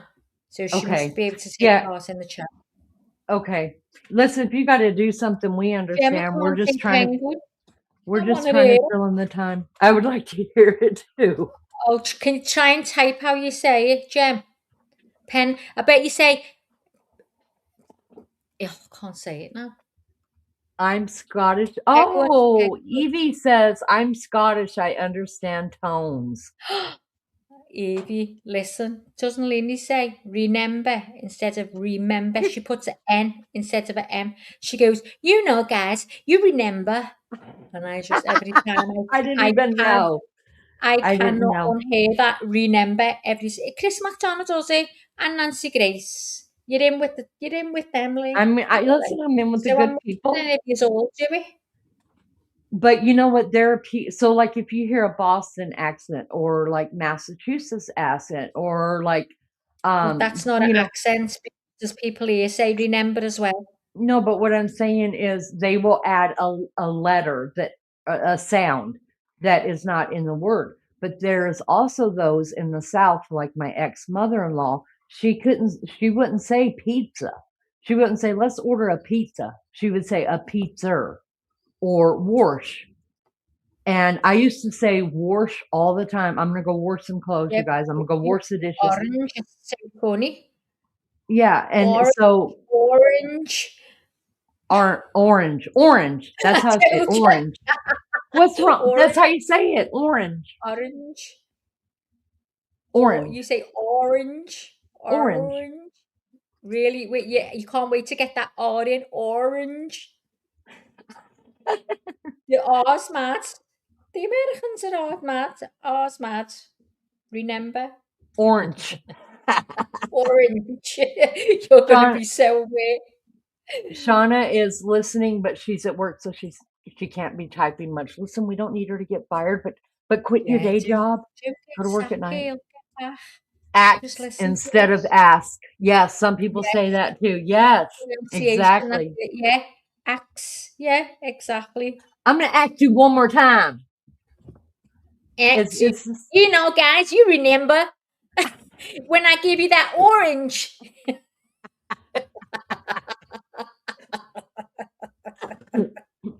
Until Maggie said it, I didn't realize that's what I was saying at all. So I know there's another word I think I had to ask you because, and there's a word that I do use quite often, but I don't know how to say it.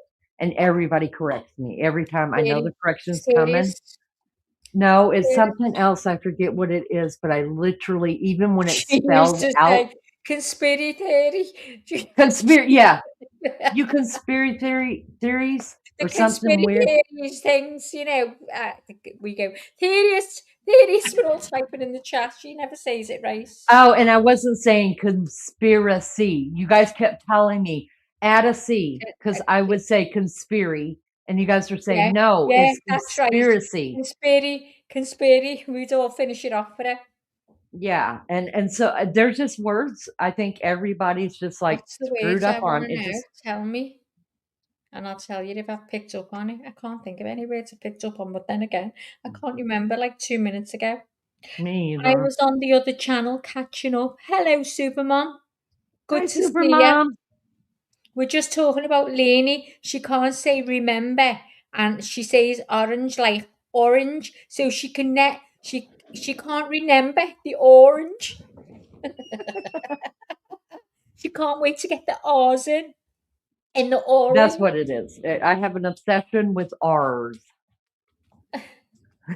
R's, maybe. You sound like R. You love your R's. All the Americans love their R's. And you know what, guys? It's always an accent I would love to do. And I can do some accents, but I can't do the American one. And I was so excited when I became friends with Lainey because I thought, oh my God, I'm going to be able to do it dead easy. I can't do it. I've tried. If she was to tell me to say something, I'd sound better doing it for her. But when I practice on my own, I keep wanting to practice so I can surprise her. But it's not happening. For me, the problem is I feel like other accents come into play. So when I try to do you, I feel because I have tried to practice seriously the Aussie, and you know, they all have different dialects as well. They have, you know, they're all from different parts of the country, so each of them sound a little bit different. So like I try to say Melly Joe, Melly Joe, Melly Joe. Say it again. Melly Joe. No, you're supposed to pronounce it. You always pronounce the Joe like higher. Melly Joe. Yes. Melly Joe? Yes. Don't talk like that. Speak like Melly Joe. Melly Joe. Yes. And Lainey. Yeah. Yeah. That sounds like Lou. That sounds just like Lou. Oh no, Lou's very, very softly spoken. She'd say Melly Joe. Yes. Melly Joe. Oh, Melly Joe's really nice. She's lovely. And that's how she speaks. And you know, Lainey. She's just you know, Lainey. It's really okay, Lainey. You go and have your smoke, Lainey. It's fine. I'm here, Lainey. She just talks a lot slower, and her words are drugged out. I mean, she sounds like she's. Listen, she sounds like she is straight up drinking her coffee. I mean, she has to leave her body So she's got to talk nice, hasn't she? She's got to I go, guess. okay, and just laying them out now. They're looking good. They're looking good. I'm so sorry, you can't see them today. They're not looking good. Go They're and speak not to looking. Lainey. I'll go and speak to Lainey. Let me go talk to Liney. Yeah, Um, go and speak to Lainey. she is, yeah. And if you heard her talk, like Oh, lovely. she's Thank you unmoved. to sleep. She really is unmoved. She really And is. she's got some Her beautiful voice, words. Doesn't she use beautiful words when she's she talking to does. me? Like Very over take an educated. example when I lost Jessie and she sent me a message. Oh, the words. She's got a lovely horse. Yeah. You can tell she's definitely very educated. Yeah, A lot of they're the all words I'm looking up. Nelly. Are we going in?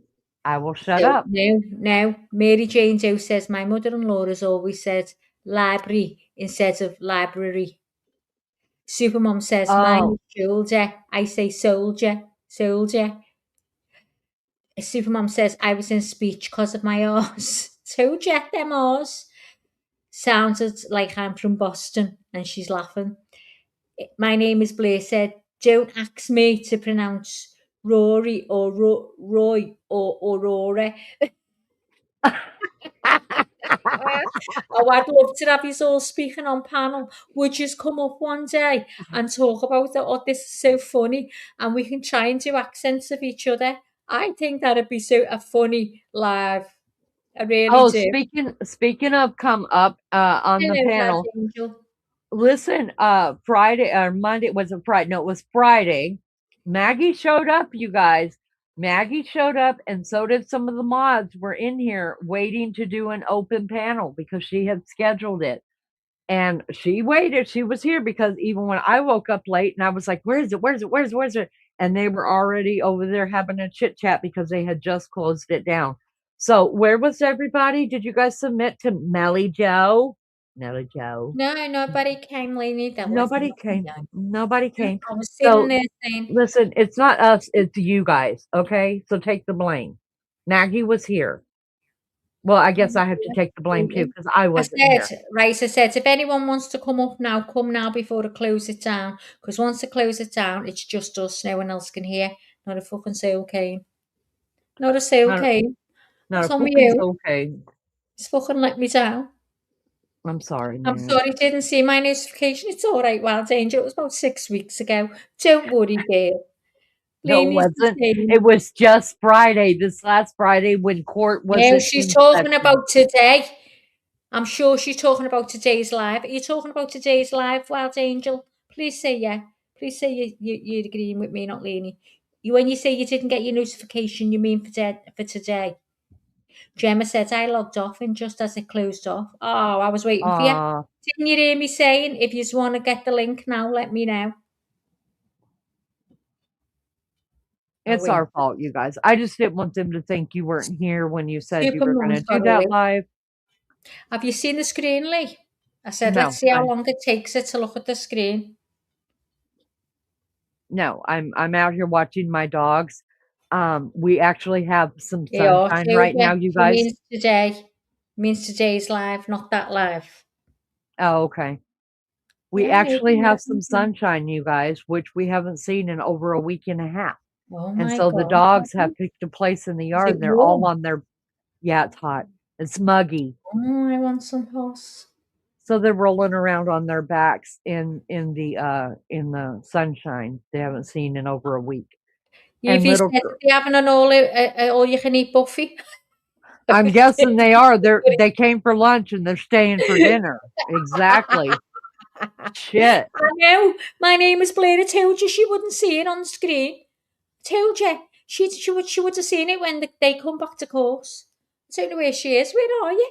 Well, I got you sitting right there, so I'm out here getting some nicotine. I told you, and watching my No, dog. she's having a ciggy. You're doing good. Sometimes I only have 2 people in chat. Well, do you know what? Don't forget, Leanie started like that. Everyone Yep, starts like that.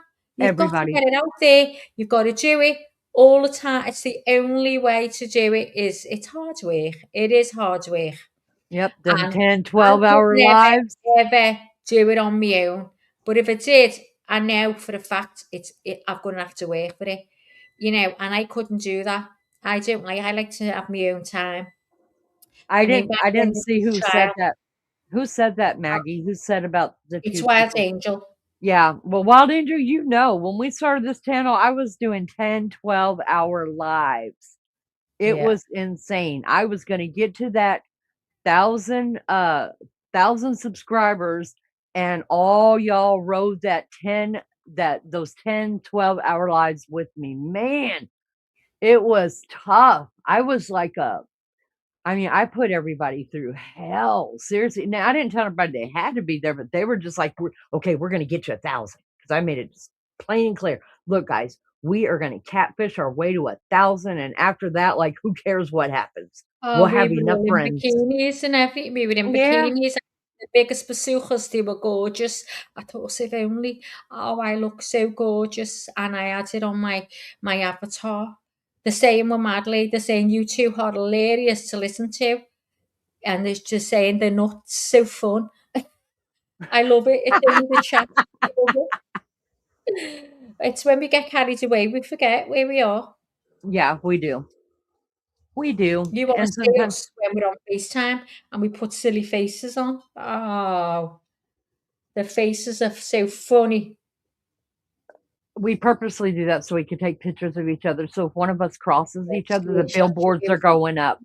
Seriously, like we have serious blackmail against each other now. Serious, like we're like try to cross each other. Try like we're trauma bonded, hate bonded. We're bonded in every way now. We have made sure we covered everything to bond over.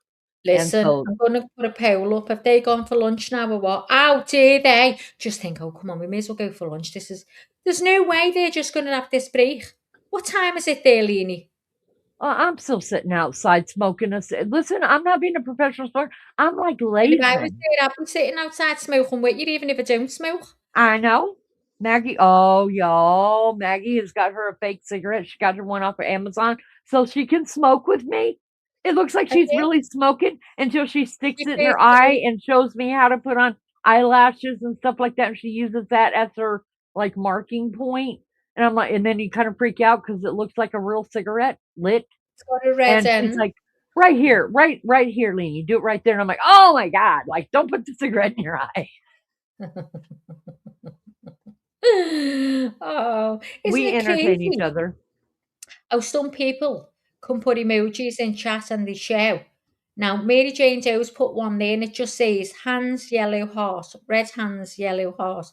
What's red hands, yellow heart? Is it red hand holding a yellow heart? I don't understand it. An hour and a half now.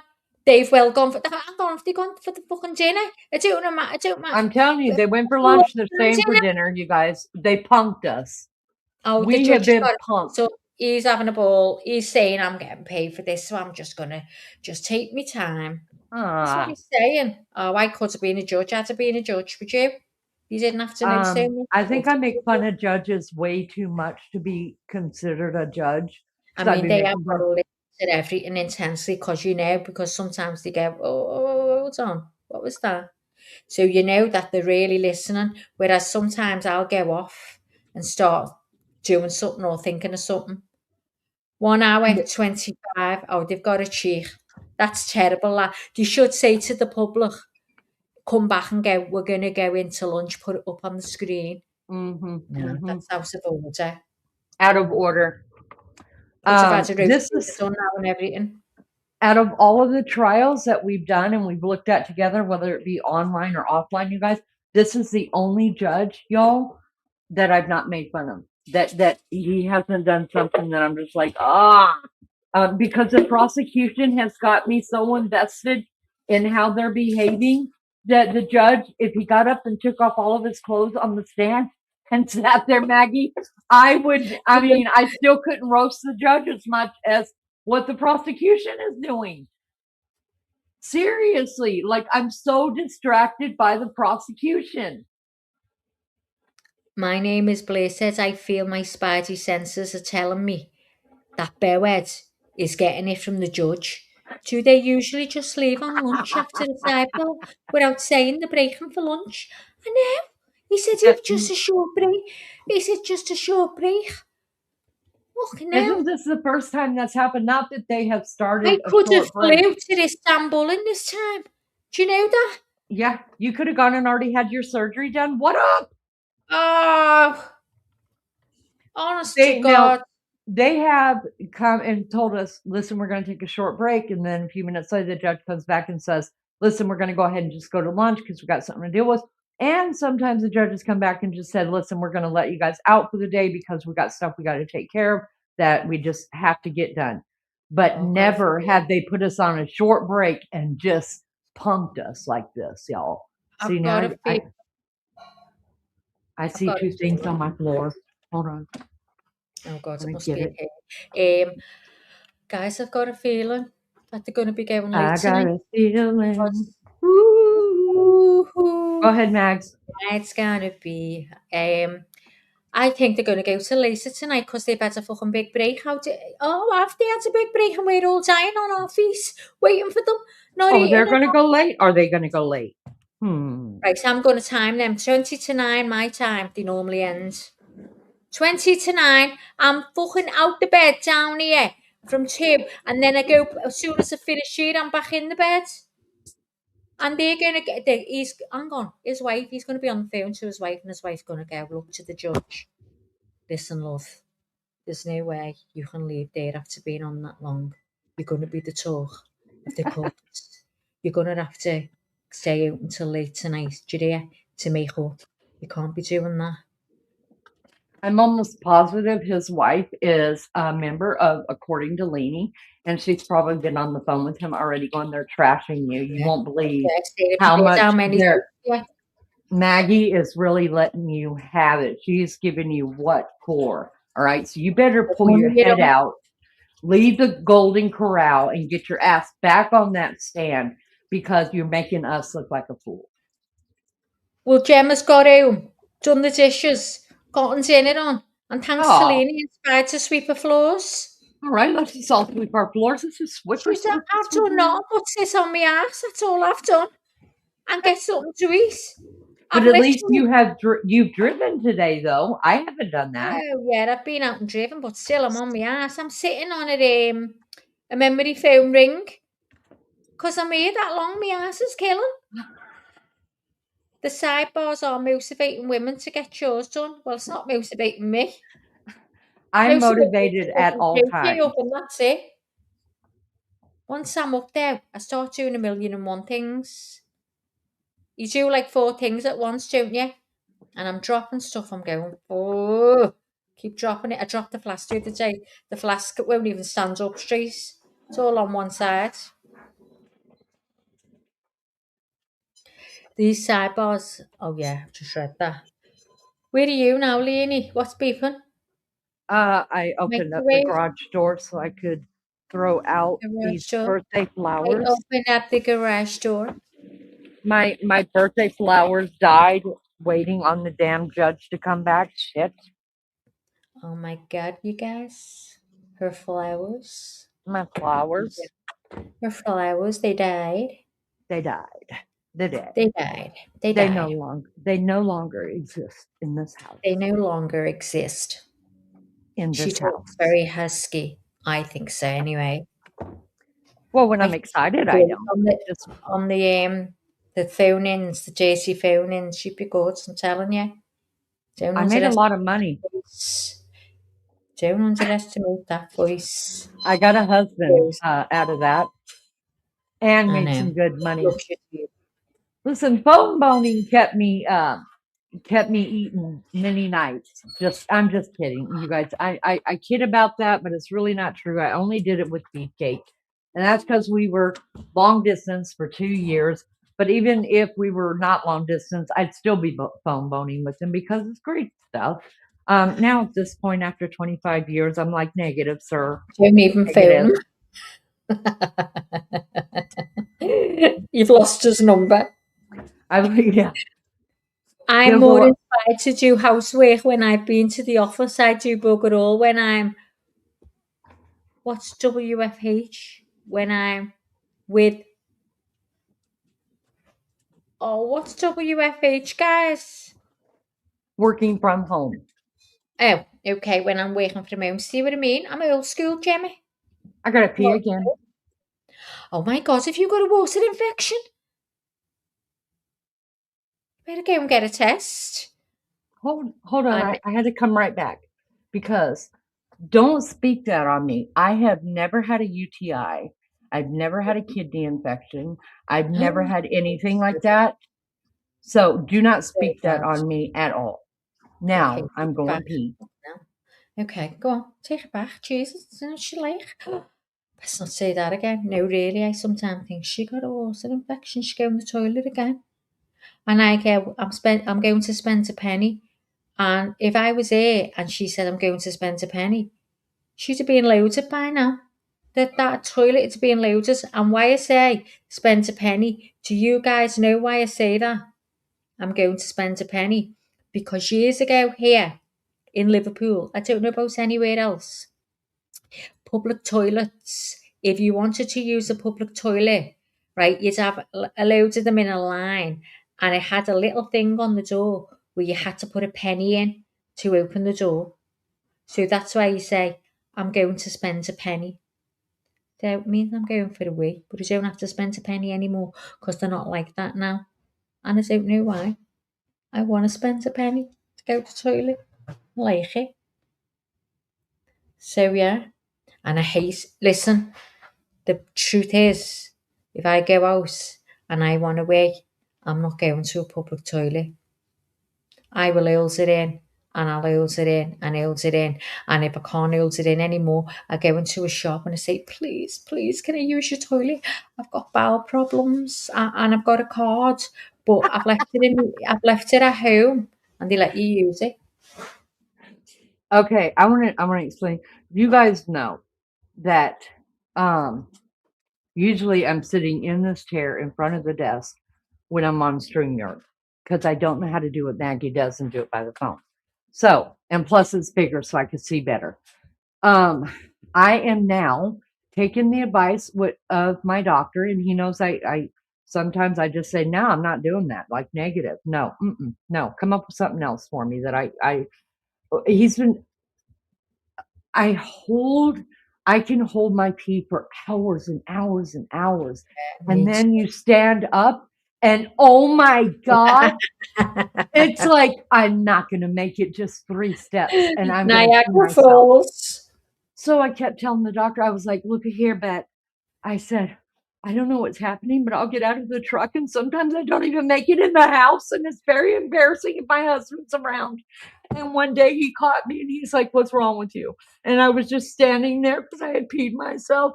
And I was like, please don't ask me that, please don't. Even though we've been married for a long time, but still it's embarrassing. I still have some kind of self-respect. Please don't ask me that, please. I don't want to tell you that I peed myself in the garage.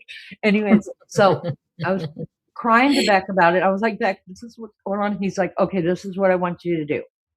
He said, because he said, it's something you have a problem. Like your bladder's not weak or nothing. You just don't, he said, a lot of moms do this. He said, you guys think, okay, I gotta pee. Oh, wait a minute. Let me do this real quick. Or let me just grab this for the kid. Or let me just grab some cat food. He said, and then before you know it, you're complaining that you peed yourself. Well, he said, just go to the bathroom. And he said, but your brains don't think like that. He said, so I want you to put a timer on your phone and I want you to go every hour, whether you feel like you have to go or not feel like you've got to go. He said, I want you to go because he said, if you don't get in the habit of no matter what's happening, like you're just going to go in there and go and start paying attention. He said, you're going to end up with a UTI or you're going to end up with an infection or you're going to end up with a weak bladder. So which one would you like? He told me that like 5 months ago and I'm just now practicing. So that's why I've been using the bathroom a lot. Ask you the question and chat a question. So girls, listen. How many of you get to the toilet and pee after holding it in? You're like, oh, thank God for that. And you pee all over your drawers. Oh, it's terrible. or you haven't pulled them down enough and you've peed all over And them. yeah, I've and had it's my nanny yeah. on and it's Oh, gone down the bowl oh, and I didn't know.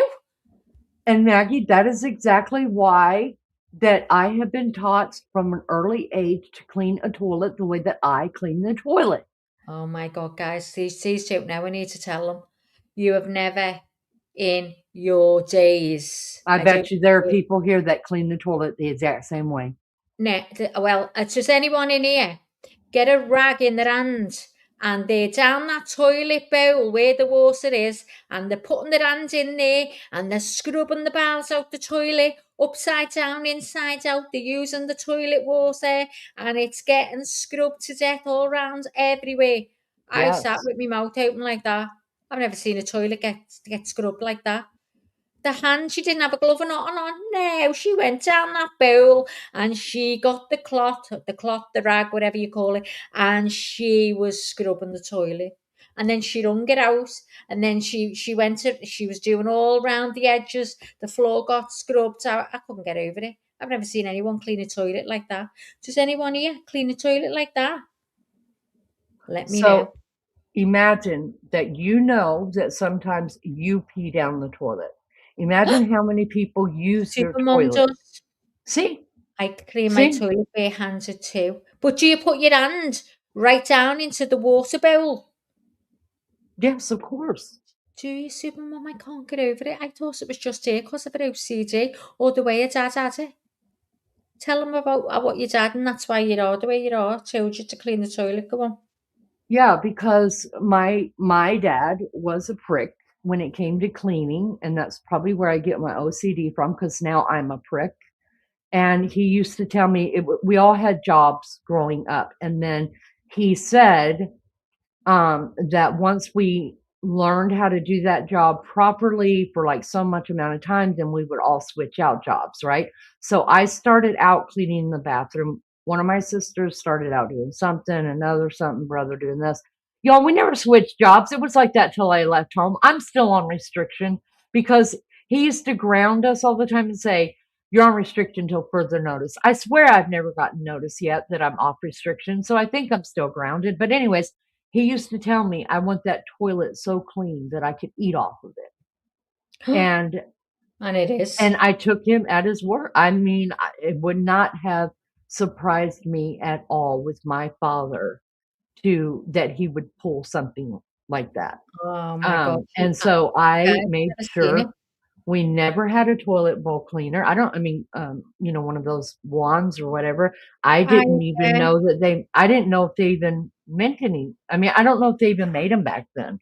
But so I carried that all through me. Now I do still use the toilet wand. Like I do. I'll scrub out like everything I can scrub out. I flush it, add more soap to it, and then I take the cloth and I It's clean. shining Yeah, when but she's you can finished. eat off it. And you know what? She started cleaning and she had this wand. I know what it is now. So she had a wand and she had a little square or round, I can't remember, thingy that she clipped on the end.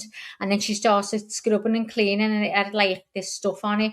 And I was like, oh, I want one of them. What is it? And it was something beginning with C. It's a Clorox wand. Clorox wand. Clorox ones. I Mhm. got right on that. I got right on. But guys, I didn't know. And I got the blue ones. Fucking hell.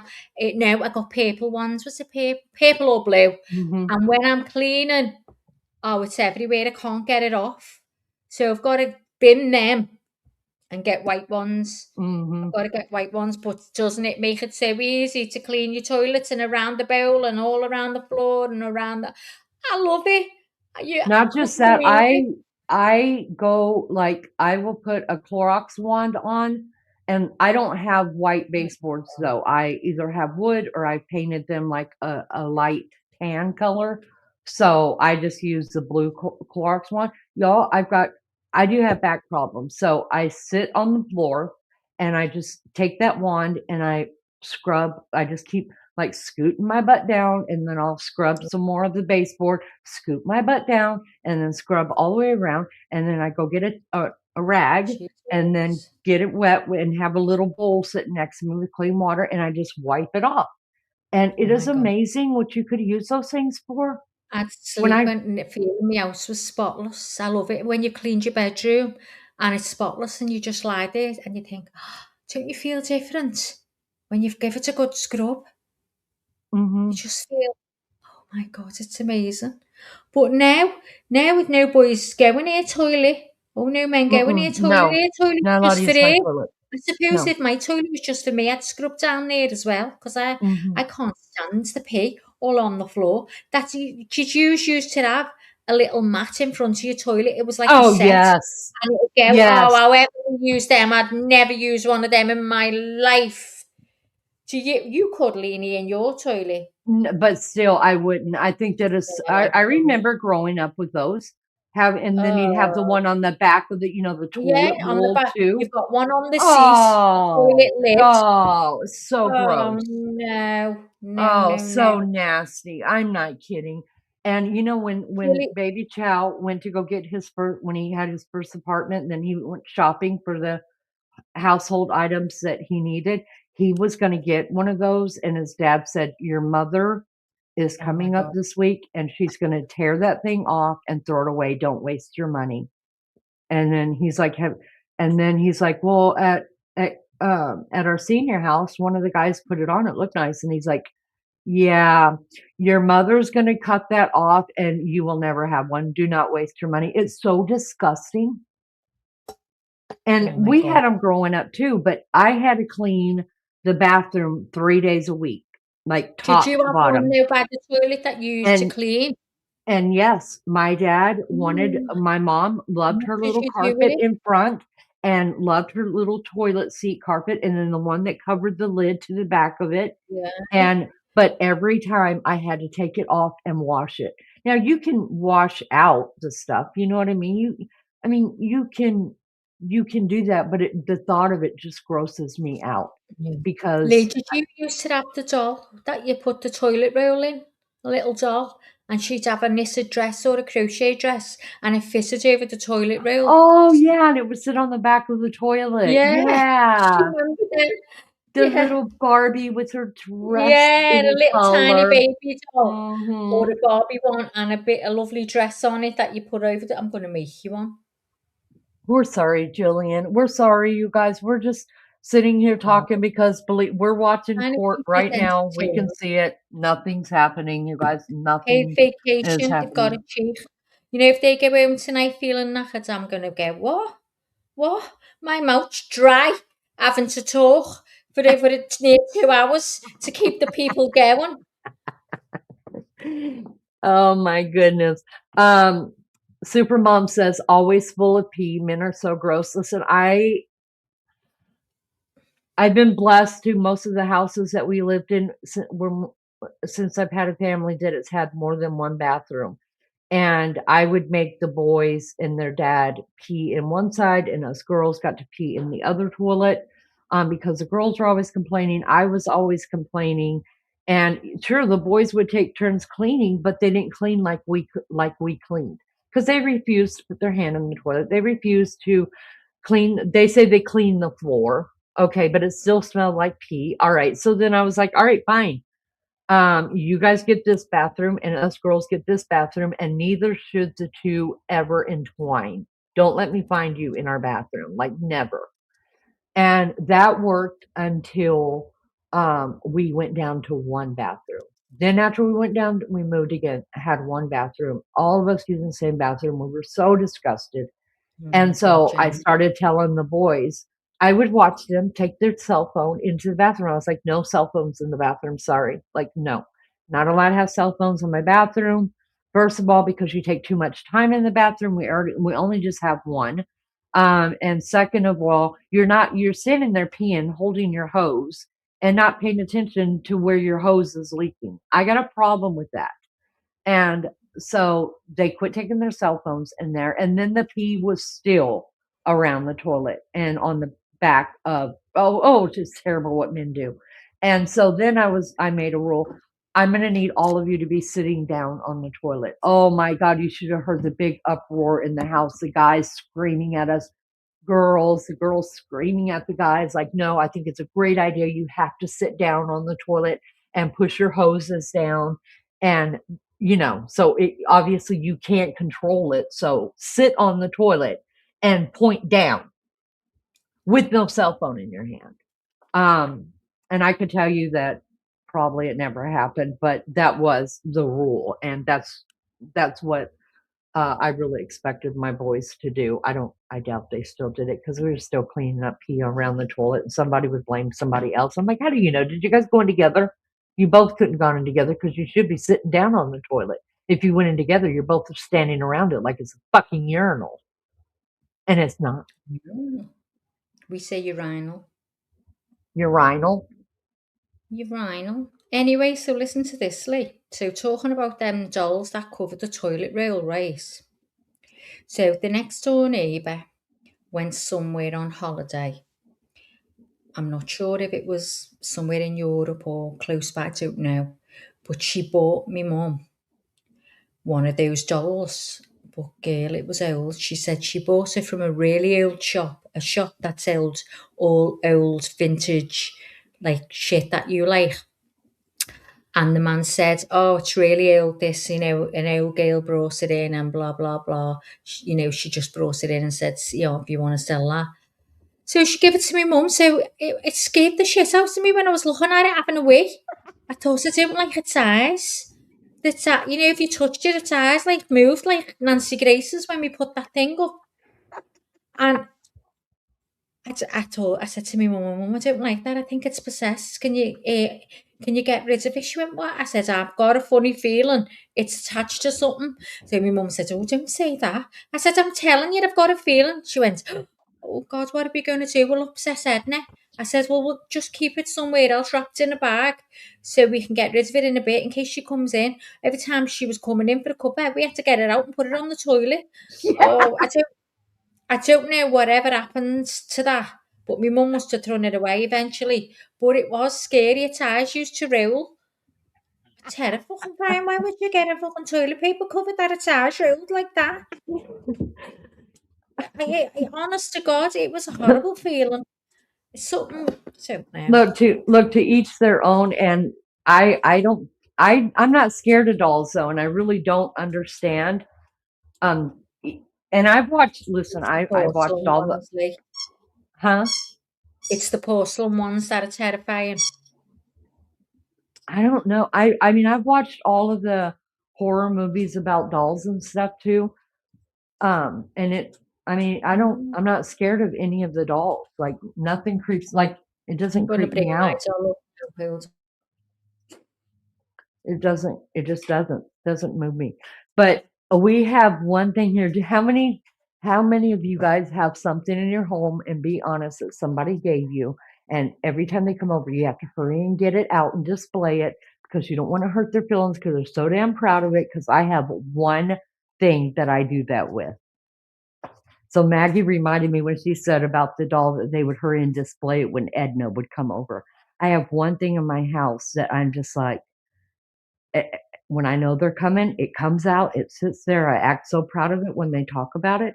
And then when they're gone, that thing goes right back up in the closet.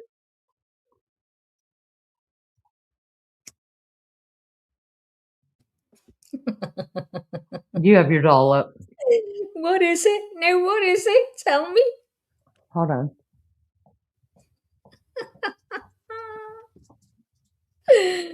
Oh my gosh. I don't see anything. I don't see anything. Put it up. I'm asking you what it is that you get out and put back when she's gone. Oh, I thought you put something up. No, I haven't put anything up yet. It is. I'm embarrassed to say it. Only because I'm gonna stand.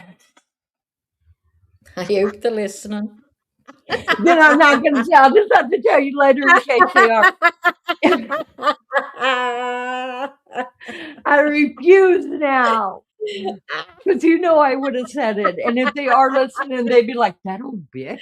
Is there a chance they're listening? Is there a chance? Yes, there is a chance. Well, you're going to be getting side-eyed now. They're going to be thinking, is she fucking meaning me? Is it that? Is it what I bought it? I wonder if she's me. Oh. You may as well just say it. No, I can't. I just can't. Cause I can't. No. I don't want to hurt anyone's feelings. I don't want to Doesn't hurt want their to hurt. feelings. I mean, some people's feelings I don't mind hurting, but I don't want to hurt those people's feelings. If they're listening or Why did I someone open my that's mouth? Why did I go and put it on a list? Should have just let her do it and then said it. I would have said it. But I'm glad you did that because you had to be making fun of me for a reason, and then it brought me, it brought me there that yeah, that would be a bad thing, Maggie. That would have been a very bad thing. So You have yeah, to but tell me now, after. yeah, it's terrible that I even feel that way, but I can't help it. She normally goes, "It's terrible. It is terrible. It's terrible. It's terrible. Terrible." Oh my God, do we stay here or do we just say Oh, fuck they've you got a like chicken. we'll? I'm telling you now, they're fucking coming back for 10 minutes and they're getting off. And all he's coming back for is to say, okay, at this point, guys, I think just that, don't talk about this case. Don't use your phone. Don't look at it. Don't speak about it to anyone. And it'll resume in the morning, 9 a.m. And that's it. How They're long off. has it been? It's been over 2 hours, right? Oh, I think the trial's finished. You How think they long has it already? been, Gemma? I think the fucking trial's finished. I think 6 They've weeks. listen. They already have a verdict. We didn't even get to the verdict watch, you guys. Fucking A. Damn, there's so much I could be doing right now, though. Not to be Only mean. just 2 hours. Only just. Remember, that's only happened They could once. have went for a Remember when sleep and come back. he took a lunch one time, and they usually take an hour lunch, and he came back at the 2 hour mark, and then he let everybody go. Remember that? That's one time that did happen. So this is the longest time that we have sat here, if it's been over the 2 hour mark. Oh my God. Listen, y'all, I'm going to give it 10 more minutes. If we don't see hide nor hair of that camera moving off the Massachusetts judicial emblem in that courtroom that does not say probably in God we trust, which pisses me off. Y'all don't even get me started on that one. Then we're closing this one down and we're gonna have to watch it alone, come back and talk about it later because I got stuff I could be doing. I don't know what, but I do want to vacuum my room and put new bed sheets on because I did all the laundry last night. So everything's folded. Now I get to go pick out of what set of flannel bed sheets that I want on my bed.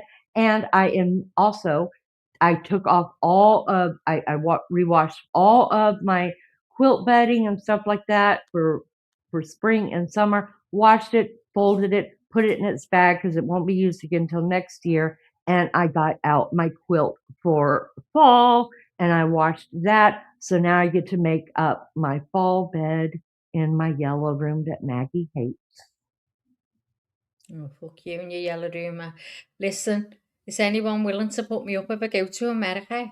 Because I'm not staying in the yellow room for no one.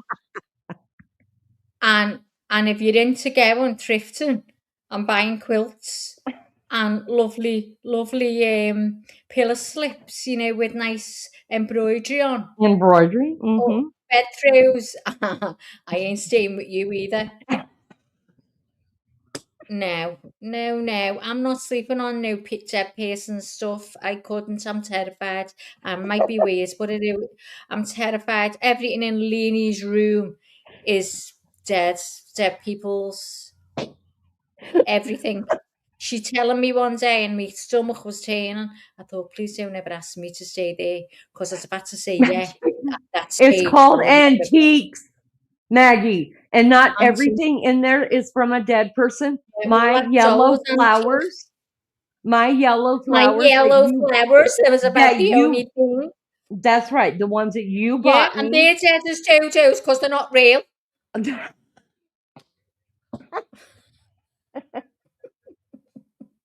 But they weren't owned by a dead person. They were brand new. I don't care. I'll stay on the couch with the dogs. I'll stay with Laramie. I'm not going near that room. Alec would. Ah, he's worse than you. I would. Oh, You go and I'm sleep with a dead hoping, body. y'all, I'm gonna try to figure out which one of my brats can come and stay with my babies so that I can get to the colonial, I call them the colonial states, yes, because I'm just that old fashioned. Up there, and I am gonna go and stay in Lizzie Borden's house. I'm so Oh, I want excited about it, to. can't stand it. I want to Listen, wait for I'm you going to to the to witch America trials her so I too. can do it with you. Oh, Maggie, we would have a blast because you would have me laughing over every Would we sound really you get hear. besides you going, look at here, Leo? I'd be going, oh God, love, did you feel that? I'd be getting all the house going. I'd be hysterical. I'd be going, I'd know everyone by the end of that. I'm telling you. I'd be holding on to the clothes and everything with terror. The only bad thing about it is you guys know I'm a night person and Nobody you don't have love that for saying. Oh no, so you am I. I used to be a nice owl. When I miss Alec, I slept all day and was up all night. That was my life. I loved it. no, but what I'm saying, Maggie, is like so the Lizzie Borden house is a bed and breakfast, right? So, but it's also it's a okay, everything's fine, guys. It's also a museum. So if And you you've got to can be out, you've stay, told me. yeah, I wouldn't go to yeah, you got to sleep. be out at 7 a.m. Not No, only out, but you've got to pack like if you're going to stay for 2 days, I'm no, I'm staying the for way there, I am. We're then not you staying have to too pack late. up your suitcase and put it away so that when the tours come through the house, they don't see your stuff. And No, that means we would have to, start moving by 6 o'clock in the morning. And that's not my jam. But I'm still willing to do it to stay in the Lizzie Borden house. I'll just stay no, up I all just night. won't go to sleep. I'll stay up. Yeah, we'll I stay won't up get, all night and and then I'll go back and sleep on we'll your leave all of couch. our suitcases in the car and We only don't need bring in. suitcases. I'm sitting, I'm staying in what I'm in, and I'm going back to yours in the same stuff, and then I'll get a shower. Okay, I'm not that's taking what we'll do. anything off. That's what we'll do Staying then. Yeah. exactly the same clothes. Yep, that's exactly what we'll do. Yeah, we'll So all just we stay got to up do all is night. just get We'll up have a real sleep quick and in. make our bed. Hmm. Yeah. I'm not even sitting. Hang on a minute. So you're telling me we go there and then just go to bed? We don't stay up You can and sit. try and Some people do carry on stay up all staying? night, Oh, but well, I'll be staying up with them.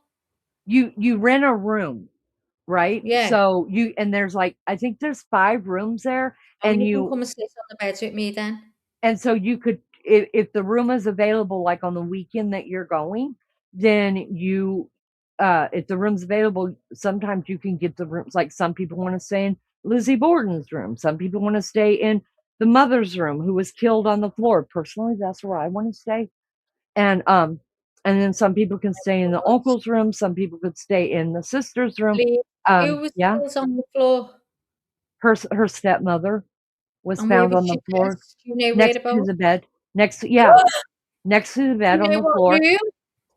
Yes, her room. You can rent that room out. That's what I'm talking about. Oh, I won't be staying in the room, Lee. Oh, yes, you are. And her dad was killed on the couch in the living room or the sitting room, Oh if you will. my God. Like they have real pictures, but they're black and white. You should go look at them. They're amazing. Oh no, I couldn't. I couldn't sleep in a Oh, room where someone had been murdered well, we all the wouldn't be time. sleeping. We're just gonna sit on the bed, and Yeah, but I'm I'm gonna still film scared. you. I'm gonna film you the whole night while you're And I'll jumping be and shitting screaming and myself. I'm so shouting, scared, and it won't be put on. I'm really terrified. and it's My gonna be stomach's great turning now. content. Listen, we will blow up like to Oh, that would be funny. Like it would be 50,000 funny. just from your It stay would at be the Lizzie funny, and Borden it house. would be absolute genuine. Because I love it. I've got to go, but I've been to loads of haunted houses, but I've come away disbelieving. I've had more of a laugh than anything, Well, I and I mean, just that's well, terrified. I asked Beefcake and American Baby Cow, my baby cow, if one of them, because Oh, but it's we've had going. this in the Hi, plans for a long, Glee. and I said, will one of you guys stay, or both of you stay with me in a room at the Lizzie Borden house? They were like, no. No, No. we will rent I you a wondered if room. you could be in one You're room. welcome to stay, and we're gonna go on down the road, and then you could meet us down there when your adventures are over. Seriously, I really want to do that. I really, really want to do it. You can after hours, you guys, they keep the refrigerator stocked. I have like totally researched this and got it planned out for whenever I Hey, can what do about it. the refrigerator? So they have the refrigerator stocked. Like they have like meat and cheese in there. You can make sandwiches. You just can't use a stove, but you can make like sandwiches. They have a microwave you could use. You could bring in you some cup of noodles. Y'all, I love me some cup of noodles. Do you hear me? You could bring that stuff. So like Noodle, after hours, the kitchen, if you so we have can rented a just sit. room in the house, then you are welcome to use their kitchen after hours, after all their guests have Well, left. I'll just bring Mars bars and chips and things like that. That's what I'm eating Yeah. So because I'm people eating with just, my nerves. you can just put some, like bring whatever you need, put it in the kitchen or whatever, and then when it closes up, like at 5 o'clock, then you have free run of the house again. So I think it's amazing. I love it so much because you could just dip out, go see other stuff in the city or in the surrounding area and stuff, and then come back at 5 o'clock, and the haunted house is all yours again. And then, oh, it's a dream of mine. I really want to stay there, but nobody. Well, I Is think anything I ever happens in there if you ate?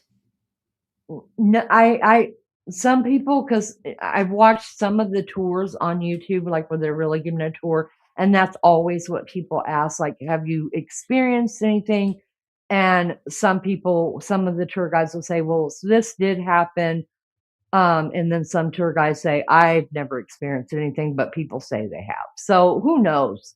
Who knows? Mhm. Like listen, I Oh, live in a house where somebody died, you know, and there's did he sometimes die in the something, house? you know that. I don't know if he died in the house. I told you it died in the house. Well, I forgot whereabouts. I'm not telling you which room. Oh, I'm not fucking saying at all now in there. Whereabout, Lee? I'll sleep on the porch on the chair. Don't say that's which side. It was in one of the bedrooms. So Oh, the if you yellow room. sleep in, so if you Was it sleep the in yellow either one room? of the living rooms, then you'll be good because nobody I'll died in sleep one in of the living beefcake. I'll rooms. sleep in beefcake. But listen, was it the yellow room? Telling you. Oh my God, guys, I can't bear it house. I hope you move before I go. So Just anyway, there. sometimes things will happen, like not big things, but like Oh my God, I just talk don't about it know. like it's not, and I'd be fucking terrified to have the priest in. Oh no, I feel very Hey, what connected to happens? Wince. I feel very connected to him, even more so than his wife. Now, his wife died Is it in the person that died? And how do you know? because we bought his house. He's the one that built this house, and we bought this house from his family. They're not the ones that told us, but remember, Mr. Joe was best Yeah, friends but with Wince. why do you think it's the person that's tell me what happens. What do you mean? What I know happens? Wince died here because Mr. Joe told me. Yeah, His but I mean, wife, do you ever have anything happening? oh no, Strange no, occurrences? like a strange, like no, like if like I don't know, it hasn't something hasn't happened for a long time, but I remember sitting in the living room and something like Mm.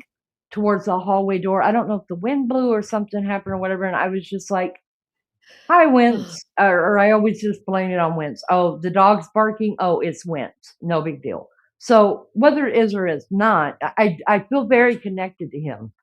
Not because I believe. I mean, I don't believe in. I do believe in spirit entities.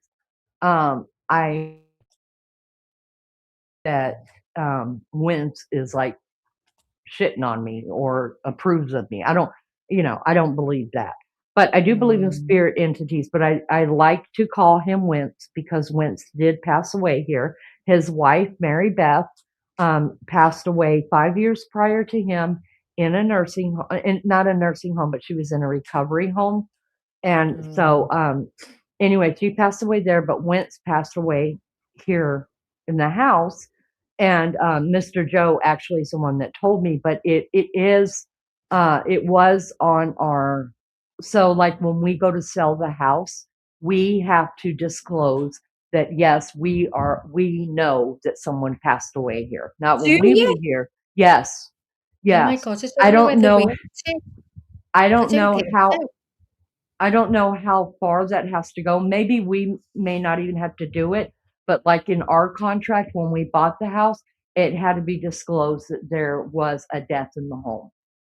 Oh my So God. I didn't even look that up. Beefcake didn't let me see it, but I don't know why he would have thought I'd have been freaked out by that because he's always Oh, it's known I love all that terrifying. stuff. I mean, But people, would you live in a house where, well, you would, where someone had been murdered? yeah, yeah, I think I would. Yeah, Yeah. yeah, Would yeah, you I really? would. Oh, really? Yeah, Oh God. I th- uh, because and I wouldn't think I don't I think I could get past the evilness of whatever happened. For me, Oh, it I'm would be sitting there it would thinking of it be totally. no, for me it would be connecting to the victim. It would be like, like I love you and I'm going to take care of this. You know what I mean? Like I'm going to take care of your home. That's the way I look at this home. Like it's not my home, it's Wentz's home. He built it. He lived here. He died here. You know what I mean? This was his home. And so I always think about Wentz, and to me, it's like, okay, Wentz, I got it. I promise I'm going to take care of it, make it, I mean, maybe he won't like the way that I decorated. I don't know. But what I'm saying is, I feel like a caretaker that has been passed to me to care for something that somebody loved. So that's the way I would look at the same way living like in a house that had a tragedy like that. Like, not so much of the tragedy or the evil that was there, but of the person there whose life was taken in an innocent way. I would just feel like, look, Mm. I'm going to continue to love you and honor your life by taking care of whatever was yours. Because if I could tell you how much stuff Wentz left up there in that attic, y'all. Now I did tell Beefcake, I said, look, when we do finally leave this house and we sell this house, we're not taking anything of Wentz's. Like if it was here when we Has moved he in, got it no stays with other the house. family, Liv? Do what? Has he got no other family? Yeah, his That, family. We've never well, why met didn't you his. phone them and say, Well, listen, okay, come and get a shit? do what? Why didn't you say, come and get this stuff out there? Where is it in? Because The shed? The loft? no, it's in the attic. So because it's like a broom and a dustpan and a thing that you dry clothes on, and then like some old buckets, some like we ended up finding like some old wash tubs and things like that. And I put them. I've got that kind of stuff out. Beefcake uses his broom and his dustpan still in the garage. And but other stuff like I've never been up there in the attic just because it's too damn hot and there's spiders and I know it and I'm not walking into a spider web. Oh, It's just not happening for nothing. yeah. And so, but Beefcake told me there is like a set of drawers up there, and I'm like, just leave them because I don't need the spiders. Let them have their life up there. I have Oh, my they're life down probably here. all having babies in that and everything. Yeah, Oh, but you know apparently what? in the UK, we have to in the UK as well. Say if there's been a murder in there. Yeah, I think you have to, but I don't know. I know it's a law here, but like since it didn't happen Never knew that. since we bought the house, I don't think we have to keep putting it into the paper. So I don't think we're going to have to disclose it because it didn't happen, while we owned the house. So I Mm. don't know how long it's supposed to go. I'm going to look that up and find out how long you Yeah, have to look it up disclose and that let me know for. because I'm interested in stuff like that. Has Court all gone home? Surely we've not heard a thing since they said they're going to have a short break. They already have Maggie said they already have the jury They've has had the dinner as already, well. yeah, it's already out there. We're We're just going gonna have to straight watch into another the channel. dinner. We're going to come back to say see you tomorrow at 9 o'clock. Mark my words. Mark my words. We've sat here for nothing. You know what? We could have gone now. Manchester Airport, jumped a flight and Come gone to to Tenerife Leanie's. at the time. Yeah, could have been in Leanie's now sitting on the porch because I'm not going in. Do you know what I mean? My battery, I've got to put my battery in. Fucking waste the battery, that.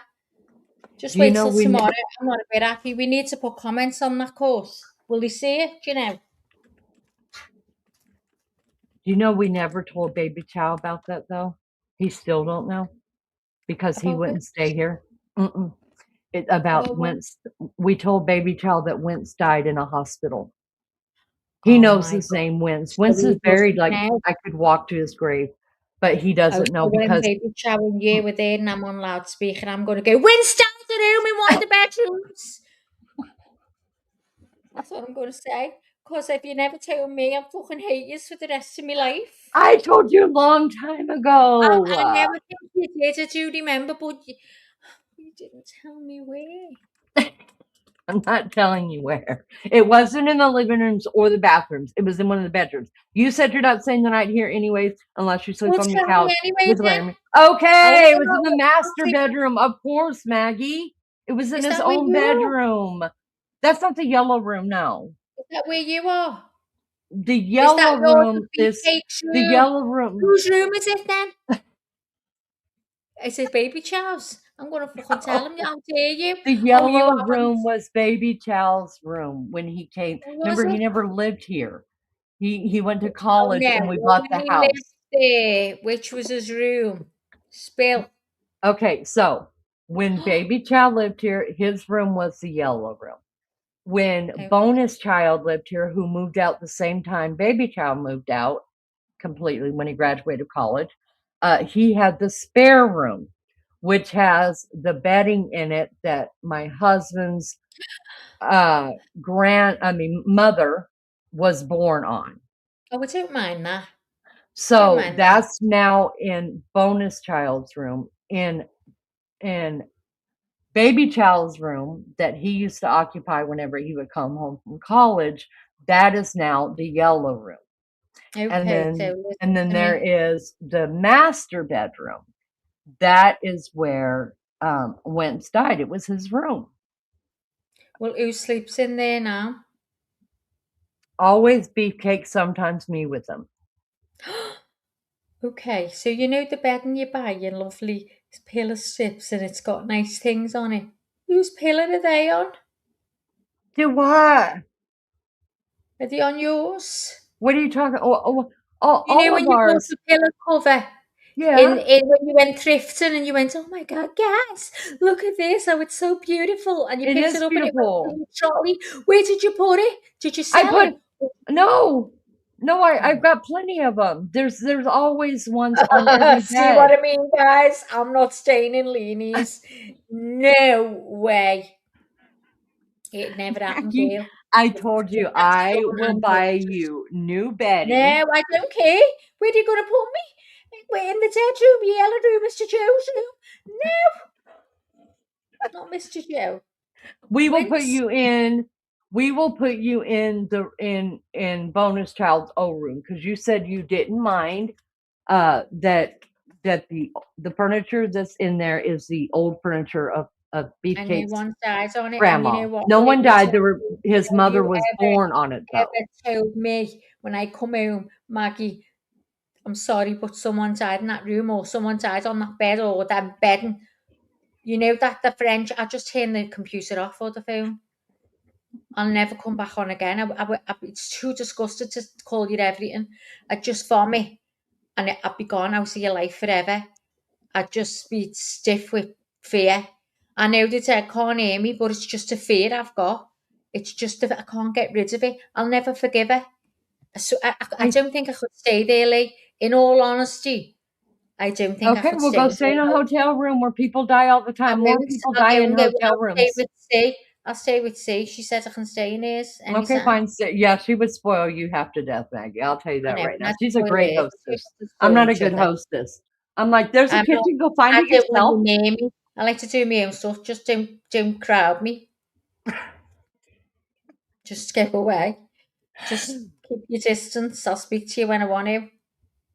Oh my Good goodness. night, Oh my Louise. goodness. Louise in the No, it doesn't. I think it's just all the way that people look at it, and I do believe people do feel different things. Like maybe you can feel more of the evilness in things. No, And I don't feel the evilness. It just feels eerie to me. It just okay. feels eerie. It's not nothing to do with evilness at all. No, I No, but don't I get mean, that. like you said, you couldn't live in a house where someone was murdered. So Oh, there if was someone evil was there. murdered, yeah, I So couldn't I do know. think, yeah, I think we're all maybe sensitive to different kind of a things, you know what I mean? And so Mm, I could understand that when someone says they couldn't live like that, but because I don't think Beefcake could live like that's why he won't go and even stay the night at the Lizzie and Borden house. baby It's like, Charles no, like that's me as evil. well. I'm Yeah, made up they're like, baby Charles like me. yep, they're like, no, that's evil. We're not Can you staying ask there. Beefcake if mind you, he does stay in a house that someone died. Well, you know what? My dad died here. See, And and you live there. yeah, but you know what? For about a year, I was terrified. If I woke up through the night and I was dry as a bone and needed a drink, I'm not coming down the stairs. I couldn't. I used because he was laid out in the living room. And when you come down my stairs, it's a long hallway, and the living room's right there. You can see where he was under the window. So I'd come down and I'd put my hand to the side of my eye. I'm doing it now to the side of my eye and run in the kitchen. I was terrified. It was the worst thing ever. Now it doesn't bother me. Do you know what I mean? Hmm. And my Jessie died on my bed, and my son said to me, "Mum, I didn't ever think you'd sleep in this room ever again because he knows what I'm like." I went, Hmm. "You know what? It doesn't affect me. It hasn't affected me once in that way. Being scared that she died there. Hmm. Isn't it weird? It's so Uh-huh. strange." But if I start Yeah. thinking about my dad dying here, I start like side dying. Do you know what I mean? My Hmm. dad actually died where I'm sitting right now. But I just couldn't stay where someone being murdered. I could go and have a cup of coffee with you in your house. That wouldn't be a problem. But I Yeah. couldn't stay there when all the house goes quiet. Oh, girl, I couldn't. Oh, it's my The favorite only house time, go but quiet and I go stiff. My heart would be pounding in my chest. I would be saying to Alec, "Are you still awake? Are you still awake?" And I know he doesn't say awake. He goes out like a light. hmm. I can't stand it. And I'm lying there wide awake, and then I'd have to get up the next day and no one would be able to look at me and be in a terrible mood. No, no. I'd rather stay in your car. Just give me a I'd sleeping let bag. you. I'd let you. Yeah. I'd be like, I'd stay go ahead, Max. I'd There sleep you go. on the back seat because it'd be big enough for me. I'd be all right. You'd be all right. Yeah. Yeah. Oh, All right, girl, I Maggie. I don't think think we they're should. going to come back. They're not going to come back. They're well. They have to come back. They have to close court for the day. I mean, it's a thing. But I don't think there's going to Oh be my any God, I've just testimony. a second. And I think people are sick of us. Yeah, I So think they will too. So why don't we just close this one out? You guys just keep checking in with Court TV. If they do come back and have any sort of testimony, it is only 217 in Massachusetts. So, I mean, will they, won't they? We don't know. We don't know what's going on. I mean, Look at my maybe baby, Lee. I Look at my love that baby, baby. guys. I Isn't love she that gorgeous? baby. The neighbour's baby, look at her. Oh, Oh, oh, her she's little so sweet. blondness. Oh, got the cutest little nose. Look at her. Oh, She is gorgeous. I Gemma want said her. we'd never be sick of you both. Oh, we make people so sick. Isn't I she know we cute, do. Charlie? She's dead cute. She is She's very five cute. pound four. She's gorgeous. She's got blonde hair, put little bows in her hair. Oh God, do not put a bow in that baby's hair until we get through this trial. If I see one more bow, whoever's wearing it, I'm punching them. It's Oh, just the way that it's going down. I'm going to call my granddaughters and say, do not put a bow in your hair until Mammy says so. size of her nose. She's It's hard. adorable. She looks big. She's so tiny. Only tiny, guys. And smells like baby powder. Oh, And she smells like. Gemma, she's a doll. She's what? an actual. She's an actual doll. So, do you mean doll like a sweetheart or like a doll that you throw up against the Oh, wall she's when a you're doll. done playing with She's them? not real. She's not real. Remember I Maggie, told you. shut up. I've showed you this before. I'm sure I have. Remember I told you she was on the I couch I'd just been changing her when I first got Yes. it. And then Nora came in and went, oh, and I said I was minding her for the neighbour. And she went over and picked her up and screamed because she was cold.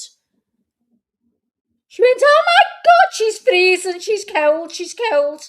And I seen the fear. And I went, oh, Nora, it's a doll, I'm only messing with you. And then my Oh my God, brother, it looks real. no, it's not real. That is insane. Look at the red across her forehead, just like a baby I does. know she's got a little, yeah. Oh, you want to see her fingers and her toes? That is so. Is that what they No, give when? Gemma, No. it's an actual doll. It's not real. So wait, is it the kind of dolls that people? I mean, they It's a actually do reborn. Yeah, it's a do reborn. YouTube videos about the Yes, baby that they take care of. yes. I went and got one. I don't know what was going through my mind. I just don't know. I got one. I changed her clothes once, and she's been in a box underneath the bed ever since. She's got loads of clothes around her, and she's wrapped up in a blanket in the box under my bed. She's been there for years. That is insane. She was £200 years ago. I had her made, like based on one of the babies, and I was going to get the three of them done.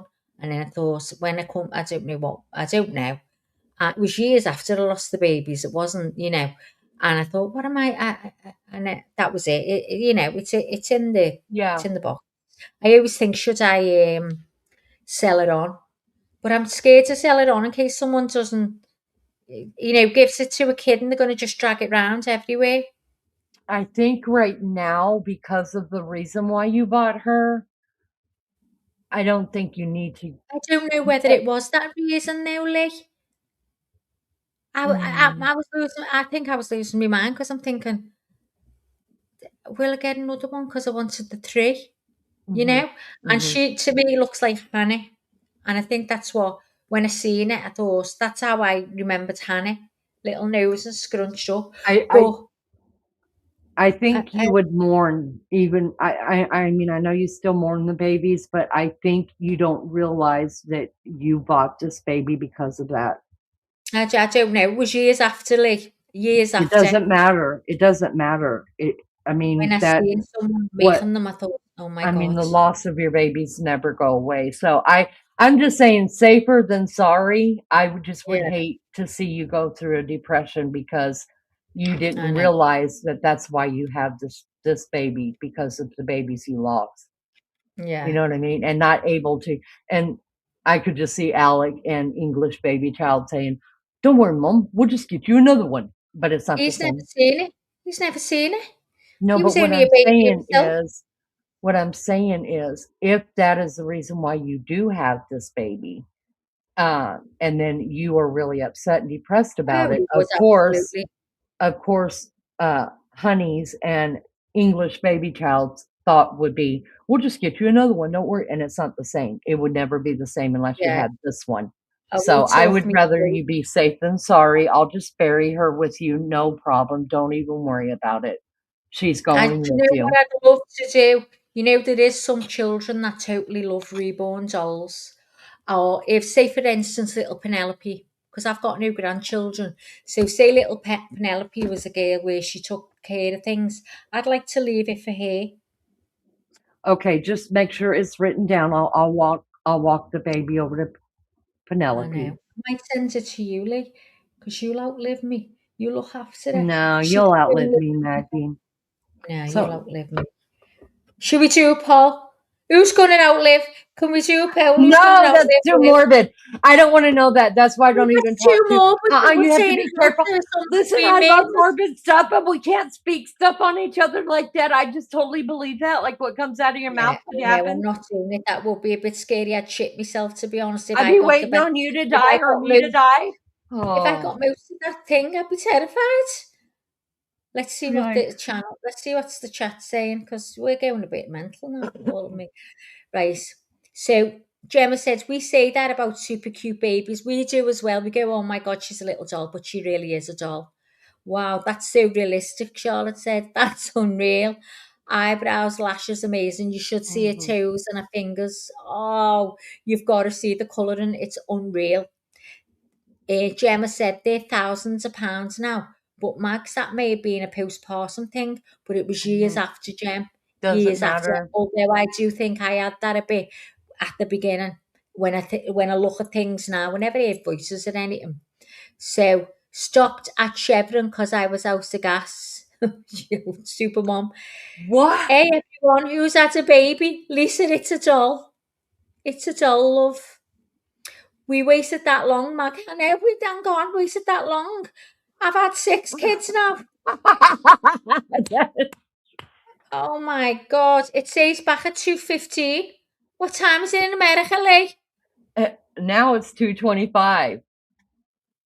Oh, they've got a cheek. They've got an absolute cheek. I Thanks, want Lee. to. Thank you. I want to know from Supermom, what state are you in? $5.79 a gallon. You've got to be freaking kidding me. That cheap? No, that's expensive, Mag. That's almost $6 a gallon. Oh, is it? And for this Well, time of year, that's terrible. Central California. Now I'm not terrible. surprised. In Indiana, I pumped 2 days ago. Now everything could change within 6 hours. We all know that. But I pumped 2 days ago and I got it for like 370 something. Damn, that's a lot Oh though. my Yeah, gosh. that baby she was showing us, it They used was to drive to America to get their gas because it was so cheap. So they said. yeah, it's not a real baby, it's a doll. No, that's a doll. I've just been deleting them. Who says what? Dolores said I just started giving my stuff away now to who I wanted to. I've done that. I mean I started that long time ago. Yeah. I don't think but I understand like what You've you got really loads of want them kids to now and have. grandkids, haven't you? Cause yeah, cause some people, some family members, they're evil and there are some people that did not want that ring to go to that one Just use daughter your and she stole words. it. Woo! Even the Uh, soapbox when you say weird stuff. huh? Your dog barks when you say strange and weird stuff. Listen, they feel everything I do. Miss Dolores, where are you from? Your gas right now is $3.33. Supermom says it costs me $25 to go to work each day. My God, start working Oh from my home. god. Too bad a lot of people that want to work from home can't get jobs working from home.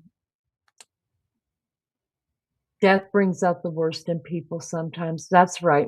That's right, Lisa.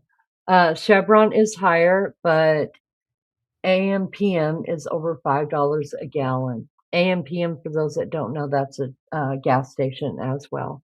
Dolores says, I'm filling everything up with gas while prices are down.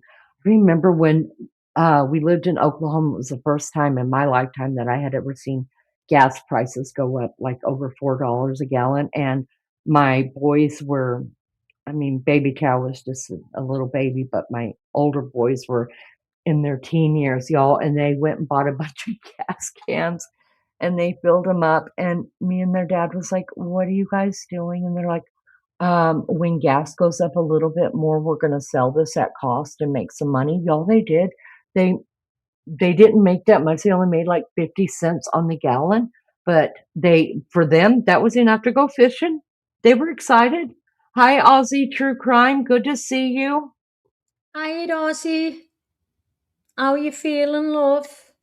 All right, Supermom is having a nail appointment. Listen, I know they said that they're going to be back at 2:15. I don't know where anybody is saying that at. Well, they're saying 2:15 in the UK or in Slovakia or somewhere. Could be waiting. Oh yeah, oh we Stop are. it. Sevedos. Blame Oh, get the Maggie. sound on, Looney. Hold on. You guys, they've been back. Oh my god, it wasn't on live. I didn't know. Oh my god, guys! She's had it on pause. Oh, guys. I want to cry. We've sat here for 3 fucking hours. Oh my God, can you believe it? All right, You better shut play up. it right now. Play it right now and go I'm past playing, them I'm playing. dates. Oh I want my to see God. what time they come back. Probably half I an don't hour. know. Let me see. We are, that's 2:15. They were back at 2:15, son of a biscuit eater. Oh, it's not that So we're long like, then. yeah, we're It's about hang on, 15 minutes. 15 minutes. Yeah, 15 minutes. Oh my God, guys, I was near giving it up for life. Can we go back 50? Have you gone back 15 minutes? You do. We're back where it began at. He's pulling law books out, y'all. He's gonna slam the law down No, he's right not now. going to be able to settle now because he's closes. He's had his dinner and everything. He can't breathe. He's opened his button. He just wants to get home now and get Netflix on. Oh my gosh, I cannot believe that, but I can believe it. I can. I can't. Listen, it's who we are, you guys. It is. Listen, we come with everything. We come here with everything. I mean, See even the what I judge is mean? having to look up the laws right now, you guys. So nobody's prepared, not even the judge. Listen, it never goes to plan on here. It's either I ball something up every time, which I do. It's not either. I always do. And Looney balls us up as well. We're only human and we do practice. It's raw. It's real. It's live. It's live, as you know. I have no idea even what's going on. The jury is not in there. It looks like the judge is bringing up law. There's a The judge red put a right bit of there. weight on, do you think? Have no clue what's going on, y'all. Yeah, they all look like they put a bit of weight on. Oh, jury's coming. All rise. Lindsay All Clancy rise. with difference. She been in? Oh no, that's the chair. Oh, I thought that was Lindsay Clancy's top. She has not. Pin, I think she has not. Lost the weight's not another. Your eyes are crossing, Mags. It's okay. Well, I did wonder. That's why I asked. Thank you so much. Listen, Evie, there's no help for us girls. This is just the way we are, even though Miss Dolores is gonna fire us. Dolores was going to fire us. No, we All are. right, I'm being quiet, guys. All right, I'm we'll turning return mine now off. to redirect counsel. Thank you. So, as it relates to the concept of confirmatory bias, sir, in your opinion, with your experience, does the period of time within which an expert is hired by one side or another to evaluate a person and give an opinion, in other words, if it's a compressed period of time as opposed to an expanded period of time, is that one indication of confirmatory bias?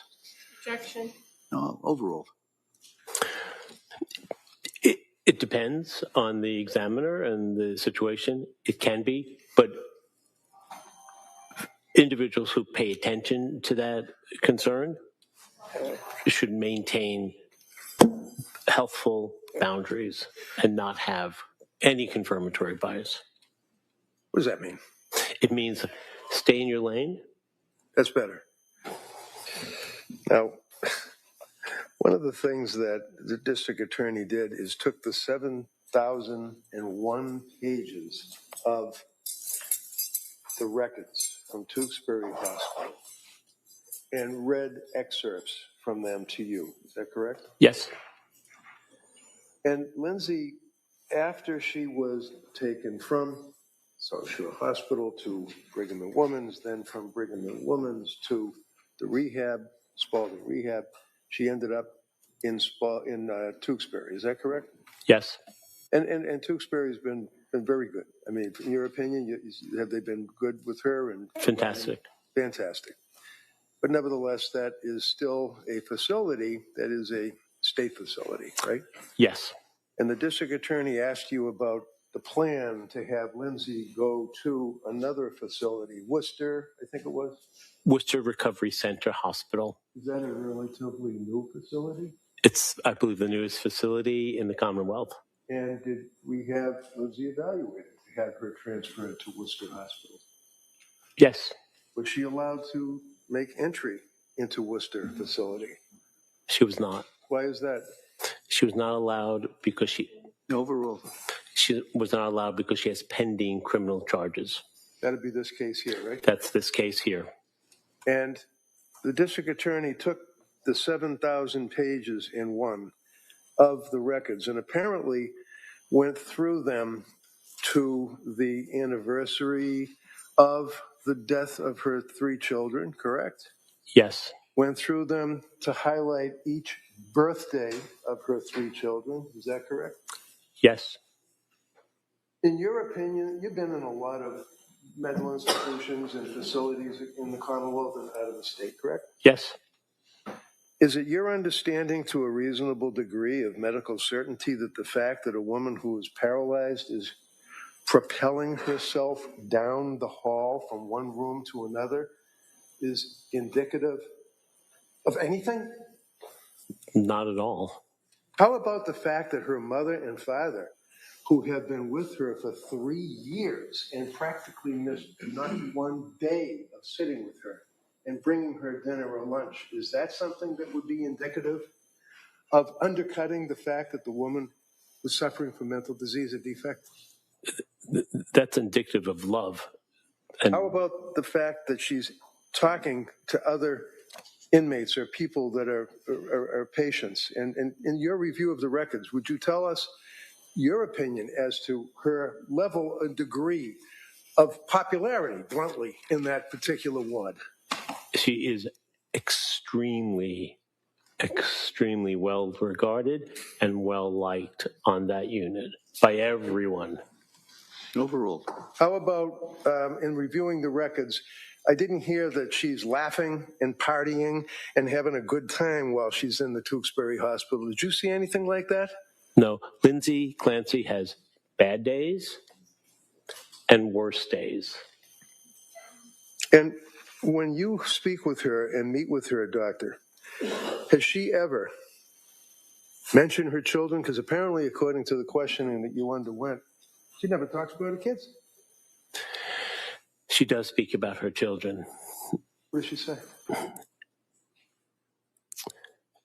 She really loves them and misses them and thinks of them every single day, almost every moment of the day. And finally, doctor, I'm holding up what has been marked as Exhibit 1 or I don't know, for identification. Have you seen this before? Yes, I have. And in your dealing with Lindsay and interview of collateral contacts such as Patrick, do you know what that is? Yes, I do. What is it? This is called the wish vase. And what does that mean and what is it? This is a vase that Miss Clancy and her husband purchased in Hawaii when they went on their honeymoon shortly after getting married. I was object.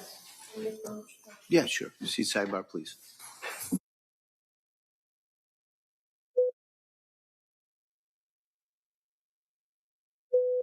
Oh, they've got a cheek. They've got a cheek. They've only had near 3 hours. Good And now news. they've... Good news. We can fast forward through those. Vase. Oh, yeah, thank And God. what does that mean and what is it? This is a vase that Miss Clancy and her husband purchased in Hawaii when they went on their honeymoon shortly after getting married. I was object. Yeah, sure. See sidebar, please. This to Chrissy, they have it marked in the exhibit. All right. Over the Como's objection, that may be admitted. 285. Thank you very much. All right. Como? Very briefly, please. Doctor, how many defendants that you've evaluated for criminal responsibility have you spent 35 hours evaluating? One. Is that One other person. And how many other defendants have you evaluated that you've testified that you care deeply for them?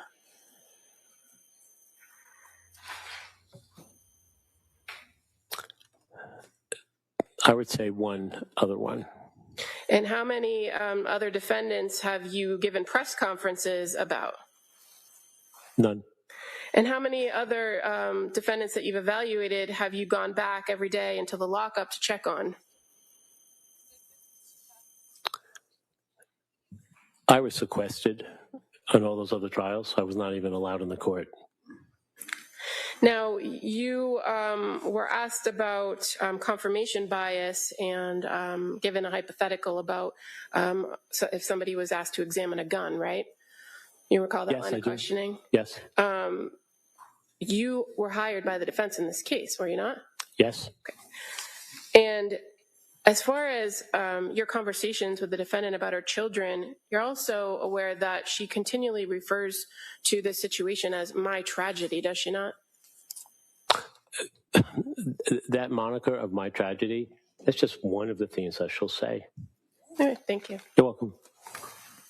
And what's the reason that, with the understanding of the court permission, that you go to the lockup and see her during this trial? I go to the lot. Sustained.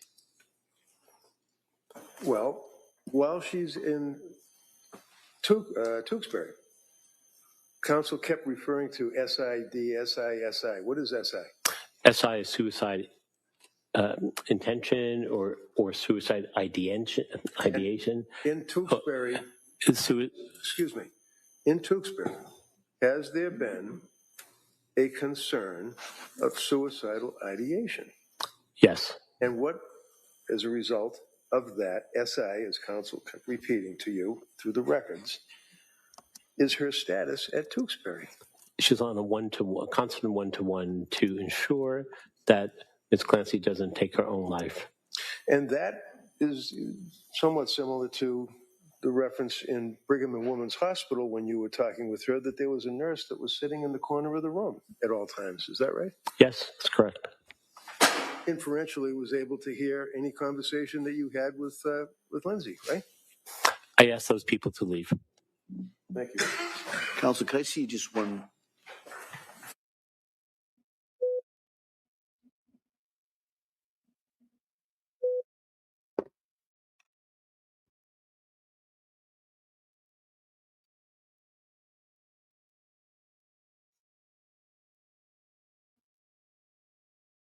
McLean Hospital witness or Dr. Spinelli? I know. All right. Counsel, let me see in regards to the timing on it.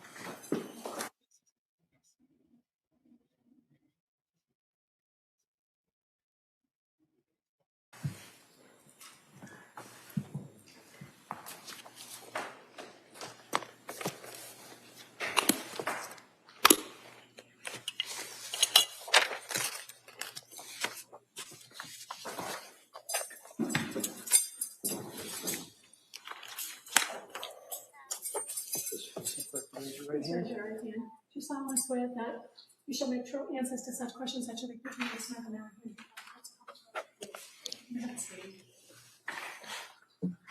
Hey, good afternoon. Good afternoon. All right. Attorney Reddington. Thank you, Judge. Tell us your name, spell your last name for the record, please. Emily Thorndike, Thorndike. And what town do you live in? I actually live in Brooklyn, New York, but I summer on Cape Cod. I'm spoiled like that, so I'm in Chatham. So where do you live now? Brooklyn. But where you live? Are you in Chatham? Chatham. Yes. And what do you do for work? I own my own therapy practice right now, so I'm practicing as a business owner and a therapist. And what is the name of the business? It's called Wise Mind Therapy Practice. What is it? Wise Mind. Wise Mind? Yeah. Okay. And where is that located? It's a virtual practice, so yeah. And how long have you been doing that? So I had my own private practice I opened that January 2023, and then this past May I expanded. I hired somebody, so technically it's a group practice, but I've owned my own business technically for, 4 years? So tell us your educational background, please. I went to Dover Sherburne High School, and I went to Hartwick College, and then I went to Boston College School of Social Work. And what degrees do you have? So I have my master's in social, well, I have my BA in sociology. I have my master's in social work, and then I have 2 social work licenses, I guess. You have to get one before the other. So I only go by a licensed independent clinical social worker. So, but you have to get it's very confusing. You have to get 2 licenses, essentially. You have those licenses? Yes. Within the Commonwealth of Massachusetts? Yes. Now, your employment, can you tell us what your employment history was since I guess you got your master's at BC or something? Since I got my master's at BC, I did my final year internship at McLean Hospital at their trauma program. And then once I graduated, got my MSW, my master's of social work, and then my social work license, I was offered a per diem position at that program. And I did that position for, I think it was 2 to 3 months. And then I was rehired. I went back to the short-term unit at McLean, which I had previously worked at. So when you say the short-term unit, is Yes. that also referred to as the STU? Yes, we call it the STU. It's just short-term unit. It's also referred to as AB1, which is admissions building first floor. Now, are you familiar with this case of Lindsay Clancy? I'm only familiar about it from what I watched before I was sequestered, but other than that, I don't know the case at all. And when you say what you watched before you were sequestered, what Yes. does that mean? What did you watch? I think it was not this past Thursday, but the one before that. I'm not going to recall the date off the top of my head, but that's when, you had told me that I'm sequestered and to no longer watch the trial or consume any of it. So what were you watching? I had just been watching like the day-to-day, like the live stream, and just, yeah. Why is that? I'm interested in the case. I honestly got into sort of watching trials from the Karen Reed trial, and then I wanted to watch this case, and obviously, I worked at McLean, so I was curious to watch it. And when did you work at McLean? I started there in 2014, and then I left there in December 2021. So how many years is that? 7 years, 8 months, I think. And what was the nature of your work? What'd you do? I started as a mental health specialist there, which I think you can sort of try to summarize as those are the counselors are sort of directly on the unit with the patients. Our main role is to keep patients safe, really. So you're doing a lot of safety checks. You are putting eyes on patients to make sure they're not trying to harm or kill themselves. And we do crisis intervention. So when those things are happening, because they do, we are the ones to intervene, and unfortunately there are a lot of restraints that happen on those units, and that's one of our main jobs. So the STU that you refer to, are there a couple of them at McLean? Or? So I'll try to explain it. When I first started there in 2014, it was 1 unit with 28 beds. During the time I was there was a renovation. They expanded the unit. It's a little confusing, but in 2016, I believe it became 2 separate units operating the same way. So there's short-term unit north, and then there's short-term unit south. And now south has 22 beds and north has 23. So that's why you'll see AB1S or, so they're the same unit, but there's a south side and a north side, if that makes sense. When you were working in that particular unit, is that the same unit that Lindsay Clancy was in for the 4 to 5 day period? Yes, I worked on both north and south for a significant amount of time. And for all those years that you worked there, did you work days, nights, weekends, holidays? So days and evenings, I preferred the evening shift, but you're supposed to do both, day and evening. I didn't do night. Sometimes you get mandated and you have to work an evening and a night shift, which is always pretty brutal, but I was day and evening. Now, how about the staffing at STU, your experience? So there's always I can sort of start with the week, I guess. There's always 4 mental health specialists and 4 nurses during the week for the day shift. And then in the evening, it's 4 mental health specialists and 3 nurses. And then there's 1.5. It's hard to explain. There's at night, there's 3 mental health specialists, and then there's one nurse on north and one nurse on south, and then there's a nurse that goes in between at night to help both sides. And how many beds are in the north and the south? North is 23, south is 22. And which one was Lindsay in? South.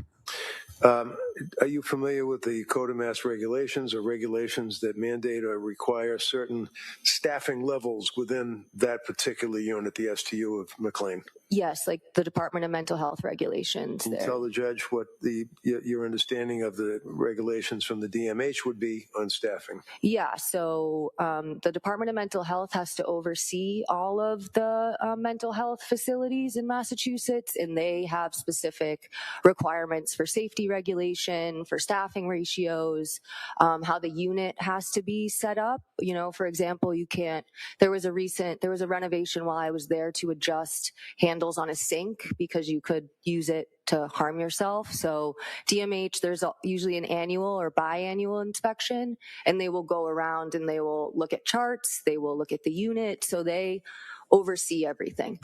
And did they mandate how many doctors or nurses or safety people would be on a particular unit? Yeah, they definitely have those requirements. And what's your understanding of those requirements?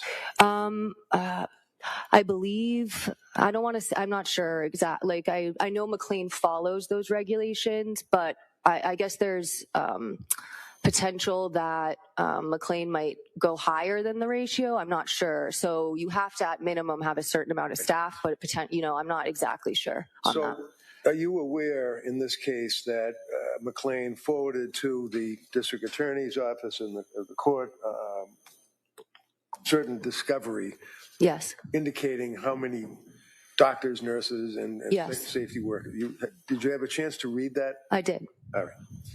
Is it your understanding that the requirements of the DMH and minimum staffing on, well, let's say on weekends and holidays, for example, does that change year to year, or is that pretty static? It's never changed. I mean, it didn't change from when I was there and with that document. So I guess that goes to what, 2023 it was. So it didn't, that was how it was when I started.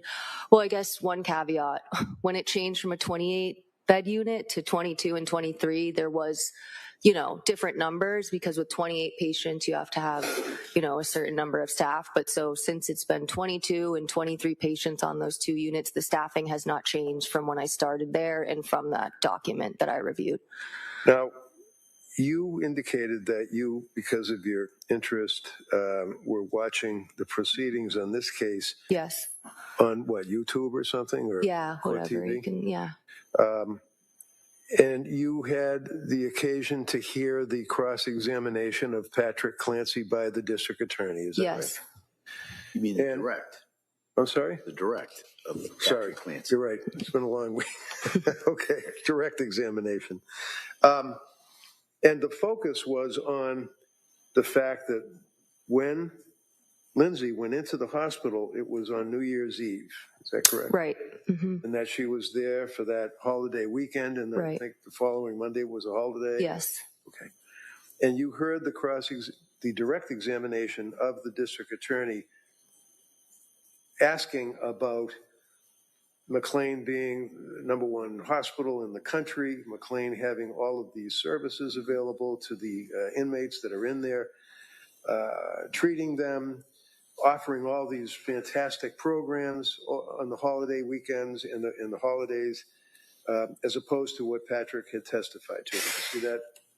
We re-asked that question. I think I understand, but. Okay, when you were watching on the television, yeah, you saw, or the computer, you saw the questioning of the district attorney of Patrick Clancy. Yep. You heard Patrick Clancy make reference to the fact that his wife admitted herself into the STU on holiday weekend, New Year's. Yes. Was there all that weekend. Right. Into a holiday. Right. And the district attorney then questioning Patrick inquired as to whether he was aware that it was the best hospital in the country, that there were many doctors and nurses and staff available and programs available, and Lindsay wasn't interested in any of that, right? Yes, that's what I took from it.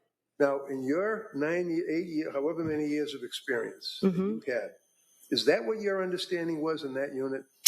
No, that's not what I was understanding. No. So tell the judge what your understanding was from your experience, hands-on, day after day, working in the STU for all of those years. Right. But you also were a supervisor of the STU at one time. I actually wasn't. I became a social worker there. So I guess you could, one way to look at it is that, the social worker and the psychiatrist, you are the treatment team. So you're making all the decisions for the patients. And so the nurses and the mental health specialists, I don't like to create a hierarchy, but they are operating underneath you. So in a way I'm supervising, but I was never a direct supervisor. Now, you came out with a TikTok or I did.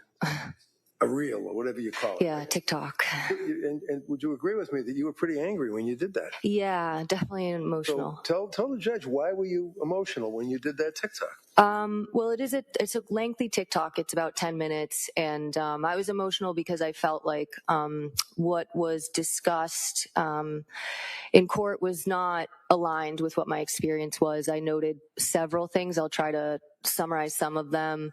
There was mention that there's individual therapy on the unit. There is not. There was mention of seeing a doctor every day. I felt like there was some misleading of that. You do see a doctor every day, but on the weekends and on a holiday, it's one doctor who's seeing all of the patients. The meetings can be as short as 1 minute. Many patients decline those meetings. And the doctor who's there on the weekend and holidays is seeing 23 patients. So I felt it was misleading to indicate that there's sort of a in-depth doctor session when it's very brief. How about programs that are offered, like making things out of clay and crayons and stuff like that? Yes, there's clay on the unit. It's called Model Magic. It's a non-toxic kid. It's it's advertised for kids, but it's on the unit. It's in the nursing station. It's out on the unit. There is a lot of coloring. There's a specific group that I saw in the documents I reviewed called Music and Mandalas. Mandalas are basically adult coloring books. The designs are kind of abstract. You could compare it to like looking through a kaleidoscope or something, and you color them in. And Music and Mandalas is a group where you play music and the patients color. So you understand from watching the proceedings that you became emotional over is that Lindsay went in on New Year's Eve with some fairly serious symptomology. Right. Is that correct? Yes. And Patrick indicated that they were, quite frankly, pretty bluntly disgusted with the help and the care that was allegedly offered to her, right? Right. And you were upset about what you felt was a misleading of this witness based on the questions that were asked. Is that right? Yes. And Patrick had made reference to the fact that she was doing coloring and she was in the groups that were sitting there dealing with the clay, and that basically they felt that it was not, bluntly, any help. Yes, and there's very minimal like family contact when the main treatment team is not there, so it's not abnormal that families wouldn't be getting like regular or like in-depth updates of what's going on.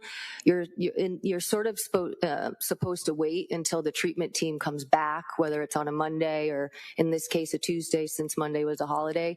That's the team who's going to be working with the patient, so most updates and communication with family and with providers aren't going to happen over the weekend either.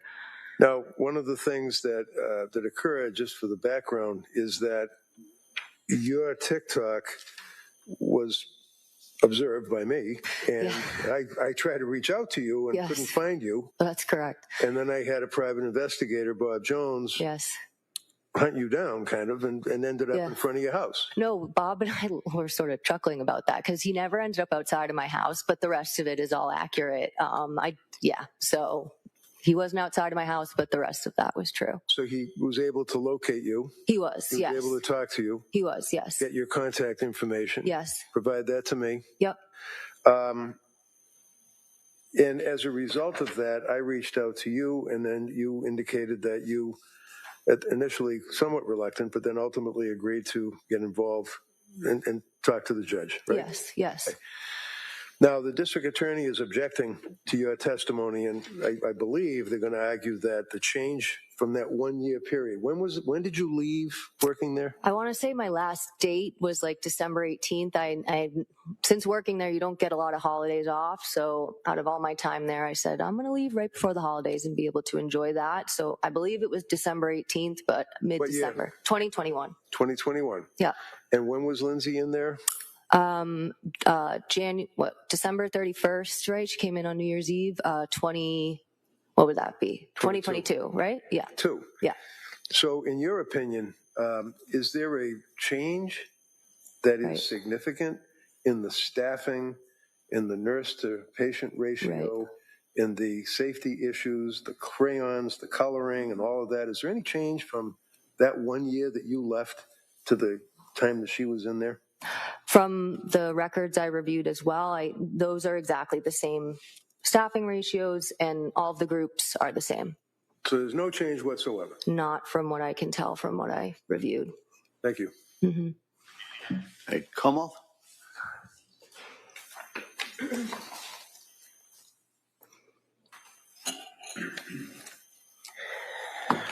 Good afternoon. Hello.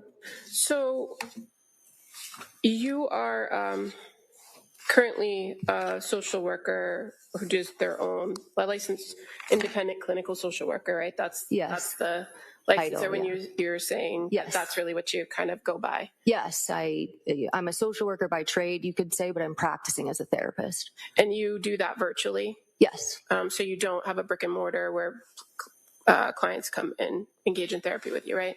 No, rent is expensive, so right now I'm all virtual. Okay. And you indicated that in your time at McLean Hospital that you first started as a per diem, and that was as a mental health specialist, right? I didn't start per diem there. I started at a 32-hour position. The per diem, there's another position I held at McLean, which is called a community residence counselor. That was a per diem position. And then the social work position I took after graduating and before I went back to McLean, the short-term unit, that was a per diem position. So the per diem role that you had, how long did you do that role? On which unit? Well, you just said, right. When I asked you about working per diem, you said you were the community resident counselor. Yes, I mentioned two per diem positions, so I just wanted to be clear. I believe it was around a year. It was on the side while I was working on the short-term unit. That was the main unit I worked on, but since I was 32 hours, I was interested in that particular McLean program, so I picked up a shift, every so often, but I was primarily on the short-term unit. As what, though? As a mental health specialist, yep. And so you said once you got your master's, you took on a role of clinical social worker there, right? So yes, I did. And that was in September of 2019? Yes. And you said you had a chance to review the records that were sent over by McLean, right? Right. Now, when you were a social worker from September of 2019 to December of 2021, yeah. What was your schedule? So I would come in around 9. You could view it as sort of normal business hours. My clinical rounds that I did with all the multidisciplinary staff was at 9:55. So that was kind of a little bit of my start time, but generally probably like 9 to 5, you could say. And was that Monday through Friday? Yes. I did cover weekends on occasion. Social workers, you're not required to, but it's kind of highly encouraged. So, every once in a while, I would cover a weekend as a social worker. And you're aware that the records that came from McLean Hospital indicate that during the time period of January 1st to January 15th of 2023, that the social worker role was a day position that was Monday through Friday. Yeah. And that on January 1st, which was a Sunday, there was no social worker there. Yeah, I saw that. And on January 2nd, which would have been the observed holiday for New Year's, there was no social worker there. That's what I saw. Okay. And while you would pick up shifts, the majority of your schedule was 9 to 5, Monday through Friday. Yeah. From 2019 to 2021. Yeah, I mean, I did regularly pick up weekends, but yes, primarily I was there during the week. Okay. Now, you provided Attorney Reddington with some kind of like typed up notes. Do you recall that? Yes. Where you outlined kind of what your experience was on the unit and how inpatients were, how inpatient experiences went, like the schedule and that kind of thing. And you noted that as far as the treatment team, which you referred to yourself as a social worker, worked with a psychiatrist, right? Right. And you identified that in your experience, there was 3 teams, red, green, or blue. Yes. But you are also aware that the records show that every day during the week, that the treatment team of a social worker and a psychiatrist, there was 4 social workers and 4 psychiatrists that were on shift. Right. So where's the 4th? So the numbers aren't equal. So the medical director often took residents, so he would have a little bit less of a caseload. The lead social worker on the unit, she would go in between the different units, so she would take a smaller caseload on one unit. So, for example, I had 8 patients on my caseload, but one of my social work colleagues would have 6. So it's not an even distribution of the 3, some of the doctors and some of the social workers just carried a different number of caseload. So, but your testimony today, after having now reviewed the records, is that it's always been 4 social workers, 4 doctors. Yeah, I didn't say that there wasn't before. Well, we don't. That's why you're here, because we don't know. Yeah, I just thought I answered your question. So, but yes. And you came aware of this case by watching the trial, right? Yes. And so, would you say that how many days of the trial did you watch? All of them up until that point. What point? What day? I'm not remembering the date exactly. Not last Thursday, but the Thursday before. What was the last content of testimony that you remember watching? I believe it was maybe Patrick's friends, or I was aware that there were doctors testify. Mr. Reddington made sure I was not watching anymore, and that there were doctors coming up that were particularly important for me to not watch. And you were asked by Attorney Reddington here about observing that testimony or the direct examination of Patrick. And I think he mentioned where it was referred to that McLean was the best hospital in the country. Do you recall that being the question that was asked of Patrick Clancy? I don't recall. And in fact, the Commonwealth didn't ask about his opinions of the status of the hospital, but did just verify with reference to records whether or not he knew his wife participated in particular things that were contained within the records. Did you see that in the testimony? Yes. And so you're aware that the testimony actually was that, or the question was, were you aware that she declined groups? Yes. And that's based on records you've never seen, right? Correct. And as far as the contact with the staff and the doctors, meaning nurses or social workers or whatnot, you haven't reviewed any of those records, right? I have not. And so you don't know the extent of what the interaction was with the nurse and the patient, do you? I mean, there are some general guidelines that you have to follow. I can't tell you the content within them, but for example, mental health specialists, you're not supposed to meet with a patient longer than 20 minutes because you have other things to do. So I can't speak specifically to what happened in those conversations, but I know the general gist of how everybody's role works. But you, when you say everybody's role, did you ever perform the role of a nurse? No, but I work directly with them. I'm operating on the job description. It says specifically you're under the direction of the nurse. So I worked directly with nurses. Do you go through this?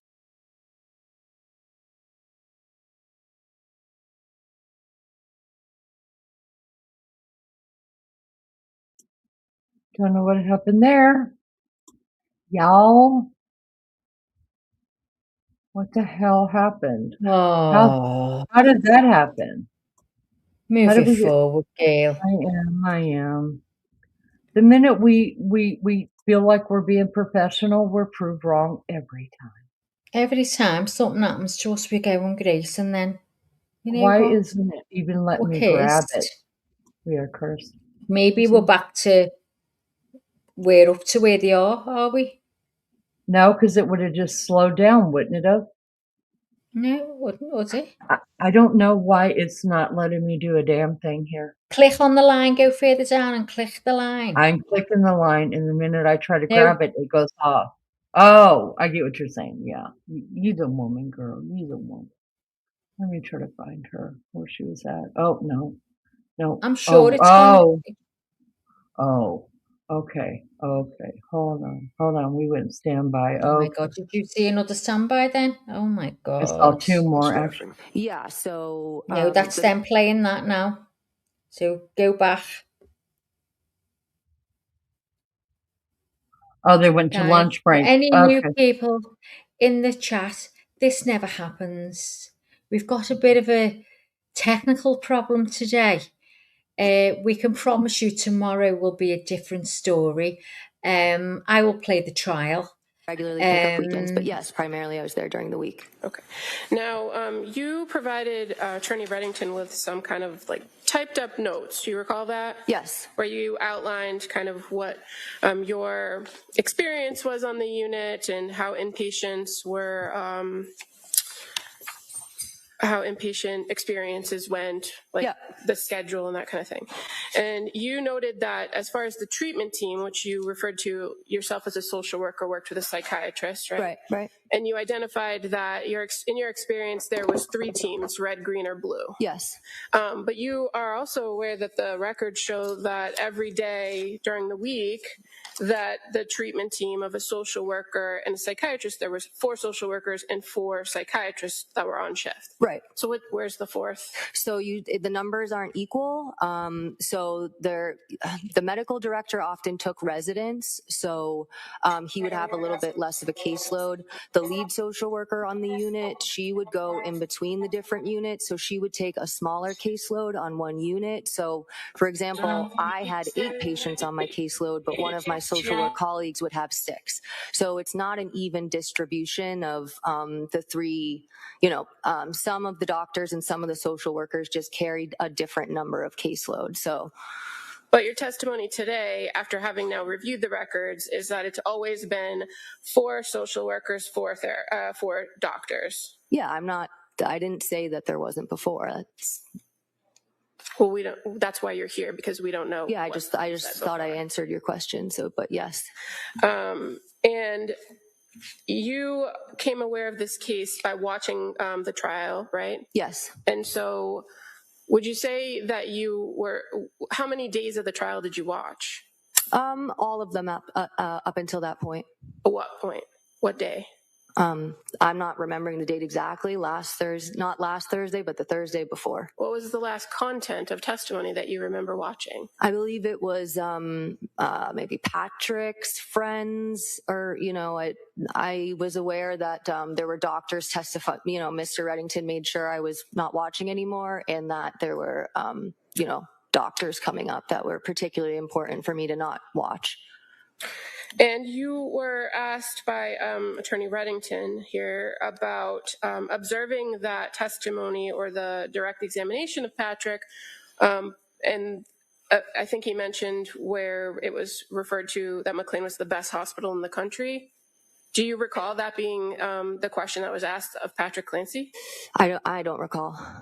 And in fact, the Commonwealth didn't ask about his opinions of the status of the hospital, but did just verify with reference to records whether or not he knew his wife participated in particular things that were contained within the records. Did you see that in the testimony? Yes. And so you're aware that the testimony actually was that, or the question was, were you aware that she declined groups? Yes. And that's based on records you've never seen, right? Correct. And as far as the contact with the staff and the doctors, meaning nurses or social workers or whatnot, you haven't reviewed any of those records, right? I have not. And so you don't know the extent. You don't know the extent of what the interaction was with the nurse and the patient, do you? I mean, there are some general guidelines that you have to follow. I can't tell you the content within them, but for example, mental health specialists, you're not supposed to meet with a patient longer than 20 minutes because you have other things to do. So I can't speak specifically to what happened in those conversations, but I know the general gist of how everybody's role works. But you, when you say everybody's role, did you ever perform the role of a nurse? No, but I work directly with them. I'm operating on the job description. It says specifically you're under the direction of the nurse. So I worked directly with nurses. Do you go through the same training as a nurse? No. As far as what your knowledge is of mental health specialists, fair to say the last time you were employed as a mental health specialist there and did that work yourself was in May of 2019. Yep. And then you transitioned to being a social worker where you worked closely with a psychiatrist and primarily Monday through Friday. Yeah, psychiatrists, the nurses, and the mental health specialists, you all really work together. And you can only attest to what you would put in a note, right? As far as your contact with a patient as a social worker? No, you have access to all of the patients on the unit. So I'm able, and it's not a HIPAA violation to do that because we all work together. Sometimes I cover other social workers' patients. So I do have access. You have access to all of the records in every patient's file. So you can read everybody's notes. I guess my question, and that probably was a bad question, but my question is to you. Mm-hmm. When you are the social worker for a patient on the treatment team that you've described, you enter the information into the note for the social worker that becomes part of the record. Correct. And those are your words, your observations, your contact. Correct. You don't write them for other people, do you? No, but we have to follow a certain format. So, for example, we have to write a biopsychosocial note, which is a fairly lengthy assessment, but that's a social work. You know, I learned that in grad school, so I don't know how everybody writes their notes, but we have to follow a pretty strict format to write our notes. And is it your testimony that McLean requires only that each social worker spends a particular period of time or a max amount of time with each patient to do that? Yeah, I mean, I have 8 patients on my caseload, so I have to see 8 patients every day, and so you are limited with how much time you can spend with them because there's several other tasks I have to do. So you really can't spend a significant amount of time with your patients. That wasn't my question. My question was, does McLean tell you that you can only spend 5, 10, or 15 minutes with a patient? Yes, it's directly told from the people above me. It's something that's communicated in a way where you could sort of get in trouble if you're not doing that. So yes, it comes directly from McLean. And do you have any information, having left there in 2021, that the same people supervising the social workers were giving those same instructions? I mean, no, I don't know that.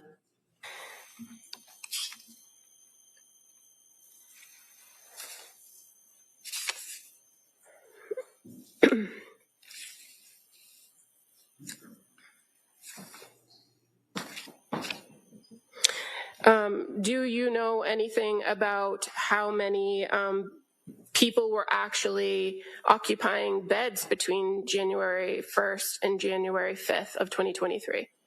No, it obviously has a max of, so I don't know how many patients were there, but you can have up to 22 there, so yeah. And you've also indicated in your notes to Attorney Reddington that sometimes the people that are there for a particular period of time have the ability to go out on passes for weekends. Yes. Does that, in your experience, did that tend to happen around holidays? Yes.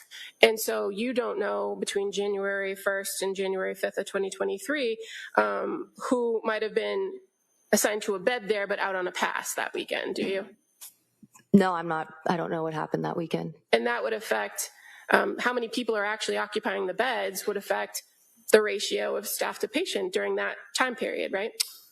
If I'm understanding the question correctly, I mean, it's the same amount of staff there. Are you saying like they're right, meeting it's the with same amount of staff regardless because it's by shift, right? Right. So if the unit has 22 beds in it, but say 5 people are off on a pass for that weekend, then the same staff that are there Right. for the entire weekend have 5 less patients. They have to No, round no, up. no. You're still assigned. Every patient has to be assigned to a mental health specialist and a nurse. And so when you go on a pass, there's a limit. And day and evening shift, like the limit of the pass is 8 hours. So no matter what, you have to check in with your staff person before you leave for your pass, and you have to check in with your assigned staff when you come back. So there's no patient who's not assigned to somebody. It's just they might not be on the unit the whole time when you're on your shift. Okay, so if they're not, they might not lose a patient on their load, Yeah. for instance, but that person isn't there that they have to check in with every so often, or they have to check in with about groups or keep track of or meet with, right? If they're on a pass and they're out of the facility for 8 Right. hours, they're physically not present, and that worker doesn't have eyes on them. Yeah, you only check in once per shift anyway. So if they're going, you check in with them before, and when they come back, you check in with them after. But yes, you're not checking in with them when they're off the unit. And you don't know what the numbers were No, I don't. during that time period.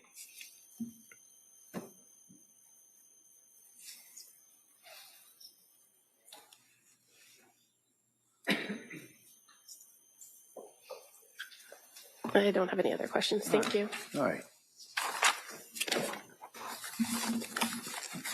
All right, Mr. Rankin, I'll hear you on the motion. You may step down. Thank you very much. Thank you.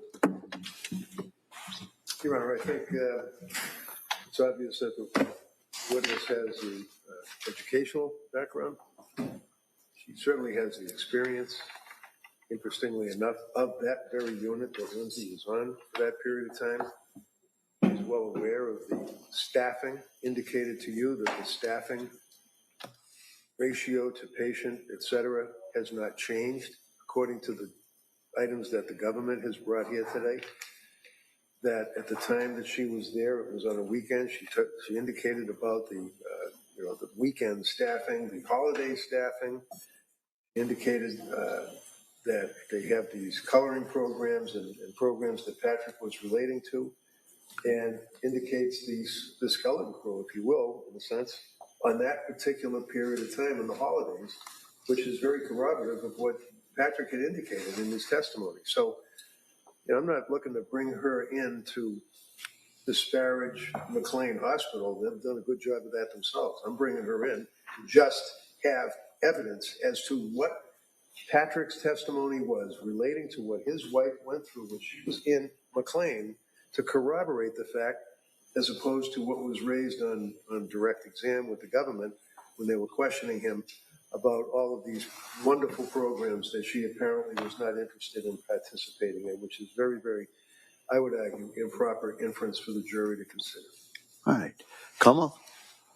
Your Honor, would object to the witness, and even now after the voir dire, I think it's clear that the best evidence of what the defendant was provided by way of care, treatment, however you want to call it, is the record in and of itself. It's the record from McLean that documents each and every contact she had with each and every person that was on staff during the time period she was there. Now, just to be clear, there's been some indication that she went there on the 31st of December, but the records are clear to say she was transported, and she didn't arrive at McLean until the early morning hours of January 1st. So that's when the records start, and they document her each and every day and each and every step of the way, consistent with how Dr. Goodhart described the process of how you're in intake and then how you go through the day and what the general schedule is in the contact with the treatment team. This witness is offering no more information than what's contained within the record, and no more information that's what's contained in the records that were just received for the trial subpoena. And I would suggest to you that the fact that she, in her last role as a social worker from 2019 to 2021, where she was a day staff person that worked Monday through Friday, that wasn't there on the weekends, that she does have a limited amount of information, and it's attenuated, more attenuated than we initially believed, from the dates in which the defendant was at this particular hospital. So I would suggest, or I would object and argue that the best evidence is the records in and of themselves, the records that now have been subpoenaed that can be admitted to identify the particular staff. I'd also like to point out that counsel is referring to offering this to rebut certain inferences or certain statements that the Commonwealth made in the direct examination of Mr. Clancy, but no one has said that McLean is a #1 hospital. That wasn't the testimony. That wasn't the question put before him. It was simply what he knew, what he observed, and if he knew what was contained within the record. So there's been no presentation of evidence that would suggest that a person needs to come in to dispute that the groups are the groups. The court and the jury can see from the record what the groups were, and they can make their own decisions based on what they described them to be in the record, if that was treatment or not treatment. I don't believe that the Commonwealth presented it as treatment. I believe the Commonwealth presented it as resources available to the individual while they were there at the hospital. The treatment piece or the therapy comes from the psychiatrist, which this witness can't testify to because she's not. So I would object for her to being called as a witness for those reasons. All right. Well, I'm looking at this really as a kind of two issues. First is late disclosure of the witness, and I'm not, and that goes into a whole different analysis, and also analysis under Rule 403, which is relating to relevant evidence. And as that proposed rule says, evidence may be excluded if its probative value is substantially outweighed by the danger of unfair prejudice, confusion of the issues, or misleading the jury, or by considerations of, that part doesn't apply. First off, I find this witness credible. I find that, and I appreciate her being willing to offer the information that she has, but that's not always the whole finding on this. And so under cases such as Taylor versus Illinois, Commonwealth versus Dunning, Commonwealth versus Steinmeier, a couple other cases, I have to look at a number of factors. The first is prevention of surprise. Well, the Commonwealth has been aware of this issue for at least a week or so, so I'm not considering that. Evidence of bad faith, there's no bad faith I see from either side in naming this or calling this person at this time. There's the prejudice to the other party. I think there's just limited prejudice, if any, to the Commonwealth. However, though, the final two are the issues that I think are more relevant in this. One is the materiality of the testimony in this.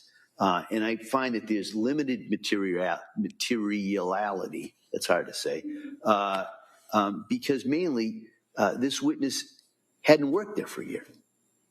So there's at least a gap between when she worked there and when the relevant time period is here. There's also, I imagine, different personnel. They're working on different shifts. And so there's kind of limited value to that testimony. I also, I don't remember any 5-star type inferences. In fact, so I'm not going to, that's going to be measured by the jury. But I didn't see any mentions that this was a 5-star facility. And then also the concern is, or the factor is, the effectiveness of less severe sanctions. And I would find that the records that have been brought in pursuant to the subpoena in the last couple of days from McLean's talks about the staffing levels on holidays and not on holidays. So if there's a question of whether or not there was a quote unquote skeleton crew that was on for those, at least the first 2 days of this time that Ms. Clancy was there, that's reflected in the records. There also in the records here is a list of whatever programs were offered and also when they were offered. So if there's a question of less programs being offered on a holiday than during the week, those are contained in the records. And so I'm going to deny the defendant's motion to call this witness, but I am going to allow the defendant, if the defendant wishes, to submit those McLean's records specifically regarding the staffing and the programs that are available, not just on that weekend, but for the week. And I think there's records in there for the week before. So there could be a comparison between what was available to Ms. Clancy during the week and what was available to her on a holiday weekend. So that's going to be my finding. I'll issue a written ruling on this, but I just kind of wanted to give the parties at least some idea, as well as the witness who's been here, I know, a couple of days. I just kind of wanted to thank her for that. So with that, we'll be in recess till 2:15. We'll come back and we'll resume the trial. Okay? Board, all rise. I know it's a technicality. No my objection. Duly noted. Thank you.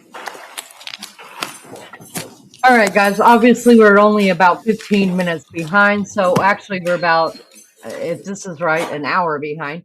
I will fast forward through all of this, bring us up to date in it.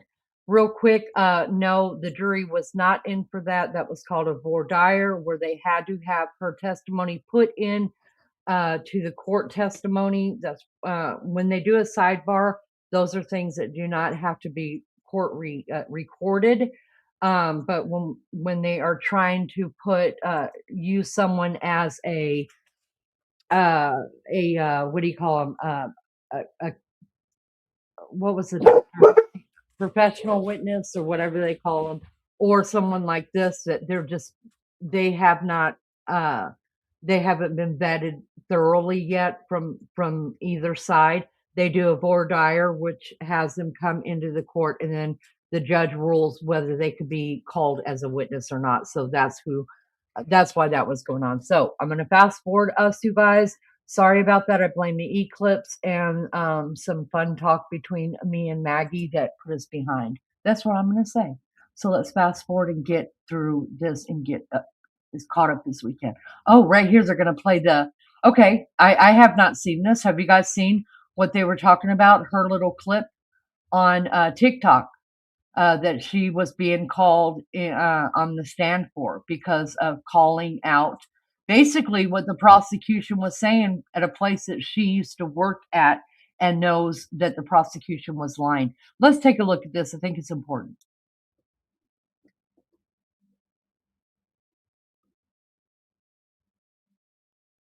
As soon as it comes up. Come on. I hate pushing forward anymore because when I do that, then I just overskip everything. So give it just a few seconds. It should be up here. It would. All right, here we go. The prosecutor also says to Patrick Clancy, well, are you aware that there is actually one-on-one therapy offered on the unit every day? This is what really pissed me off. There is absolutely no one-on-one therapy offered on that unit. What this prosecutor is referring to is what we literally call check-ins. And you know who does those check-ins? It is unlicensed individuals. This is a job where you only have to have a high school degree to get it. And I can say this because I did that job for 5 years. I was the clinician who was performing one-on-one therapy in her mind. No, I was doing check-ins. I did that job. So I promise you, this was not one-on-one therapy.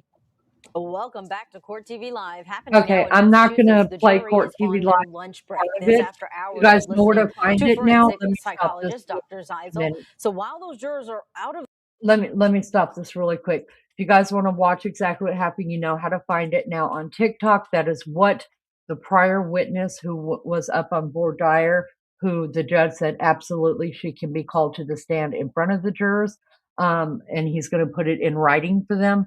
So that's what that was about. That she used to work there. She started watching this case. She absolutely said the prosecution is lying about what went on there. There is some questionable answers that Patrick, the husband of Lindsay Clancy, ex-husband of Lindsay Clancy, gave on his testimony. Some questionable answers that he gave, whether they were lies or not. And that is why she is being called to the stand. That is why the defense wants her to come. When he got word of this TikTok, he's a badass. We already know that. He couldn't find her. So what did he do? He hired a private detective to go and find her. Listen, don't piss off Red. He's gonna hire a detective to come and find y'all. Seriously? Okay, so because of her knowledge of where Lindsay Clancy was housed during the time she did this TikTok, and I mean, you never know when you're going to get called to court. Listen, don't be so surprised one day when me and Maggie are sitting in a courthouse going, I mean, because they're calling us up to the stand, y'all, I'm going to get kicked off the stand anyways. Maggie will do fabulous. Me, I'm getting kicked off the stand for this mouth. Oh, no, I won't. I'll be like, can I have Lindsay Lindsay, can I have Lenny with me, please, Judge? I'm only used to speaking with Lenny. I can't do it on my own. And can we have some music at the beginning according to Can we have music? Yeah, that's right. We want our music played, sir. Yeah, just so I feel like I can do it, because otherwise I'm going to clamp up. I'm not going to be able to do it. And I can't believe someone's actually put Patrick on the radar. Oh, I can't. If someone's actually mentioned him.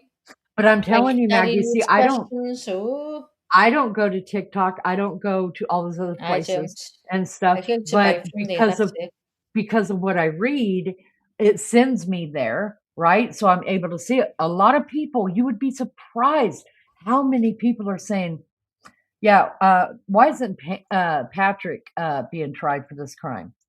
They want to know. They believe Lindsay is completely. This is why I don't understand why. It's just no questions. Well, they believe Lindsay to be completely innocent of killing her children, even though she admitted to it. And there are people out there that believe Patrick is the one that killed his children, set up Lindsay for the fall. Here we are. It has happened. It has. So, you know, I mean, anything's possible with this case. It's just, I've got no words. I don't know. Yeah, you're absolutely right. Hello, Steve. All right, let me keep going with this. Hi, so Steve. This is just Court TV, still talking about it, listen, I kind of like this girl. I mean, I think she's a little badass, isn't she? Yeah. I think she's well going back and looking at the rest of the trial. Okay, so I'm just making sure that is still Court TV, still going over her testimony in voir dire, going back over her TikTok. I do not want to show it again, y'all, just because I don't need my channel taken down for not getting her permission to play it. Still going over. Let's get all the way up, hopefully to about, all right, nope. They're still going over it. All right, still going over it. We are fixing to be. So how far were we out? He's coming back to close court. That's exactly what's happening here. All right, let's start it right here. Yeah. So court's already probably over for the day, you guys, because we were so far behind. But here we go.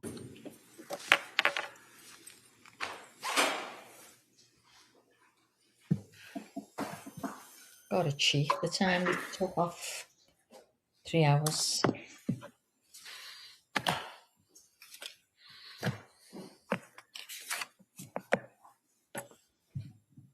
Oh, Lindsay's just head and shoulders, isn't she? Can't get over it.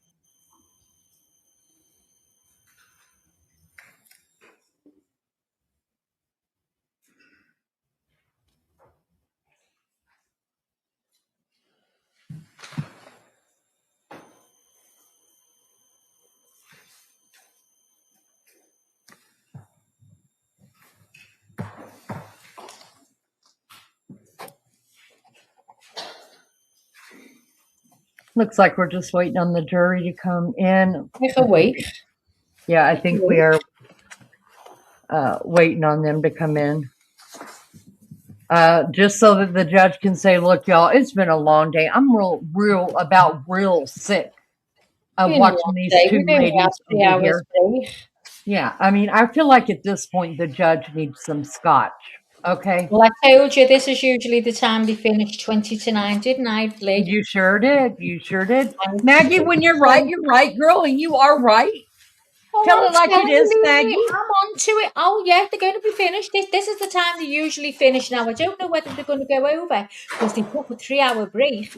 I don't know. But this is the usual time. So he's one of them. Oh, yeah, let's finish.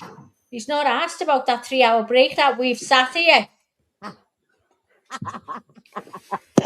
Listen, listen. From what I watched on what was that show called? Was it called True Blue or I've seen something some. Blue with Tom Selleck in it? Everybody was drinking scotch, from the lawyers on down to the cops.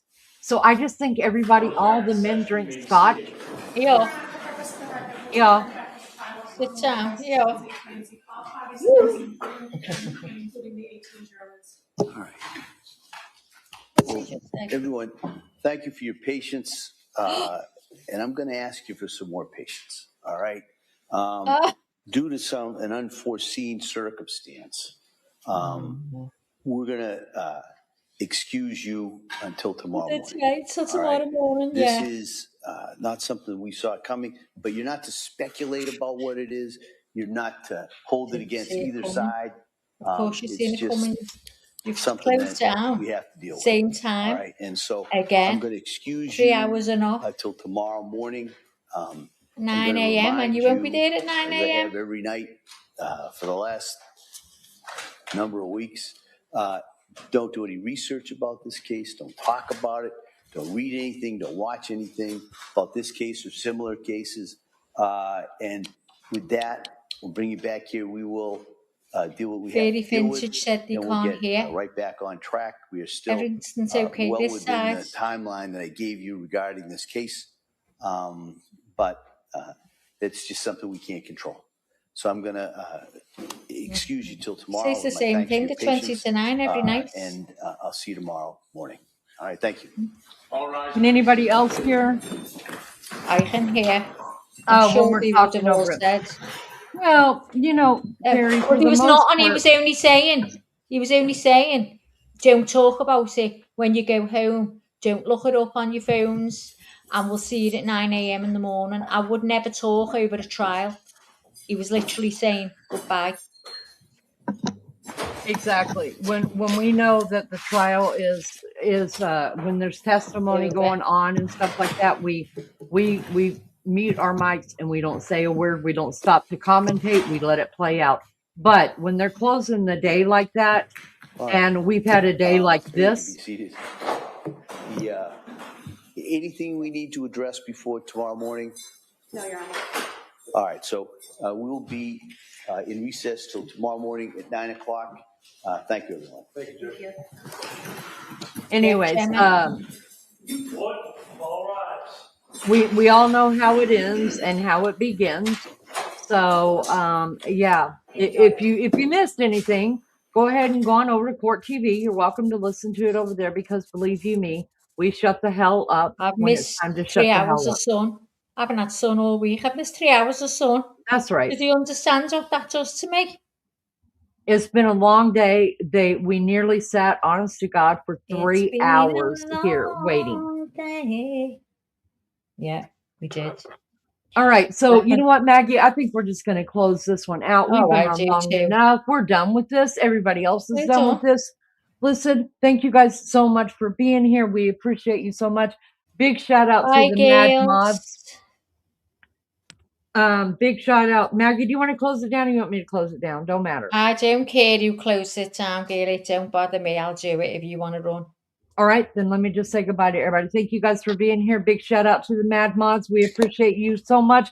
But most importantly, we appreciate every person that comes in here, whether you spend 5 minutes or 5 hours with us. It means a lot. Thank you so much. Maggie, love you with all my heart, more than my middle finger. Talk to y'all later. Bye. Right back at you. Bish. Oh, guys, thanks very much for staying with us. I'm off dead. My bum's killing me. Right. I've sat on this chair. It's got a dint in it where I've sat.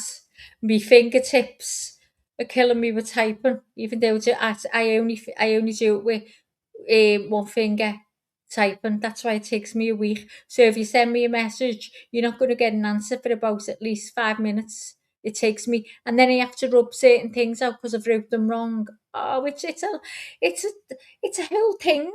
Honestly, it's a whole thing. But anyway, I hope to God this hasn't put you off and you'll be back in the morning.